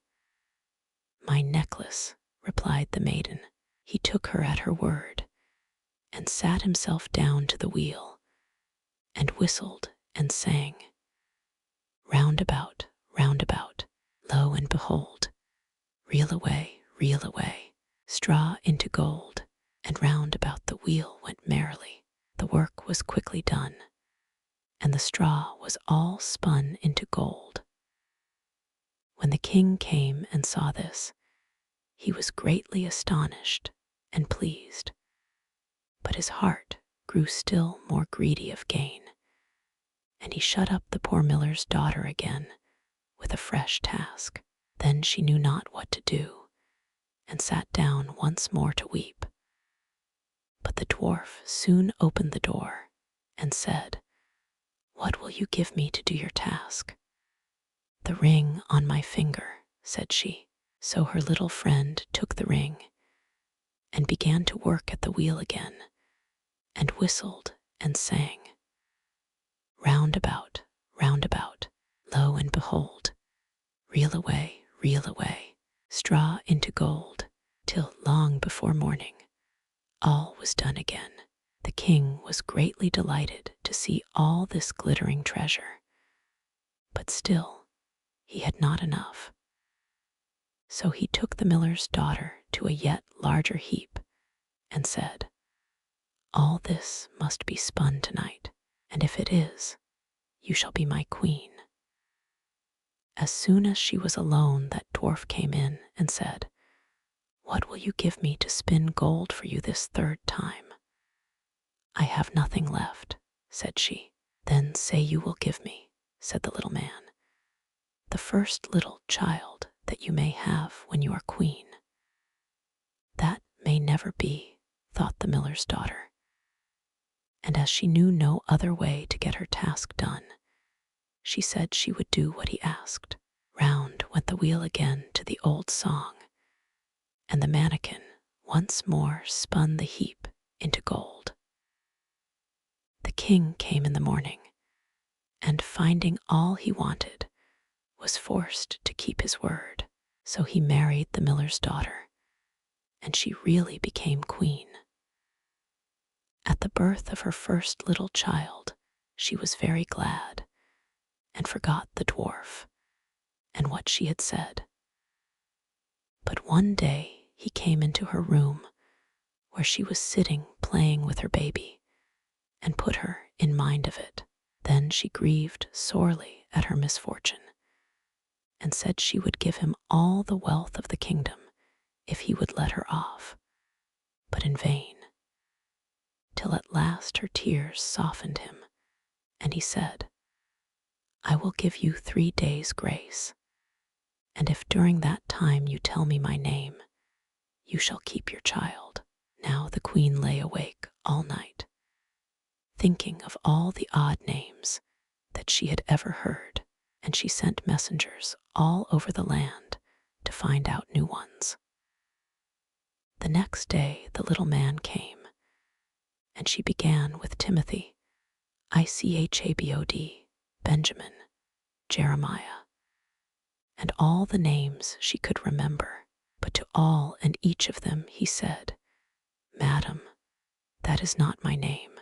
The second day she began with all the comical names she could hear of, Bandylegs, Hunchback, Crookeshanks, and so on. But the little gentleman still said to every one of them, "Madam, that is not my name." The third day, one of the messengers came back and said, "I have traveled 2 days without hearing of any other names, but yesterday, as I was climbing a high hill, among the trees of the forest, where the fox and the hare bid each other good night, I saw a little hut, and before the hut burnt a fire, and round about the fire a funny little dwarf was dancing upon one leg and singing, 'Merrily the feast I'll make. Today I'll brew, tomorrow bake. Merrily I'll dance and sing. For next day will a stranger bring. Little does my lady dream. Rumpelstiltskin is my name.' When the queen heard this, she jumped for joy. And as soon as her little friend came, she sat down upon her throne and called all her court round to enjoy the fun. And the nurse stood by her side with the baby in her arms, as if it was quite ready to be given up. Then the little man began to chuckle at the thought of having the poor child to take home with him to his hut in the woods, and he cried out, 'Now, lady, what is my name?'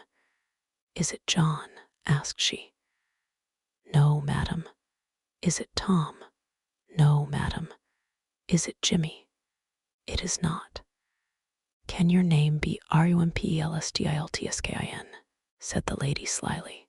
'Some witch told you that.' 'Some witch told you that,' cried the little man, and dashed his right foot in a rage so deep into the floor that he was forced to lay hold of it with both hands to pull it out.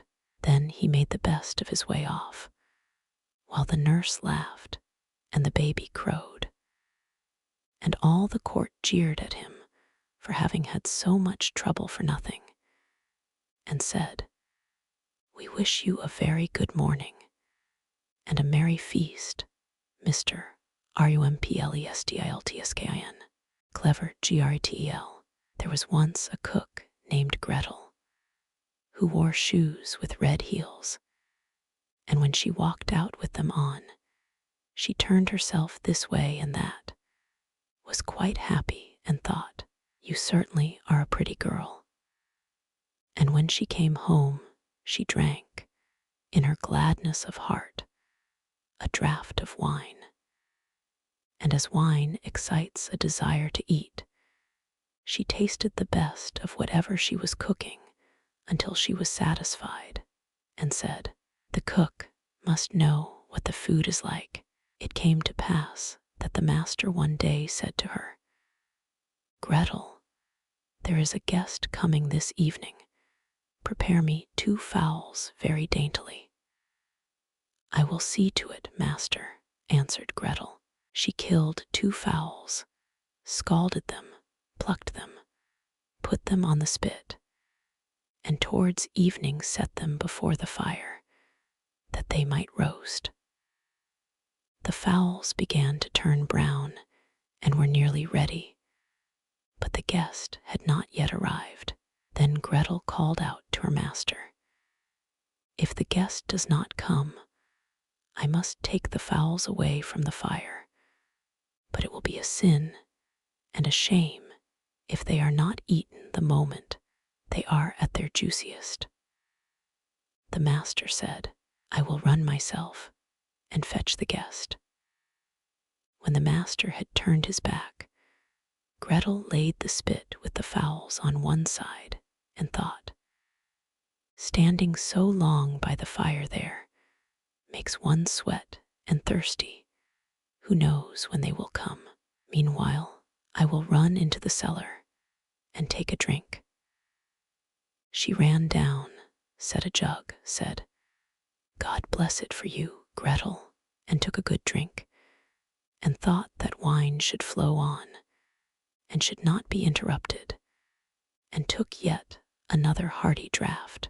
Then she went and put the fowls down again to the fire, basted them, and drove the spit merrily round. But as the roast meat smelt so good, Gretel thought, something might be wrong, it ought to be tasted. She touched it with her finger and said, "Ah, how good fowls are! It certainly is a sin and a shame that they are not eaten at the right time." She ran to the window to see if the master was not coming with his guest, but she saw no one, and went back to the fowls and thought, "One of the wings is burning. I had better take it off and eat it." So she cut it off, ate it, and enjoyed it, and when she had done, she thought, "The other must go down too, or else master will observe that something is missing." When the 2 wings were eaten, she went and looked for her master, and did not see him. It suddenly occurred to her, who knows, they are perhaps not coming at all, and have turned in somewhere. Then she said, "Well, Gretel, enjoy yourself. 1 fowl has been cut into. Take another drink, and eat it up entirely. When it is eaten, you will have some peace. Why should God's good gifts be spoilt?" So she ran into the cellar again, took an enormous drink, and ate up the 1 chicken in great glee. When one of the chickens was swallowed down, and still her master did not come, Gretel looked at the other and said, "What one is, the other should be likewise. The 2 go together. What's right for the one is right for the other. I think if I were to take another draught, it would do me no harm." So she took another hearty drink, and let the 2nd chicken follow the first. While she was making the most of it, her master came and cried, "Hurry up, Gretel. The guest is coming directly after me." "Yes, sir, I will soon serve up," answered Gretel. Meantime, the master looked to see what the table was properly laid, and took the great knife, wherewith he was going to carve the chickens, and sharpened it on the steps. Presently the guest came, and knocked politely and courteously at the house door. Gretel ran and looked to see who was there, and when she saw the guest, she put her finger to her lips and said, "Hush, hush, go away as quickly as you can. If my master catches you, it will be the worse for you. He certainly did ask you to supper, but his intention is to cut off your 2 ears. Just listen how he is sharpening the knife for it." The guest heard the sharpening, and hurried down the steps again as fast as he could. Gretel was not idle. She ran screaming to her master, and cried, "You have invited a fine guest." "Why, Gretel, what do you mean by that?" "Yes," said she, "he has taken the chickens which I was just going to serve up off the dish, and has run away with them." "That's a nice trick," said her master, and lamented the fine chickens. "If he had but left me one, so that something remained for me to eat." He called to him to stop, but the guest pretended not to hear. Then he ran after him with the knife still in his hand, crying, just one," meaning that the guest should leave him just 1 chicken and not take both. The guest, however, thought no otherwise than that he was to give up one of his ears, and ran as if fire were burning under him, in order to take them both with him. The old man and his grandson. There was once a very old man, whose eyes had become dim, his ears dull of hearing, his knees trembled, and when he sat at table, he could hardly hold the spoon, and spilt the broth upon the tablecloth, or let it run out of his mouth. His son and his son's wife were disgusted at this. So the old grandfather at last had to sit in the corner behind the stove, and they gave him his food in an earthenware bowl, and not even enough of it, and he used to look towards the table with his eyes full of tears. Once, too, his trembling hands could not hold the bowl, and it fell to the ground and broke. The young wife scolded him, but he said nothing and only sighed. Then they brought him a wooden bowl for a few halfpence, out of which he had to eat. They were once sitting thus when the little grandson of 4 years old began to gather together some bits of wood upon the ground. "What are you doing there?" asked the father. "I am making a little trough," answered the child, "for father and mother to eat out of when I am big." The man and his wife looked at each other for a while, and presently began to cry.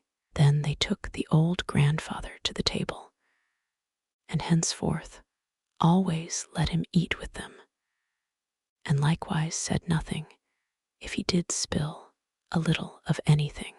The Little Peasant.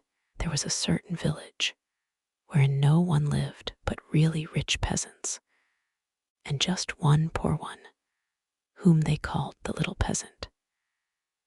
He had not even so much as a cow, and still less money to buy one, and yet he and his wife did so wish to have one. One day he said to her, "Listen, I have a good idea. There is our gossip the carpenter.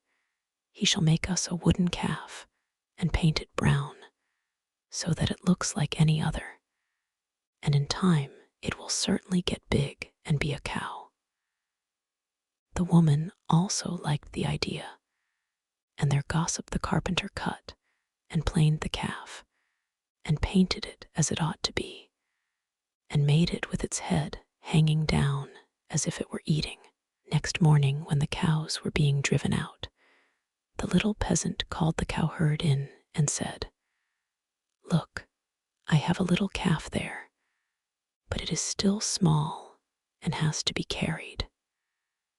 The cowherd said, "All right," and took it in his arms and carried it to the pasture and set it among the grass.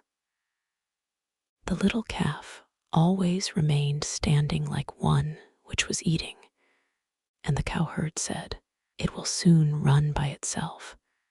Just look how it eats already." At night, when he was going to drive the herd home again, he said to the calf, "If you can stand there and eat your fill, you can also go on your 4 legs. I don't care to drag you home again in my arms." But the Little Peasant stood at his door and waited for his little calf. And when the cowherd drove the cows through the village, and the calf was missing, he inquired where it was. The cowherd answered, "It is still standing out there eating. It would not stop and come with us." But the Little Peasant said, "Oh, but I must have my beast back again." Then they went back to the meadow together, but someone had stolen the calf, and it was gone.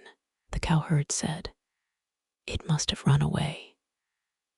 The peasant, however, said, "Don't tell me that," and led the cowherd before the mayor, who, for his carelessness, condemned him to give the peasant a cow for the calf which had run away.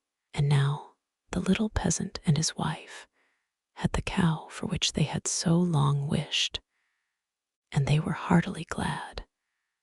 But they had no food for it, and could give it nothing to eat, so it soon had to be killed. They salted the flesh, and the peasant went into the town and wanted to sell the skin there, so that he might buy a new calf with the proceeds.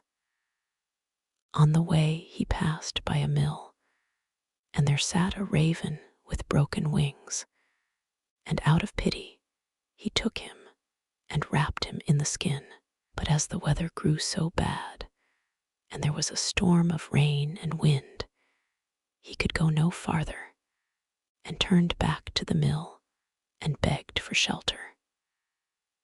The miller's wife was alone in the house, and said to the peasant, "Lay yourself on the straw there," and gave him a slice of bread and cheese.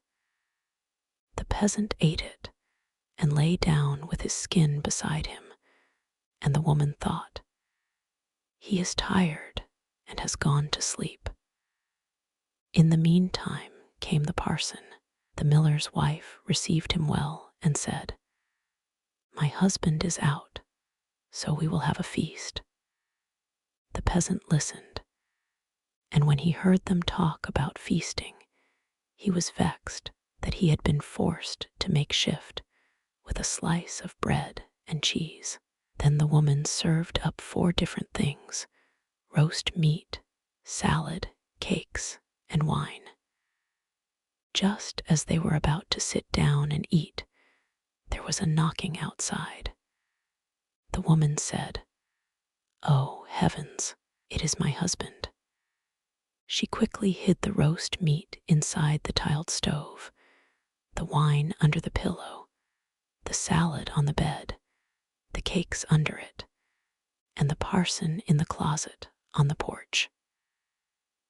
Then she opened the door for her husband and said, "Thank heaven you are back again. There is such a storm, it looks as if the world were coming to an end." The miller saw the peasant lying on the straw and asked, "What is that fellow doing there?" "Ah," said the wife, "the poor knave came in the storm and rain and begged for shelter, so I gave him a bit of bread and cheese and showed him where the straw was." The man said, "I have no objection, but be quick and get me something to eat." The woman said, "But I have nothing but bread and cheese." "I am contented with anything," replied the husband. "So far as I am concerned, bread and cheese will do," and looked at the peasant and said, "Come and eat some more with me." The peasant did not require to be invited twice, but got up and ate. After this, the miller saw the skin in which the raven was, lying on the ground, and asked, "What have you there?" The peasant answered, "I have a soothsayer inside it." "Can he foretell anything to me?" said the miller. "Why not?" answered the peasant. "But he only says 4 things, and the 5th he keeps to himself." The miller was curious and said, "Let him foretell something for once." Then the peasant pinched the raven's head so that he croaked and made a noise like krr, krr. The miller said, "What did he say?" The peasant answered, "In the first place, he says that there is some wine hidden under the pillow." "Bless me," cried the miller, and went there and found the wine. "Now go on," said he. The peasant made the raven croak again and said, "In the second place, he says that there is some roast meat in the tiled stove." "Upon my word," cried the miller, and went thither and found the roast meat. The peasant made the raven prophesy still more and said, "Thirdly, he says that there is some salad on the bed." "That would be a fine thing," cried the miller, and went there and found the salad. At last the peasant pinched the raven once more till he croaked, and said, "Fourthly, he says that there are some cakes under the bed." "That would be a fine thing," cried the miller, and looked there and found the cakes. And now the 2 sat down to the table together, but the miller's wife was frightened to death and went to bed, and took all the keys with her. The miller would have liked much to know the fifth, but the little peasant said, "First, we will quickly eat the 4 things, for the 5th is something bad." So they ate, and after that they bargained how much the miller was to give for the 5th prophecy, until they agreed on 300 tailors. Then the peasant once more pinched the raven's head till he croaked loudly. The miller asked, "What did he say?" The peasant replied, "He says that the devil is hiding outside there in the closet on the porch." The miller said, "The devil must go out," and opened the house door. Then the woman was forced to give up the keys, and the peasant unlocked the closet. The parson ran out as fast as he could, and the miller said, "It was true, I saw the black rascal with my own eyes." The peasant, however, made off next morning by daybreak with the 300 tailors. At home, the small peasant gradually launched out. He built a beautiful house, and the peasant said, "The small peasant has certainly been to the place where golden snow falls, and people carry the gold home in shovels." Then the small peasant was brought before the mayor, and bidden to say from whence his wealth came. He answered, "I sold my cow's skin in the town for 300 tailors." When the peasants heard that, they too wished to enjoy this great profit, and ran home, killed all their cows, and stripped off their skins in order to sell them in the town to the greatest advantage. The mayor, however, said, "But my servant must go first." When she came to the merchant in the town, he did not give her more than 2 tailors for a skin, and when the others came, he did not give them so much, and said, "What can I do with all these skins?" Then the peasants were vexed that the small peasant should have thus outwitted them, wanted to take vengeance on him, and accused him of this treachery before the major. The innocent little peasant was unanimously sentenced to death, and was to be rolled into the water in a barrel pierced full of holes.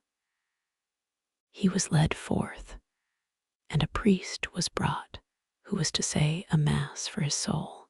The others were all obliged to retire to a distance, and when the peasant looked at the priest, he recognized the man who had been with the miller's wife.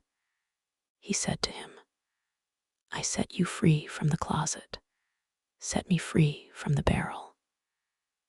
At this same moment up came, with a flock of sheep, the very shepherd whom the peasant knew had long been wishing to be mayor. So he cried with all his might, "No, I will not do it. If the whole world insists on it, I will not do it." The shepherd, hearing that, came up to him and asked, "What are you about? What is it that you will not do?" The peasant said, "They want to make me mayor, if I will but put myself in the barrel, but I will not do it." The shepherd said, "If nothing more than that is needful in order to be mayor, I would get into the barrel at once." The peasant said, "If you will get in, you will be mayor." The shepherd was willing and got in, and the peasant shut the top down on him. Then he took the shepherd's flock for himself and drove it away. The parson went to the crowd and declared that the mass had been said. Then they came and rolled the barrel towards the water. When the barrel began to roll, the shepherd cried, "I am quite willing to be mayor." They believed no otherwise than that it was the peasant who was saying this, and answered, "That is what we intend. But first you shall look about you a little down below there." And they rolled the barrel down into the water. After that, the peasants went home, and as they were entering the village, the small peasant also came quietly in, driving a flock of sheep and looking quite contented. Then the peasants were astonished and said, "Peasant, from whence do you come? Have you come out of the water?" "Yes, truly," replied the peasant. "I sank deep, deep down, until at last I got to the bottom. I pushed the bottom out of the barrel and crept out, and there were pretty meadows on which a number of lambs were feeding, and from thence I brought this flock away with me." Said the peasants, "Are there any more there?" "Oh, yes," said he, "more than I could want." Then the peasants made up their minds that they too would fetch some sheep for themselves, a flock apiece, but the mayor said, "I come first." So they went to the water together, and just then there were some of the small fleecy clouds in the blue sky, which are called little lambs, and they were reflected in the water, whereupon the peasants cried, "We already see the sheep down below." The mayor pressed forward and said, "I will go down first and look about me, and if things promise well, I'll call you." So he jumped in, splash went the water. It sounded as if he were calling them, and the whole crowd plunged in after him as one man. Then the entire village was dead, and the small peasant, as sole heir, became a rich man. Frederick and Catherine. There was once a man called Frederick. He had a wife whose name was Catherine, and they had not long been married.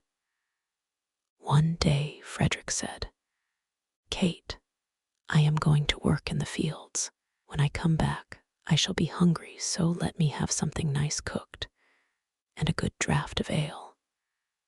"Very well," said she, "it shall all be ready." When dinner time drew nigh, Catherine took a nice steak, which was all the meat she had, and put it on the fire to fry. The steak soon began to look brown and to crackle in the pan, and Catherine stood by with a fork and turned it. Then she said to herself, "The steak is almost ready. I may as well go to the cellar for the ale." So she left the pan on the fire and took a large jug and went into the cellar and tapped the ale cask. The beer ran into the jug, and Catherine stood looking on. At last it popped into her head, "The dog is not shut up. He may be running away with the steak. That's well thought of." So up she ran from the cellar, and sure enough, the rascally cur had got the steak in his mouth and was making off with it. Away ran Catherine, and away ran the dog across the field, but he ran faster than she and stuck close to the steak. "It's all gone, and what can't be cured must be endured," said Catherine. So she turned round, and as she had run a good way and was tired, she walked home leisurely to cool herself. Now all this time the ale was running too, for Catherine had not turned the cock, and when the jug was full, the liquor ran upon the floor till the cask was empty. When she got to the cellar stairs, she saw what had happened. "My stars," said she, "what shall I do to keep Frederick from seeing all this slopping about?"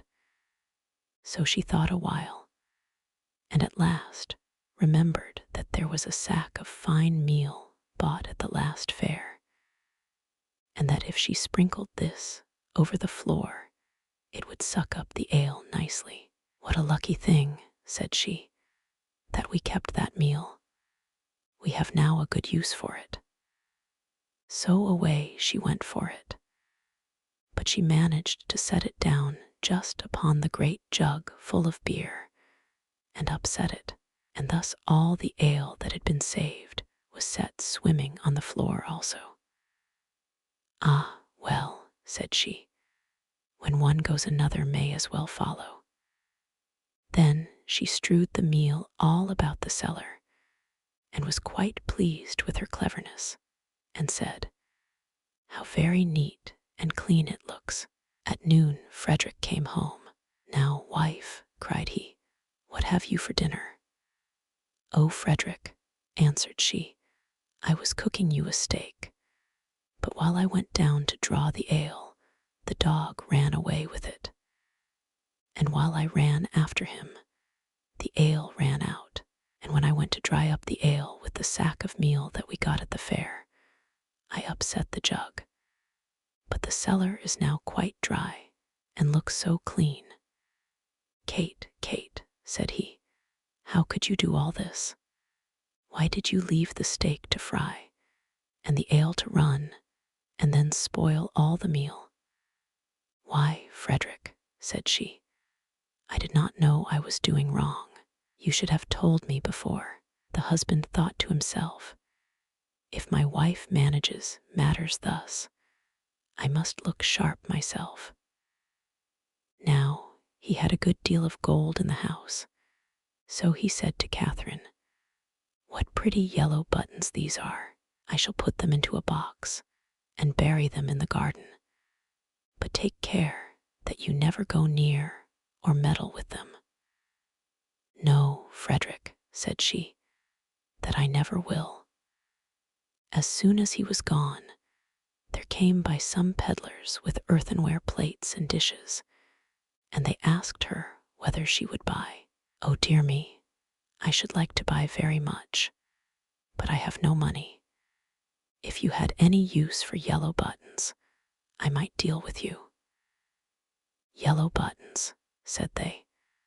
"Let us have a look at them. Go into the garden and dig where I tell you, and you will find the yellow buttons. I dare not go myself." So the rogues went, and when they found what these yellow buttons were, they took them all away and left her plenty of plates and dishes. Then she set them all about the house for a show, and when Frederick came back, he cried out, "Kate, what have you been doing?" "See," said she, "I have bought all these with your yellow buttons, but I did not touch them myself. The peddlers went themselves and dug them up." "Wife, wife," said Frederick, "what a pretty piece of work you have made. Those yellow buttons were all my money. How came you to do such a thing?" "Why," answered she, "I did not know there was any harm in it. You should have told me." Catherine stood musing for a while, and at last said to her husband, "Hark ye, Frederick, we will soon get the gold back. Let us run after the thieves." "Well, we will try," answered he, "but take some butter and cheese with you, that we may have something to eat by the way." "Very well," said she, and they set out. And as Frederick walked the fastest, he left his wife some way behind. "It does not matter," thought she, "when we turn back. I shall be so much nearer home than he." Presently she came to the top of a hill, down the side of which there was a road so narrow that the cartwheels always chafed the trees on each side as they passed. "Ah, see now," said she, "how they have bruised and wounded those poor trees. They will never get well." So she took pity on them and made use of the butter to grease them all, so that the wheels might not hurt them so much. While she was doing this kind office, one of her cheeses fell out of the basket and rolled down the hill. Catherine looked, but could not see where it had gone, so she said, "Well, I suppose the other will go the same way and find you. He has younger legs than I have." Then she rolled the other cheese after it, and away it went, nobody knows where, down the hill. But she said she supposed that they knew the road and would follow her, and she could not stay there all day waiting for them. At last she overtook Frederick, who desired her to give him something to eat. Then she gave him the dry bread.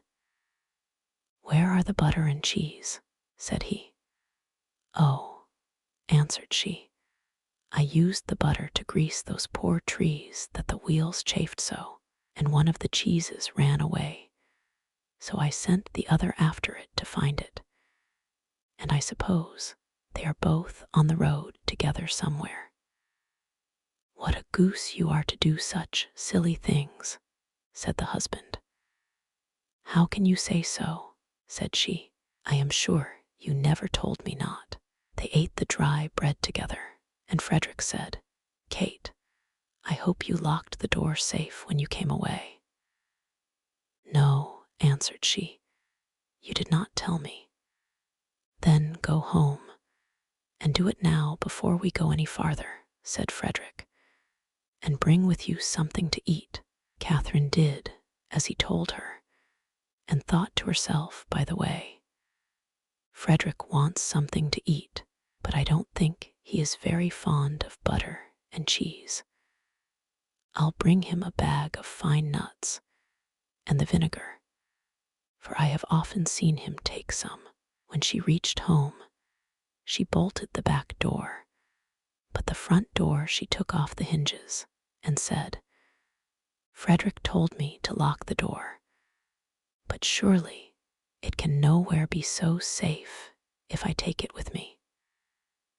So she took her time by the way, and when she overtook her husband, she cried out, "There, Frederick, there is the door itself. You may watch it as carefully as you please." "Alas, alas," said he, "what a clever wife I have. I sent you to make the house fast, and you take the door away, so that everybody may go in and out as they please. However, as you have brought the door, you shall carry it about with you for your pains." "Very well," answered she, "I'll carry the door, but I'll not carry the nuts and vinegar bottle also. That would be too much of a load. So, if you please, I'll fasten them to the door." Frederick, of course, made no objection to that plan, and they set off into the wood to look for the thieves, but they could not find them. And when it grew dark, they climbed up into a tree to spend the night there. Scarcely were they up, then who should come by but the very rogues they were looking for. They were in truth great rascals, and belonged to that class of people who find things before they are lost. They were tired, so they sat down and made a fire under the very tree where Frederick and Catherine were. Frederick slipped down on the other side and picked up some stones. Then he climbed up again and tried to hit the thieves on the head with them, but they only said, "It must be near morning, for the wind shakes the fir apples down." Catherine, who had the door on her shoulder, began to be very tired, but she thought it was the nuts upon it that were so heavy. So she said softly, "Frederick, I must let the nuts go."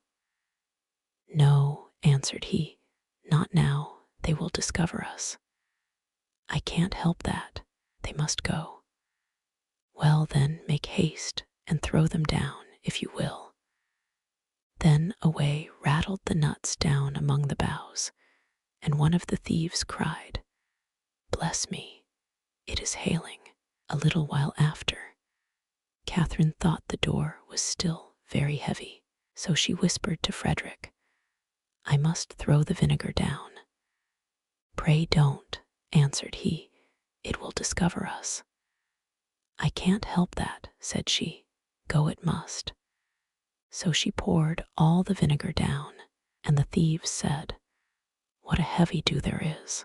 At last it popped into Catherine's head that it was the door itself that was so heavy all the time.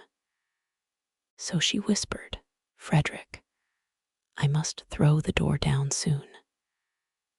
But he begged and prayed her not to do so, for he was sure it would betray them. "Here goes, however," said she. And down went the door with such a clatter upon the thieves that they cried out, "Murder!" and not knowing what was coming, ran away as fast as they could and left all the gold. So when Frederick and Catherine came down, there they found all their money safe and sound. Sweetheart Roland, there was once upon a time a woman who was a real witch and had 2 daughters, one ugly and wicked, and this one she loved because she was her own daughter, and one beautiful and good, and this one she hated because she was her stepdaughter. The stepdaughter once had a pretty apron, which the other fancied so much that she became envious, and told her mother that she must and would have that apron. "Be quiet, my child," said the old woman, "and you shall have it. Your stepsister has long deserved death. Tonight, when she is asleep, I will come and cut her head off. Only be careful that you are at the far side of the bed, and push her well to the front." It would have been all over with the poor girl if she had not just then been standing in a corner and heard everything. All day long she dared not go out of doors, and when bedtime had come, the witch's daughter got into bed first, so as to lie at the far side, but when she was asleep, the other pushed her gently to the front and took for herself the place at the back, close by the wall. In the night, the old woman came creeping in. She held an axe in her right hand and felt with her left to see if anyone were lying at the outside. And then she grasped the axe with both hands and cut her own child's head off. When she had gone away, the girl got up and went to her sweetheart, who was called Roland, and knocked at his door. When he came out, she said to him, "Listen, dearest Roland, we must fly in all haste. My stepmother wanted to kill me, but has struck her own child. When daylight comes, and she sees what she has done, we shall be lost." "But," said Roland, "I counsel you first to take away her magic wand, or we cannot escape if she pursues us." The maiden fetched the magic wand, and she took the dead girl's head and dropped 3 drops of blood on the ground, one in front of the bed, one in the kitchen, and one on the stairs. Then she hurried away with her lover. When the old witch got up next morning, she called her daughter and wanted to give her the apron, but she did not come. Then the witch cried, "Where are you?" "Here on the stairs. I am sweeping," answered the first drop of blood. The old woman went out, but saw no one on the stairs, and cried again, "Where are you?" "Here in the kitchen. I am warming myself," cried the second drop of blood. She went into the kitchen, but found no one. Then she cried again, "Where are you?" "Ah, here in the bed. I am sleeping," cried the third drop of blood. She went into the room to the bed. What did she see there? Her own child, whose head she had cut off, bathed in her blood. The witch fell into a passion, sprang to the window, and as she could look forth quite far into the world, she perceived her stepdaughter hurrying away with her sweetheart Roland. "That shall not help you," cried she. "Even if you have got a long way off, you shall still not escape me." She put on her many-league boots, in which she covered an hour's walk at every step, and it was not long before she overtook them. The girl, however, when she saw the old woman striding towards her, changed, with her magic wand, her sweetheart Roland into a lake, and herself into a duck swimming in the middle of it. The witch placed herself on the shore, threw breadcrumbs in, and went to endless trouble to entice the duck. But the duck did not let herself be enticed, and the old woman had to go home at night as she had come. At this, the girl and her sweetheart Roland resumed their natural shapes again, and they walked on the whole night until daybreak. Then the maiden changed herself into a beautiful flower which stood in the midst of a briar hedge, and her sweetheart Roland into a fiddler. It was not long before the witch came striding up towards them and said to the musician, "Dear musician, may I pluck that beautiful flower for myself?" "Oh, yes," he replied, "I will play to you while you do it." As she was hastily creeping into the hedge and was just going to pluck the flower, knowing perfectly well who the flower was, he began to play, and whether she would or not, she was forced to dance, for it was a magical dance. The faster he played, the more violent springs was she forced to make, and the thorns tore her clothes from her body and pricked her and wounded her till she bled. And as he did not stop, she had to dance till she lay dead on the ground. As they were now set free, Roland said, "Now I will go to my father and arrange for the wedding. Then, in the meantime, I will stay here and wait for you," said the girl, "and that no one may recognize me, I will change myself into a red stone landmark." Then Roland went away, and the girl stood like a red landmark in the field and waited for her beloved. But when Roland got home, he fell into the snares of another, who so fascinated him that he forgot the maiden. The poor girl remained there a long time, but at length, as he did not return at all, she was sad and changed herself into a flower and thought, "Someone will surely come this way and trample me down." It befell, however, that a shepherd kept his sheep in the field and saw the flower, and as it was so pretty, plucked it, took it with him, and laid it away in his chest.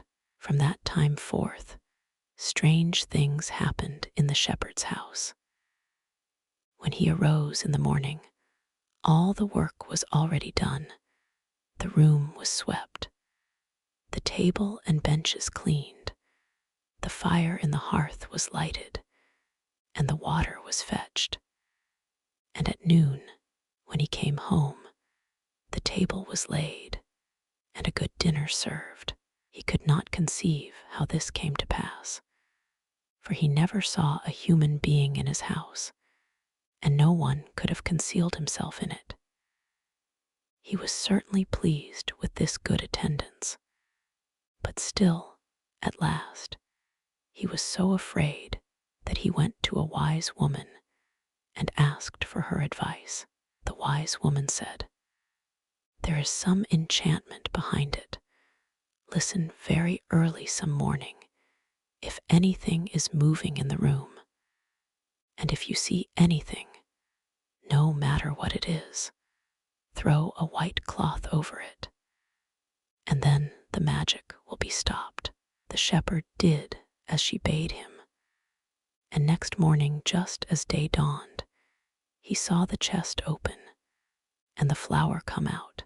Swiftly he sprang towards it and threw a white cloth over it.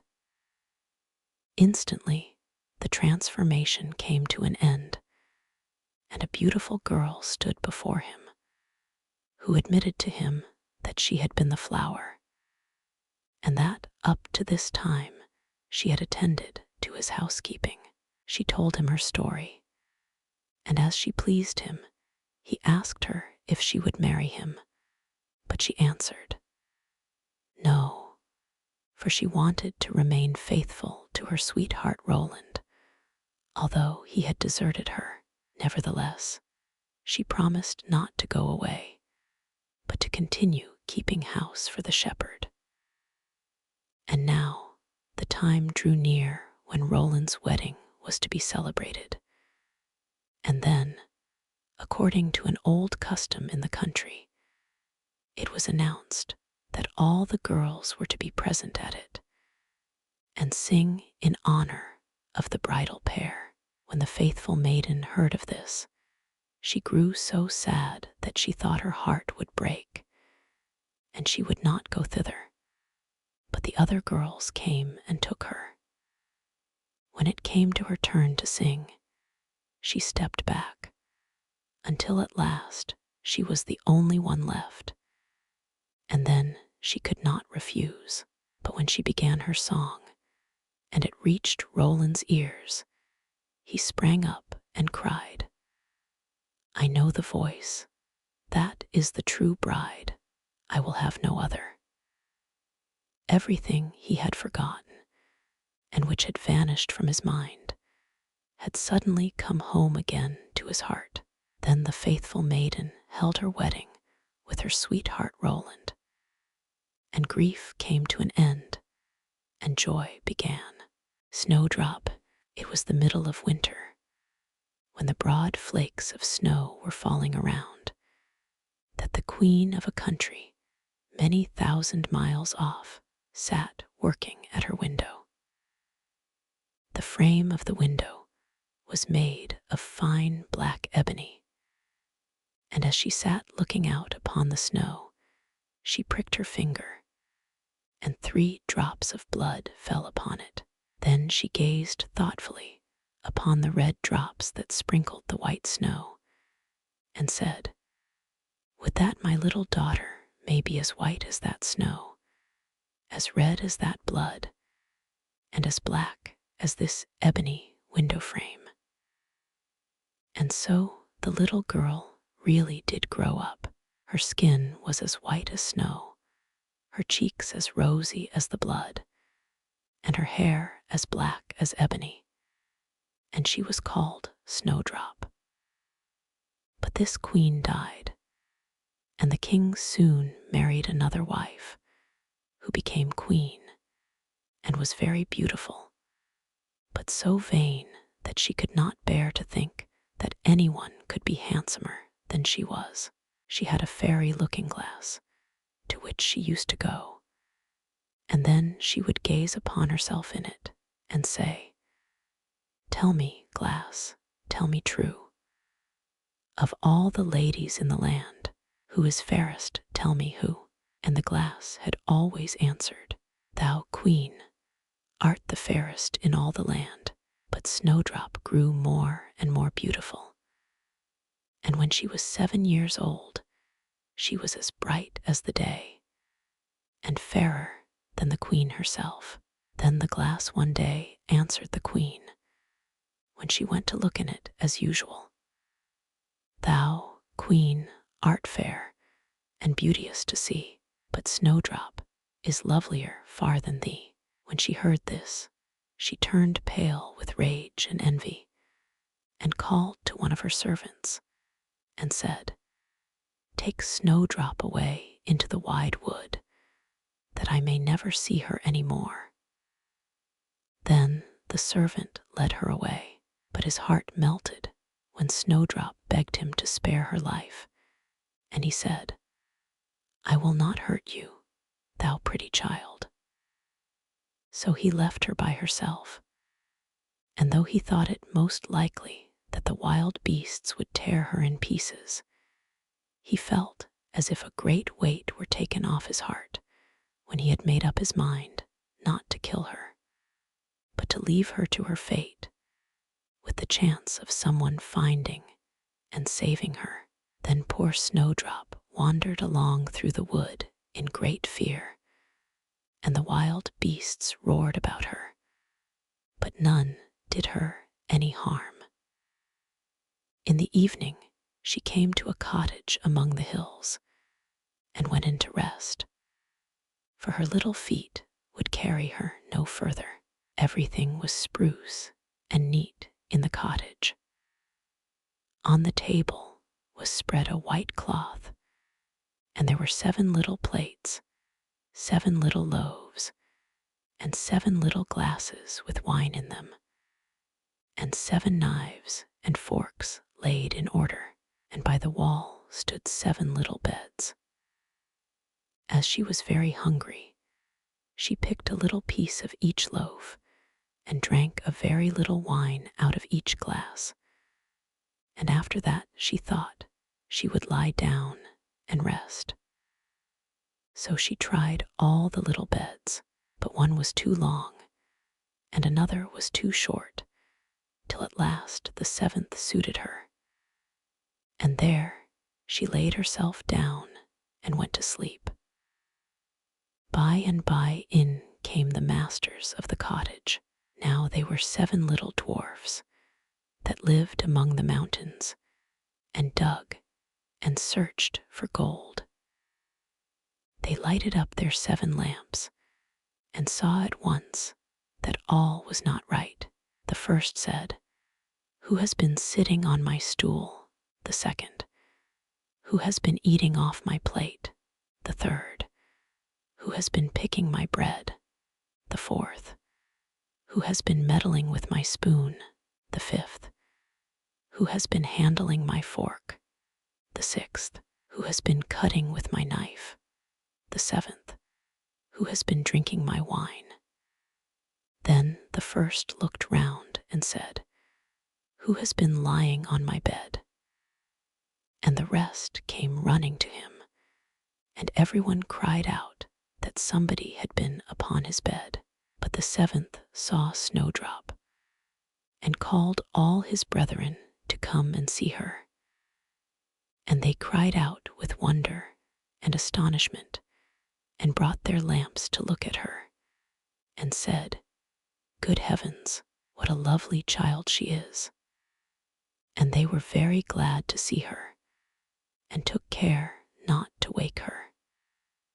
And the 7th dwarf slept an hour with each of the other dwarfs in turn, till the night was gone.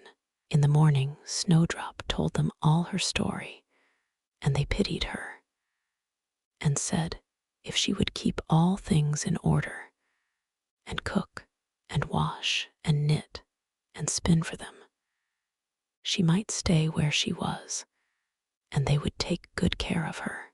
Then they went out all day long to their work, seeking for gold and silver in the mountains.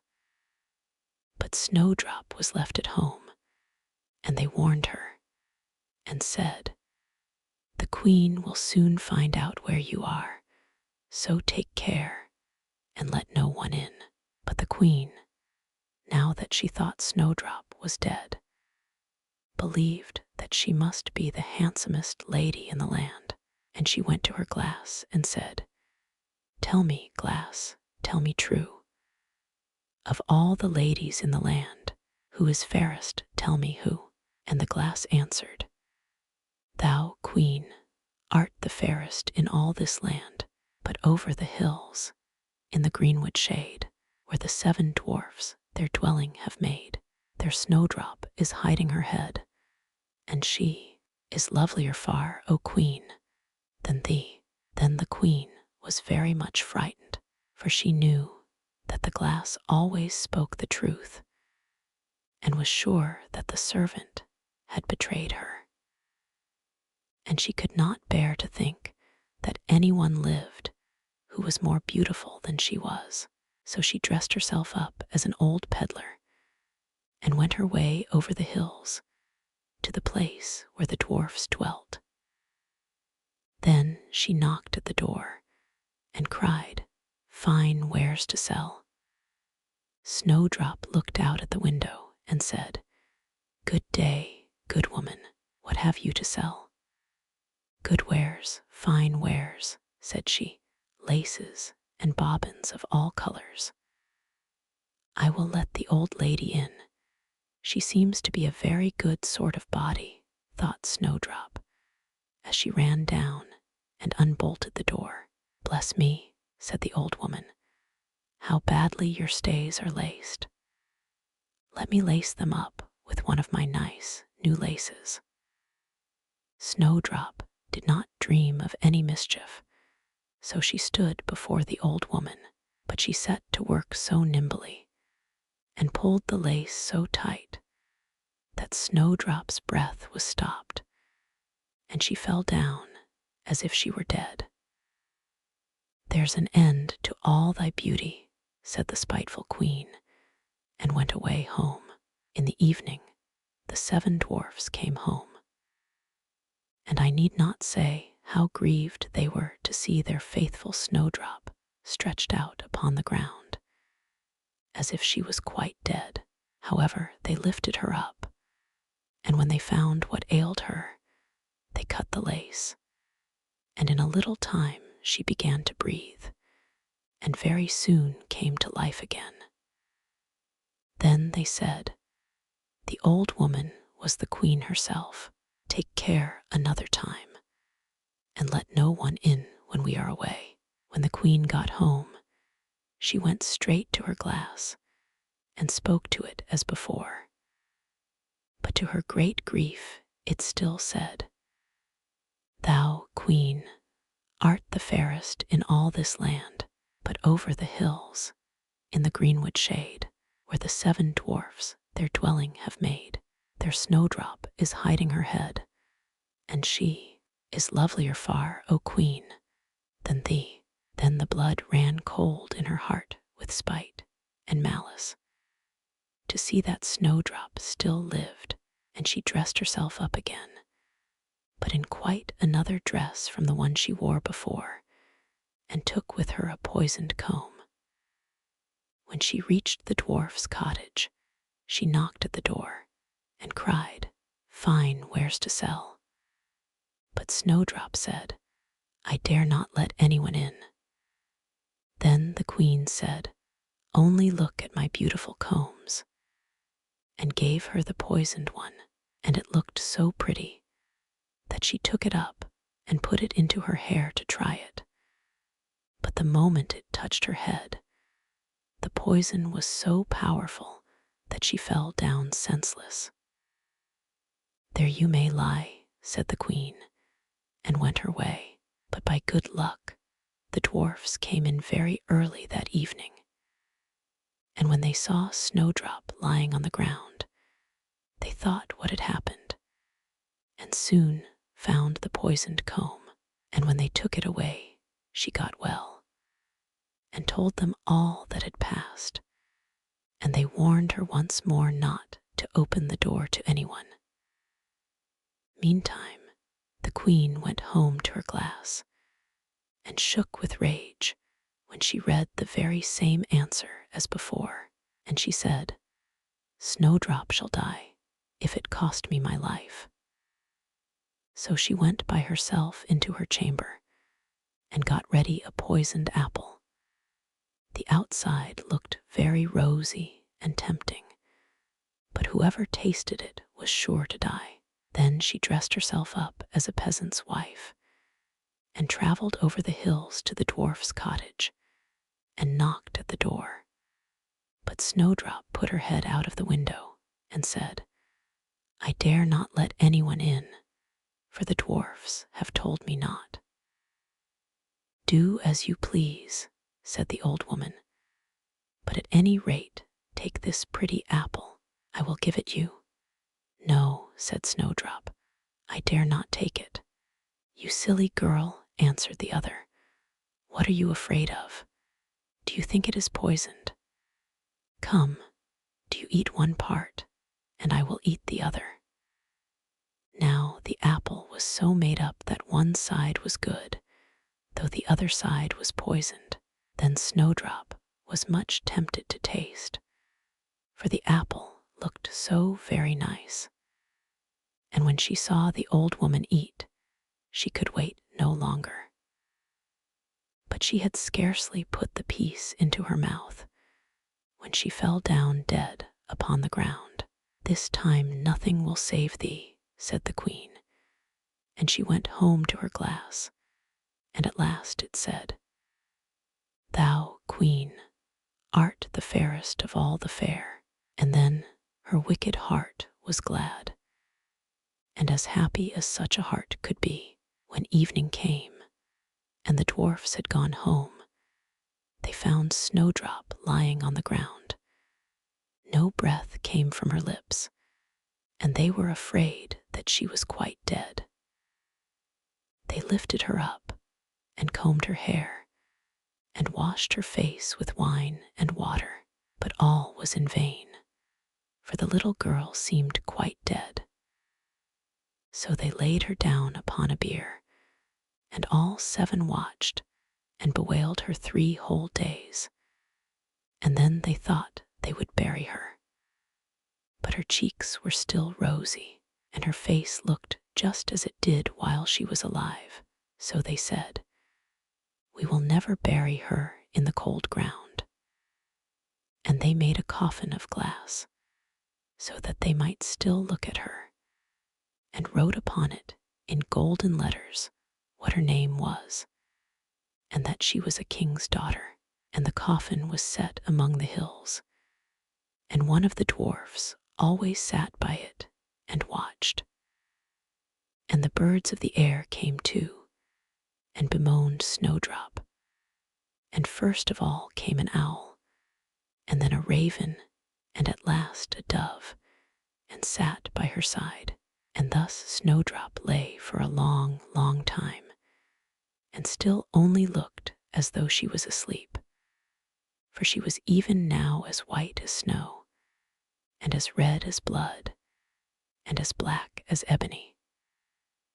At last a prince came and called at the dwarf's house, and he saw Snowdrop, and read what was written in golden letters. Then he offered the dwarfs money, and prayed and besought them to let him take her away. But they said, "We will not part with her for all the gold in the world." At last, however, they had pity on him, and gave him the coffin. But the moment he lifted it up to carry it home with him, the piece of apple fell from between her lips, and Snowdrop awoke, and said, "Where am I?" And the prince said, "Thou art quite safe with me." Then he told her all that had happened, and said, "I love you far better than all the world, so come with me to my father's palace, and you shall be my wife." And Snowdrop consented, and went home with the prince, and everything was got ready with great pomp and splendor for their wedding. To the feast was asked, among the rest, Snowdrop's old enemy the queen. And as she was dressing herself in fine rich clothes, she looked in the glass and said, "Tell me, glass, tell me true, of all the ladies in the land, who is fairest, tell me who." And the glass answered, "Thou, lady, art loveliest here, I ween, but lovelier far is the new-made queen." When she heard this, she started with rage, but her envy and curiosity were so great that she could not help setting out to see the bride. And when she got there, and saw that it was no other than Snowdrop, who, as she thought, had been dead a long while, she choked with rage, and fell down and died. But Snowdrop and the prince lived, and reigned happily over that land sometimes they went up into the mountains and paid a visit to the little dwarfs who had been so kind to Snowdrop in her time of need. The Pink, there was once upon a time a queen to whom God had given no children. Every morning she went into the garden and prayed to God in heaven to bestow on her a son or a daughter. Then an angel from heaven came to her and said, "Be at rest. You shall have a son with the power of wishing, so that whatsoever in the world he wishes for, that shall he have." Then she went to the king and told him the joyful tidings, and when the time was come, she gave birth to a son, and the king was filled with gladness. Every morning she went with the child to the garden where the wild beasts were kept, and washed herself there in a clear stream. It happened once, when the child was a little older, that it was lying in her arms, and she fell asleep. Then came the old cook, who knew that the child had the power of wishing, and stole it away. And he took a hen, and cut it in pieces, and dropped some of its blood on the queen's apron and on her dress. Then he carried the child away to a secret place, where a nurse was obliged to suckle it. And he ran to the king, and accused the queen of having allowed her child to be taken from her by the wild beasts. When the king saw the blood on her apron, he believed this, fell into such a passion that he ordered a high tower to be built, in which neither sun nor moon could be seen, and had his wife put into it and walled up. Here she was to stay for 7 years without meat or drink, and die of hunger. But God sent 2 angels from heaven in the shape of white doves, which flew to her twice a day, and carried her food until the 7 years were over. The cook, however, thought to himself, "If the child has the power of wishing, and I am here, he might very easily get me into trouble." So he left the palace and went to the boy, who was already big enough to speak, and said to him, "Wish for a beautiful palace for yourself with a garden, and all else that pertains to it." Scarcely were the words out of the boy's mouth, when everything was there that he had wished for. After a while, the cook said to him, "It is not well for you to be so alone. Wish for a pretty girl as a companion." Then the king's son wished for one, and she immediately stood before him, and was more beautiful than any painter could have painted her. The 2 played together, and loved each other with all their hearts, and the old cook went out hunting like a nobleman. The thought occurred to him, however, that the king's son might some day wish to be with his father, and thus bring him into great peril. So he went out and took the maiden aside and said, "Tonight, when the boy is asleep, go to his bed and plunge this knife into his heart, and bring me his heart and tongue. And if you do not do it, you shall lose your life." Thereupon he went away, and when he returned next day she had not done it, and said, "Why should I shed the blood of an innocent boy who has never harmed anyone?" The cook once more said, "If you do not do it, it shall cost you your own life." When he had gone away, she had a little hind brought to her, and ordered her to be killed, and took her heart and tongue, and laid them on a plate. And when she saw the old man coming, she said to the boy, "Lie down in your bed, and draw the clothes over you." Then The wicked wretch came in and said, "Where are the boy's heart and tongue?" The girl reached the plate to him, but the king's son threw off the quilt and said, "You old sinner, why did you want to kill me? Now will I pronounce thy sentence.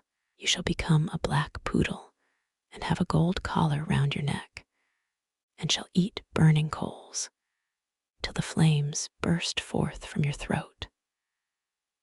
And when he had spoken these words, the old man was changed into a poodle dog and had a gold collar round his neck, and the cooks were ordered to bring up some live coals, and these he ate until the flames broke forth from his throat. The king's son remained there a short while longer, and he thought of his mother and wondered if she were still alive. At length he said to the maiden, "I will go home to my own country. If you will go with me, I will provide for you." "Ah," she replied, "the way is so long, and what shall I do in a strange land where I am unknown?" As she did not seem quite willing, and as they could not be parted from each other, he wished that she might be changed into a beautiful pink, and took her with him. Then he went away to his own country, and the poodle had to run after him. He went to the tower in which his mother was confined, and as it was so high, he wished for a ladder which would reach up to the very top. Then he mounted up and looked inside, and cried, "Beloved mother, Lady Queen, are you still alive, or are you dead?" She answered, "I have just eaten, and am still satisfied," for she thought the angels were there. Said he, "I am your dear son, whom the wild beasts were said to have torn from your arms, but I am alive still, and will soon set you free." Then he descended again, and went to his father, and caused himself to be announced as a strange huntsman, and asked if he could offer him service. The king said yes, if he was skillful and could get game for him, he should come to him. But that deer had never taken up their quarters in any part of the district or country. Then the huntsman promised to procure as much game for him as he could possibly use at the royal table. So he summoned all the huntsmen together and bade them go out into the forest with him, and he went with them and made them form a great circle, open at one end, where he stationed himself and began to wish. 200 deer and more came running inside the circle at once, and the huntsmen shot them. Then they were all placed on 60 country carts and driven home to the king. And for once, he was able to deck his table with game, after having had none at all for years. Now the king felt great joy at this, and commanded that his entire household should eat with him next day, and made a great feast. When they were all assembled together, he said to the huntsman, "As you are so clever, you shall sit by me." He replied, "Lord King, your majesty must excuse me. I am a poor huntsman." But the king insisted on it and said, "You shall sit by me," until he did it. Whilst he was sitting there, he thought of his dearest mother, and wished that one of the king's principal servants would begin to speak of her, and would ask how it was faring with the queen in the tower, and if she were alive still, or had perished. Hardly had he formed the wish than the marshal began, and said, "Your Majesty, we live joyously here, but how is the queen living in the tower? Is she still alive, or has she died?" But the king replied, She let my dear son be torn to pieces by wild beasts. I will not have her named." Then the huntsman arose and said, "Gracious Lord Father, she is alive still, and I am her son, and I was not carried away by wild beasts, but by that wretch, the old cook, who tore me from her arms when she was asleep, and sprinkled her apron with the blood of a chicken." Thereupon he took the dog with the golden collar and said, "That is the wretch," and caused live coals to be brought, and these the dog was compelled to devour before the sight of all, until flames burst forth from its throat. On this, the huntsman asked the king if he would like to see the dog in his true shape, and wished him back into the form of the cook, in the which he stood immediately, with his white apron and his knife by his side. When the king saw him, he fell into a passion, and ordered him to be cast into the deepest dungeon. Then the huntsman spoke further and said, "Father, will you see the maiden who brought me up so tenderly, and who was afterwards to murder me, but did not do it, though her own life depended on it?" The king replied, "Yes, I would like to see her." The son said, "Most gracious father, I will show her to you in the form of a beautiful flower." And he thrust his hand into his pocket and brought forth the pink, and placed it on the royal table. And it was so beautiful that the king had never seen one to equal it. Then the son said, "Now will I show her to you in her own form," and wished that she might become a maiden. And she stood there, looking so beautiful that no painter could have made her look more so. And the king sent 2 waiting maids and 2 attendants into the tower to fetch the queen and bring her to the royal table.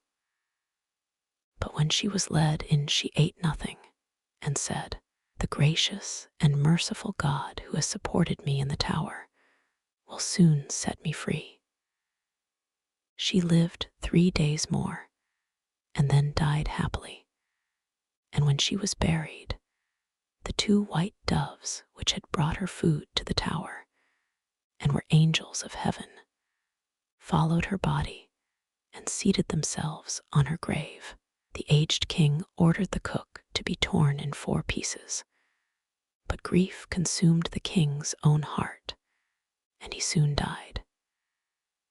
His son married the beautiful maiden whom he had brought with him as a flower in his pocket, and whether they are still alive or not is known to God.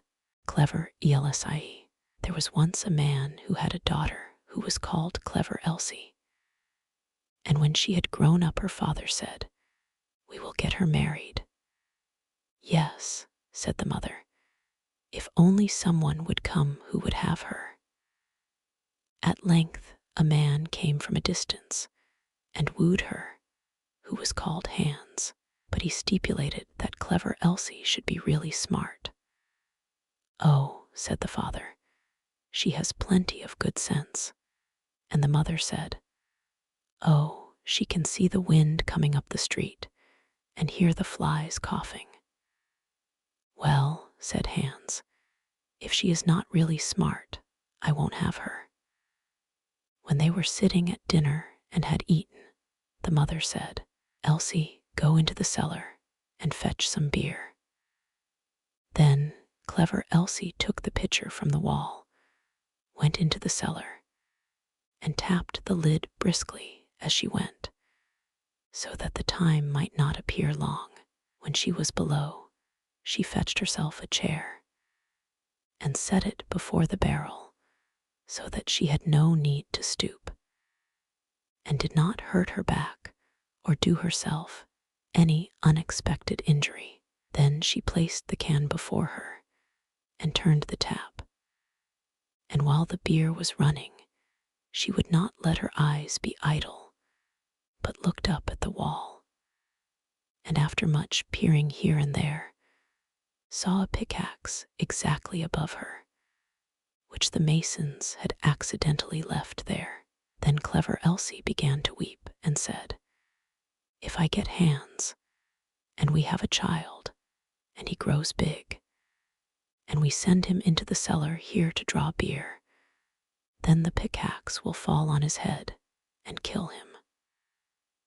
Then she sat and wept and screamed with all the strength of her body over the misfortune which lay before her.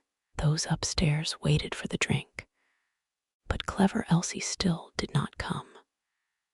Then the woman said to the servant, "Just go down into the cellar and see where Elsie is." The maid went and found her sitting in front of the barrel, screaming loudly. "Elsie, why do you weep?" asked the maid. "Ah," she answered, "have I not reason to weep? If I get Hans, and we have a child, and he grows big, and has to draw beer here, the pickaxe will perhaps fall on his head and kill him." Then said the maid, "What a clever Elsie we have," and sat down beside her, and began loudly to weep over the misfortune. After a while, as the maid did not come back, and those upstairs were thirsty for the beer, the man said to the boy, "Just go down into the cellar and see where Elsie and the girl are." The boy went down, and there sat clever Elsie and the girl both weeping together. Then he asked, "Why are you weeping?" "Ah," said Elsie, "have I not reason to weep? If I get Hans, and we have a child, and he grows big, and has to draw beer here, the pickaxe will fall on his head and kill him."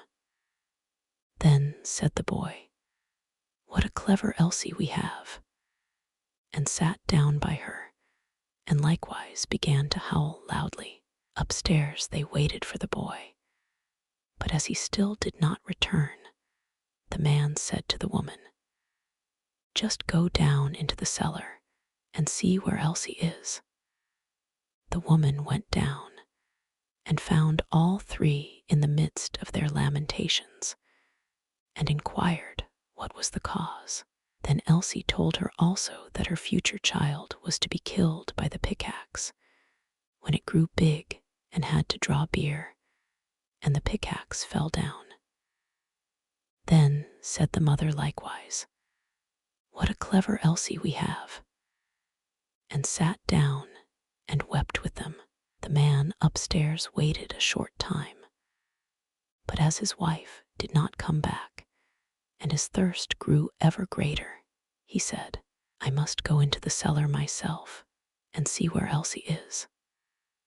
But when he got into the cellar, and they were all sitting together crying, and he heard the reason, and that Elsie's child was the cause, and the Elsie might perhaps bring one into the world some day, and that he might be killed by the pickaxe if he should happen to be sitting beneath it, drawing beer just at the very time when it fell down, he cried, "Oh, what a clever Elsie," and sat down, and likewise wept with them. The bridegroom stayed upstairs alone for a long time. Then, as no one would come back, he thought, "They must be waiting for me below. I too must go there and see what they are about." When he got down, the 5 of them were sitting screaming and lamenting quite piteously, each outdoing the other. "What misfortune has happened then?" asked he. "Ah, dear Hans," said Elsie, "if we marry each other and have a child, and he is big, and we perhaps send him here to draw something to drink, then the pickaxe, which has been left up, there might dash his brains out if it were to fall down. So have we not reason to weep?" "Come," said Hans, More understanding than that is not needed for my household. As you are such a clever Elsie, I will have you," and seized her hand, took her upstairs with him, and married her. After Hans had had her some time, he said, "Wife, I am going out to work and earn some money for us. Go into the field and cut the corn that we may have some bread." "Yes, dear Hans, I will do that." After Hans had gone away, she cooked herself some good broth and took it into the field with her.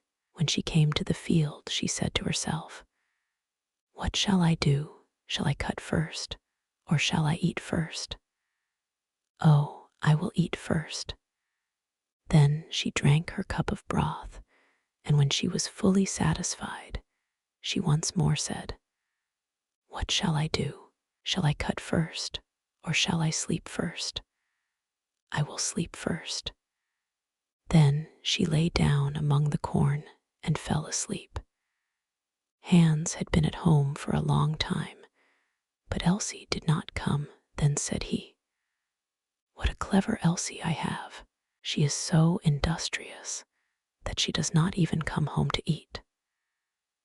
But when evening came and she still stayed away, Hans went out to see what she had cut, but nothing was cut, and she was lying among the corn asleep.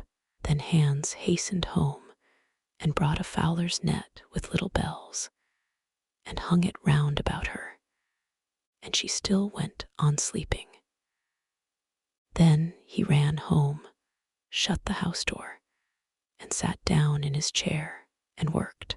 At length, when it was quite dark, clever Elsie awoke, and when she got up, there was a jingling all round about her, and the bells rang at each step which she took.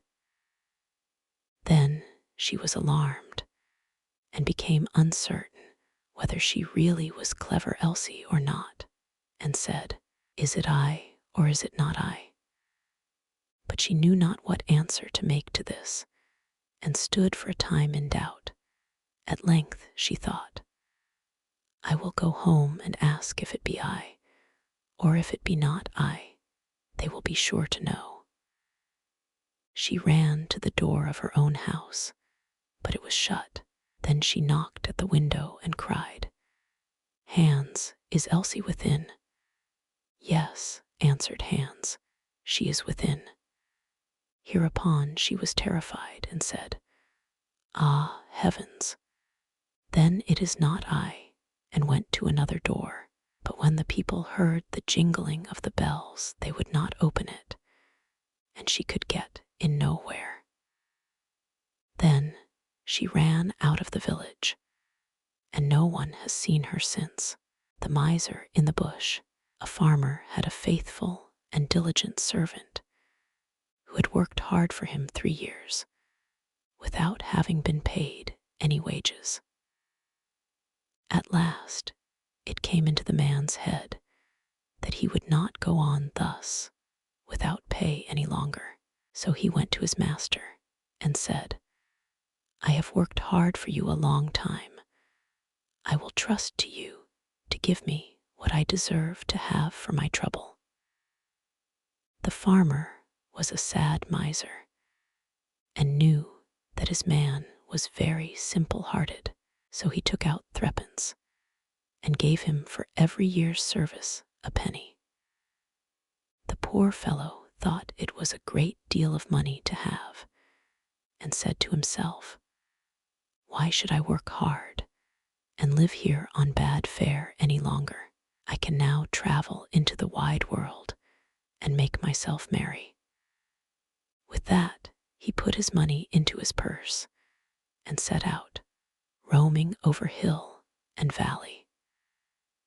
As he jogged along over the fields, singing and dancing, a little dwarf met him and asked him what made him so merry.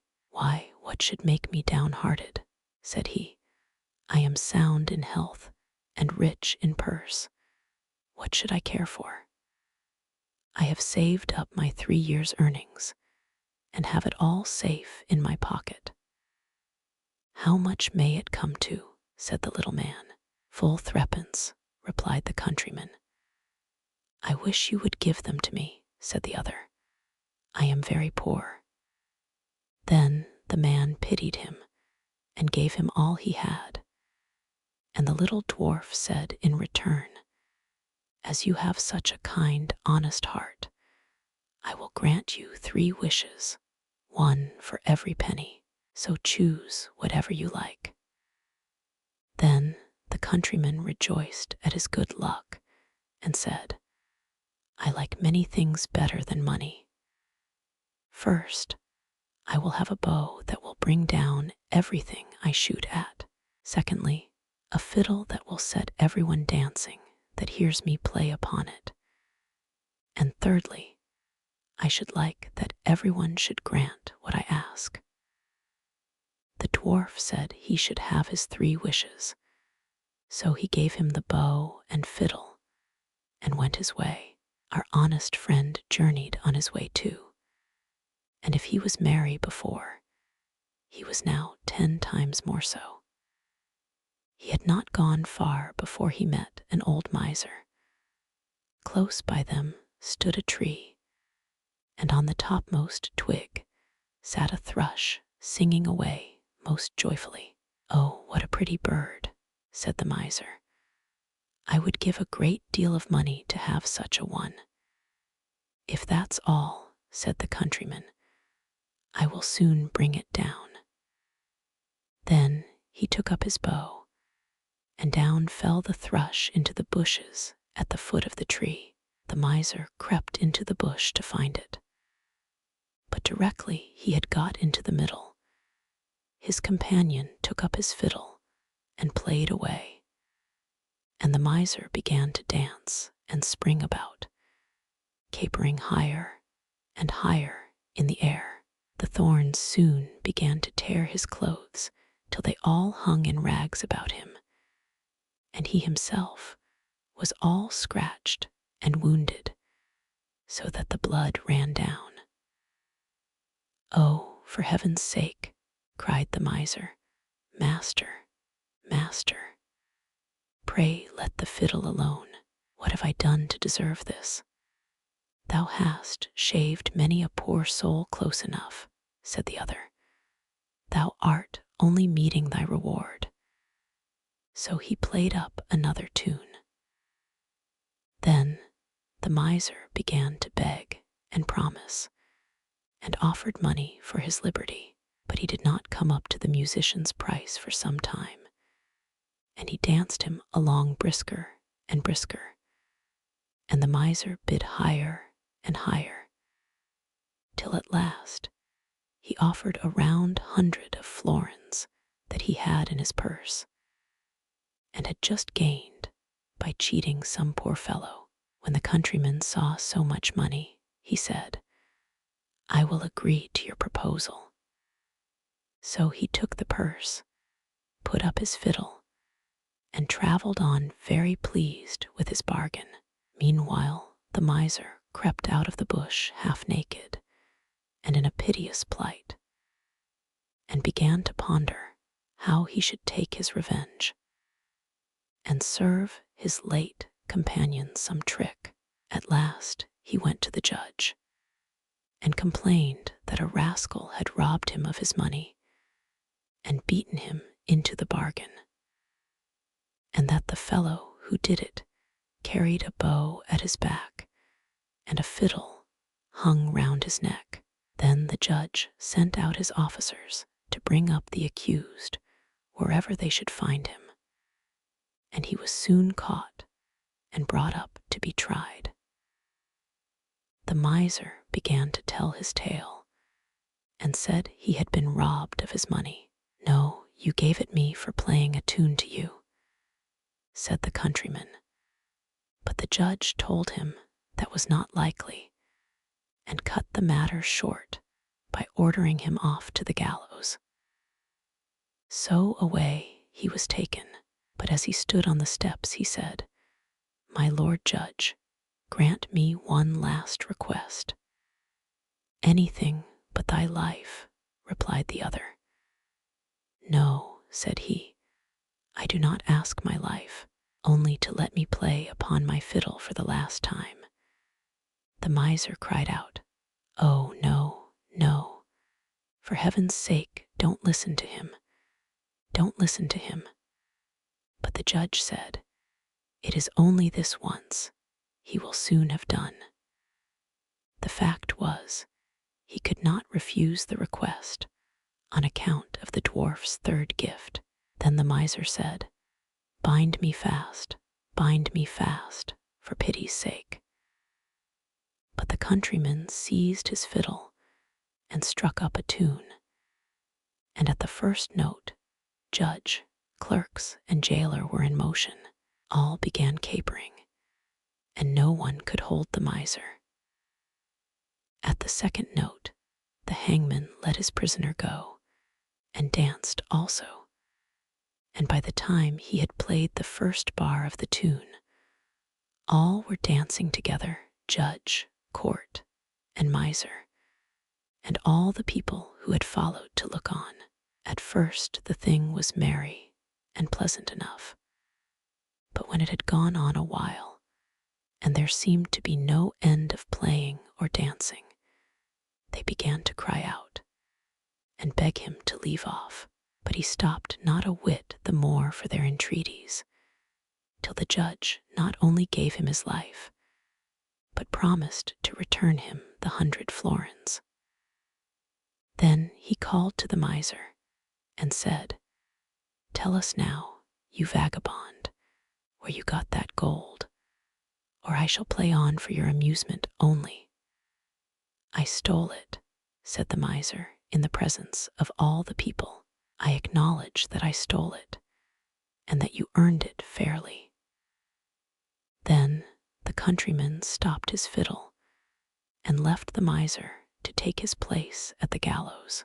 Ashbutl, the wife of a rich man, fell sick, and when she felt that her end drew nigh, she called her only daughter to her bedside and said, "Always be a good girl, and I will look down from heaven and watch over you." Soon afterwards, she shut her eyes and died, and was buried in the garden, and the little girl went every day to her grave and wept, and was always good and kind to all about her. And the snow fell and spread a beautiful white covering over the grave, but by the time the spring came, and the sun had melted it away again, her father had married another wife. This new wife had 2 daughters of her own that she brought home with her. They were fair in face, but foul at heart, and it was now a sorry time for the poor little girl. "What does the good-for-nothing want in the parlor?" said they. "They who would eat bread should first earn it. Away with the kitchen maid." Then they took away her fine clothes, and gave her an old gray frock to put on, and laughed at her, and turned her into the kitchen. There she was forced to do hard work, to rise early before daylight, to bring the water, to make the fire, to cook, and to wash. Besides that, the sisters plagued her in all sorts of ways, and laughed at her. In the evening, when she was tired, she had no bed to lie down on, but was made to lie by the hearth among the ashes. And as this, of course, made her always dusty and dirty, they called her Ashbuttle. It happened once that the father was going to the fair, and asked his wife's daughters what he should bring them. "Fine clothes," said the first. "Pearls and diamonds," cried the second. "Now, child," said he to his own daughter, "what will you have?" "The first twig, dear father, that brushes against your hat when you turn your face to come homewards," said she. Then he bought for the first 2 the fine clothes and pearls and diamonds they had asked for, and on his way home, as he rode through a green copse, a hazel twig brushed against him and almost pushed off his hat. So he broke it off and brought it away. And when he got home, he gave it to his daughter. Then she took it and went to her mother's grave and planted it there, and cried so much that it was watered with her tears. And there it grew and became a fine tree. 3 times every day she went to it and cried, and soon a little bird came and built its nest upon the tree, and talked with her, and watched over her, and brought her whatever she wished for. Now it happened that the king of that land held a feast, which was to last 3 days, and out of those who came to it, his son was to choose a bride for himself. Ashpuddle's 2 sisters were asked to come, so they called her up and said, "Now comb our hair, brush our shoes, and tie our sashes for us, for we are going to dance at the king's feast." Then she did as she was told, but when all was done she could not help crying, for she thought to herself, she should so have liked to have gone with them to the ball. And at last she begged her mother very hard to let her go. "You, Ashputtle," said she, "you who have nothing to wear, no clothes at all, and who cannot even dance, you want to go to the ball." And when she kept on begging, she said at last, to get rid of her, "I will throw this dishful of peas into the ash heap, and if in 2 hours' time you have picked them all out, you shall go to the feast too." Then she threw the peas down among the ashes, but the little maiden ran out at the back door into the garden and cried out, "Hither, hither, through the sky, turtle doves and linnets fly. Blackbird, thrush, and chaffinch gay, hither, hither, haste away. One and all come help me, quick, haste ye, pick, pick, pick." Then first came 2 white doves, flying in at the kitchen window. Next came 2 turtle doves, and after them came all the little birds under heaven, chirping and fluttering in, and they flew down into the ashes. And the little doves stooped their heads down and set to work, pick, pick, pick, and then the others began to pick, pick, pick, and among them all they soon picked out all the good grain and put it into a dish, but left the ashes. Long before the end of the hour, the work was quite done, and all flew out again at the windows. Then Ashputtle brought the dish to her mother, overjoyed at the thought that now she should go to the ball. But the mother said, "No, no, you slut, you have no clothes and cannot dance, you shall not go."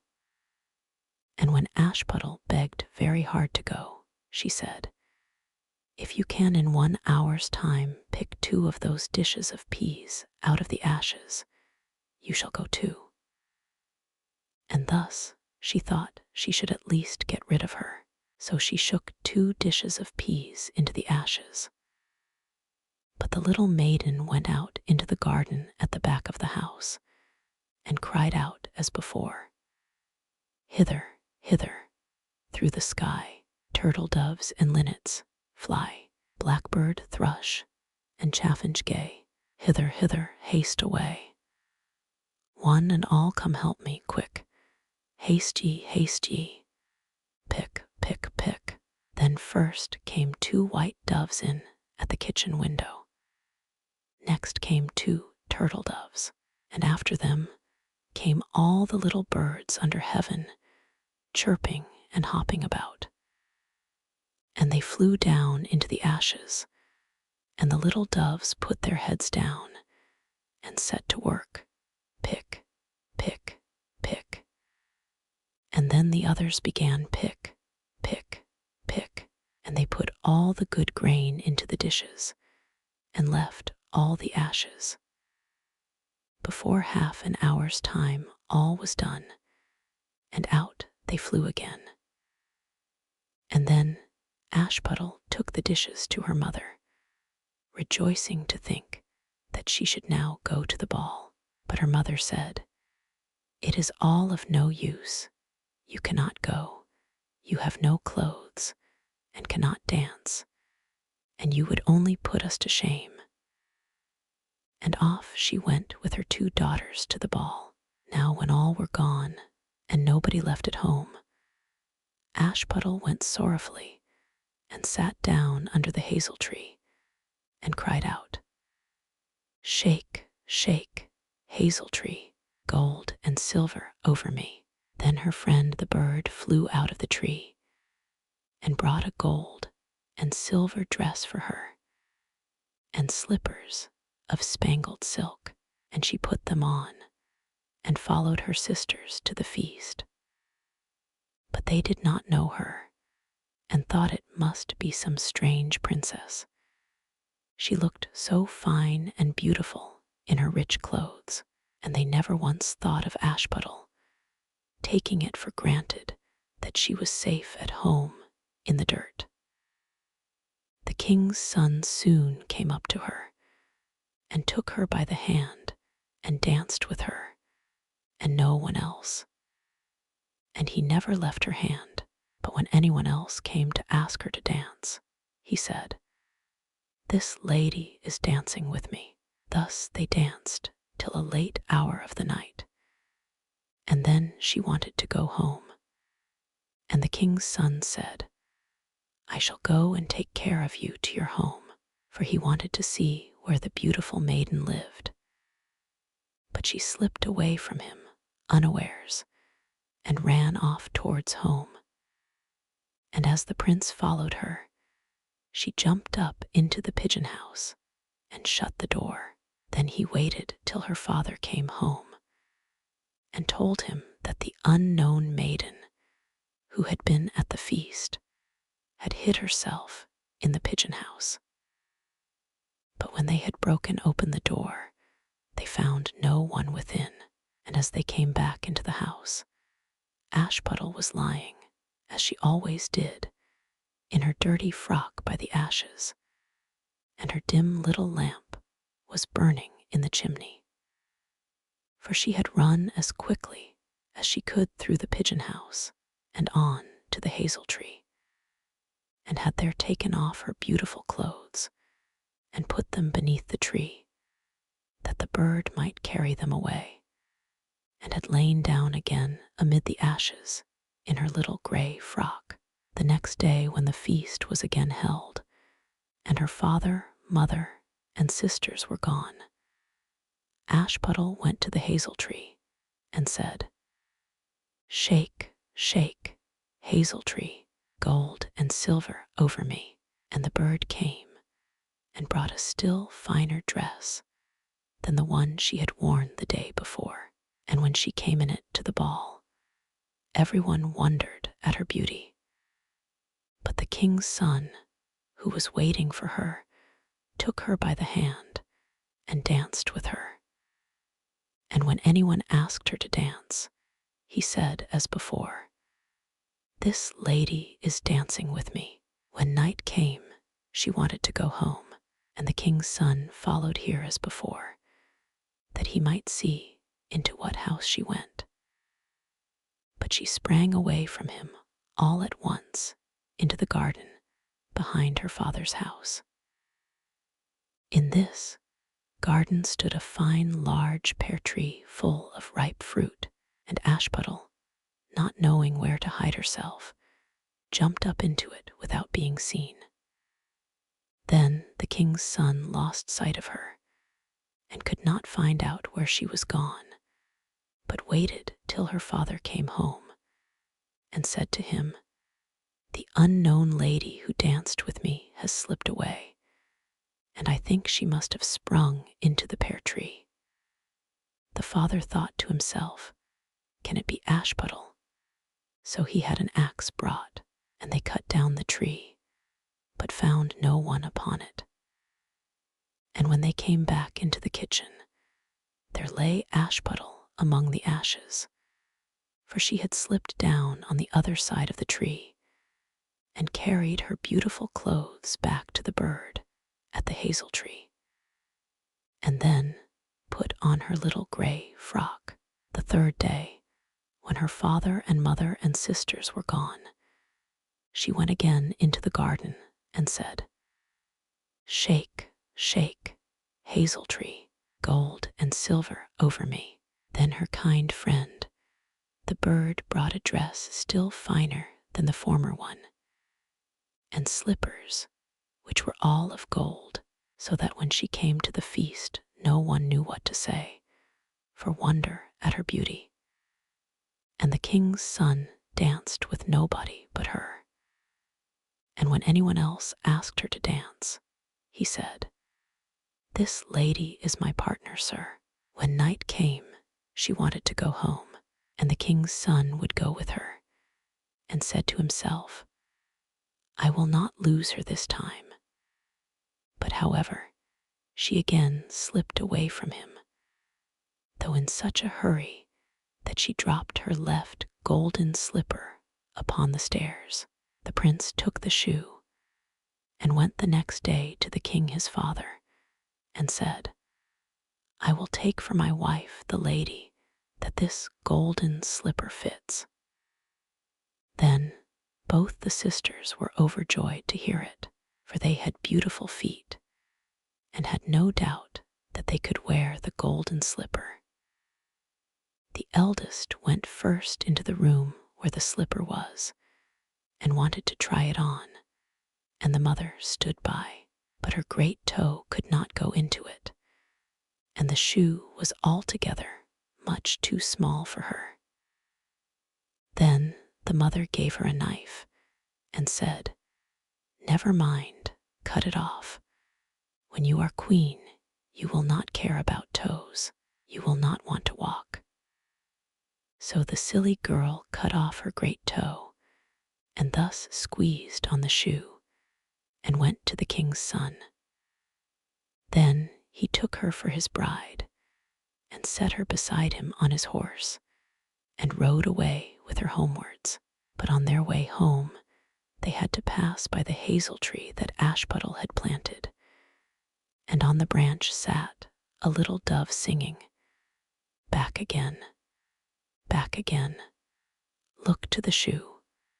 The shoe is too small and not made for you. Prince, prince, look again for thy bride, for she's not the true one that sits by thy side." Then the prince got down and looked at her foot, and he saw, by the blood that streamed from it, what a trick she had played him. So he turned his horse round and brought the false bride back to her home and said, "This is not the right bride. Let the other sister try and put on the slipper."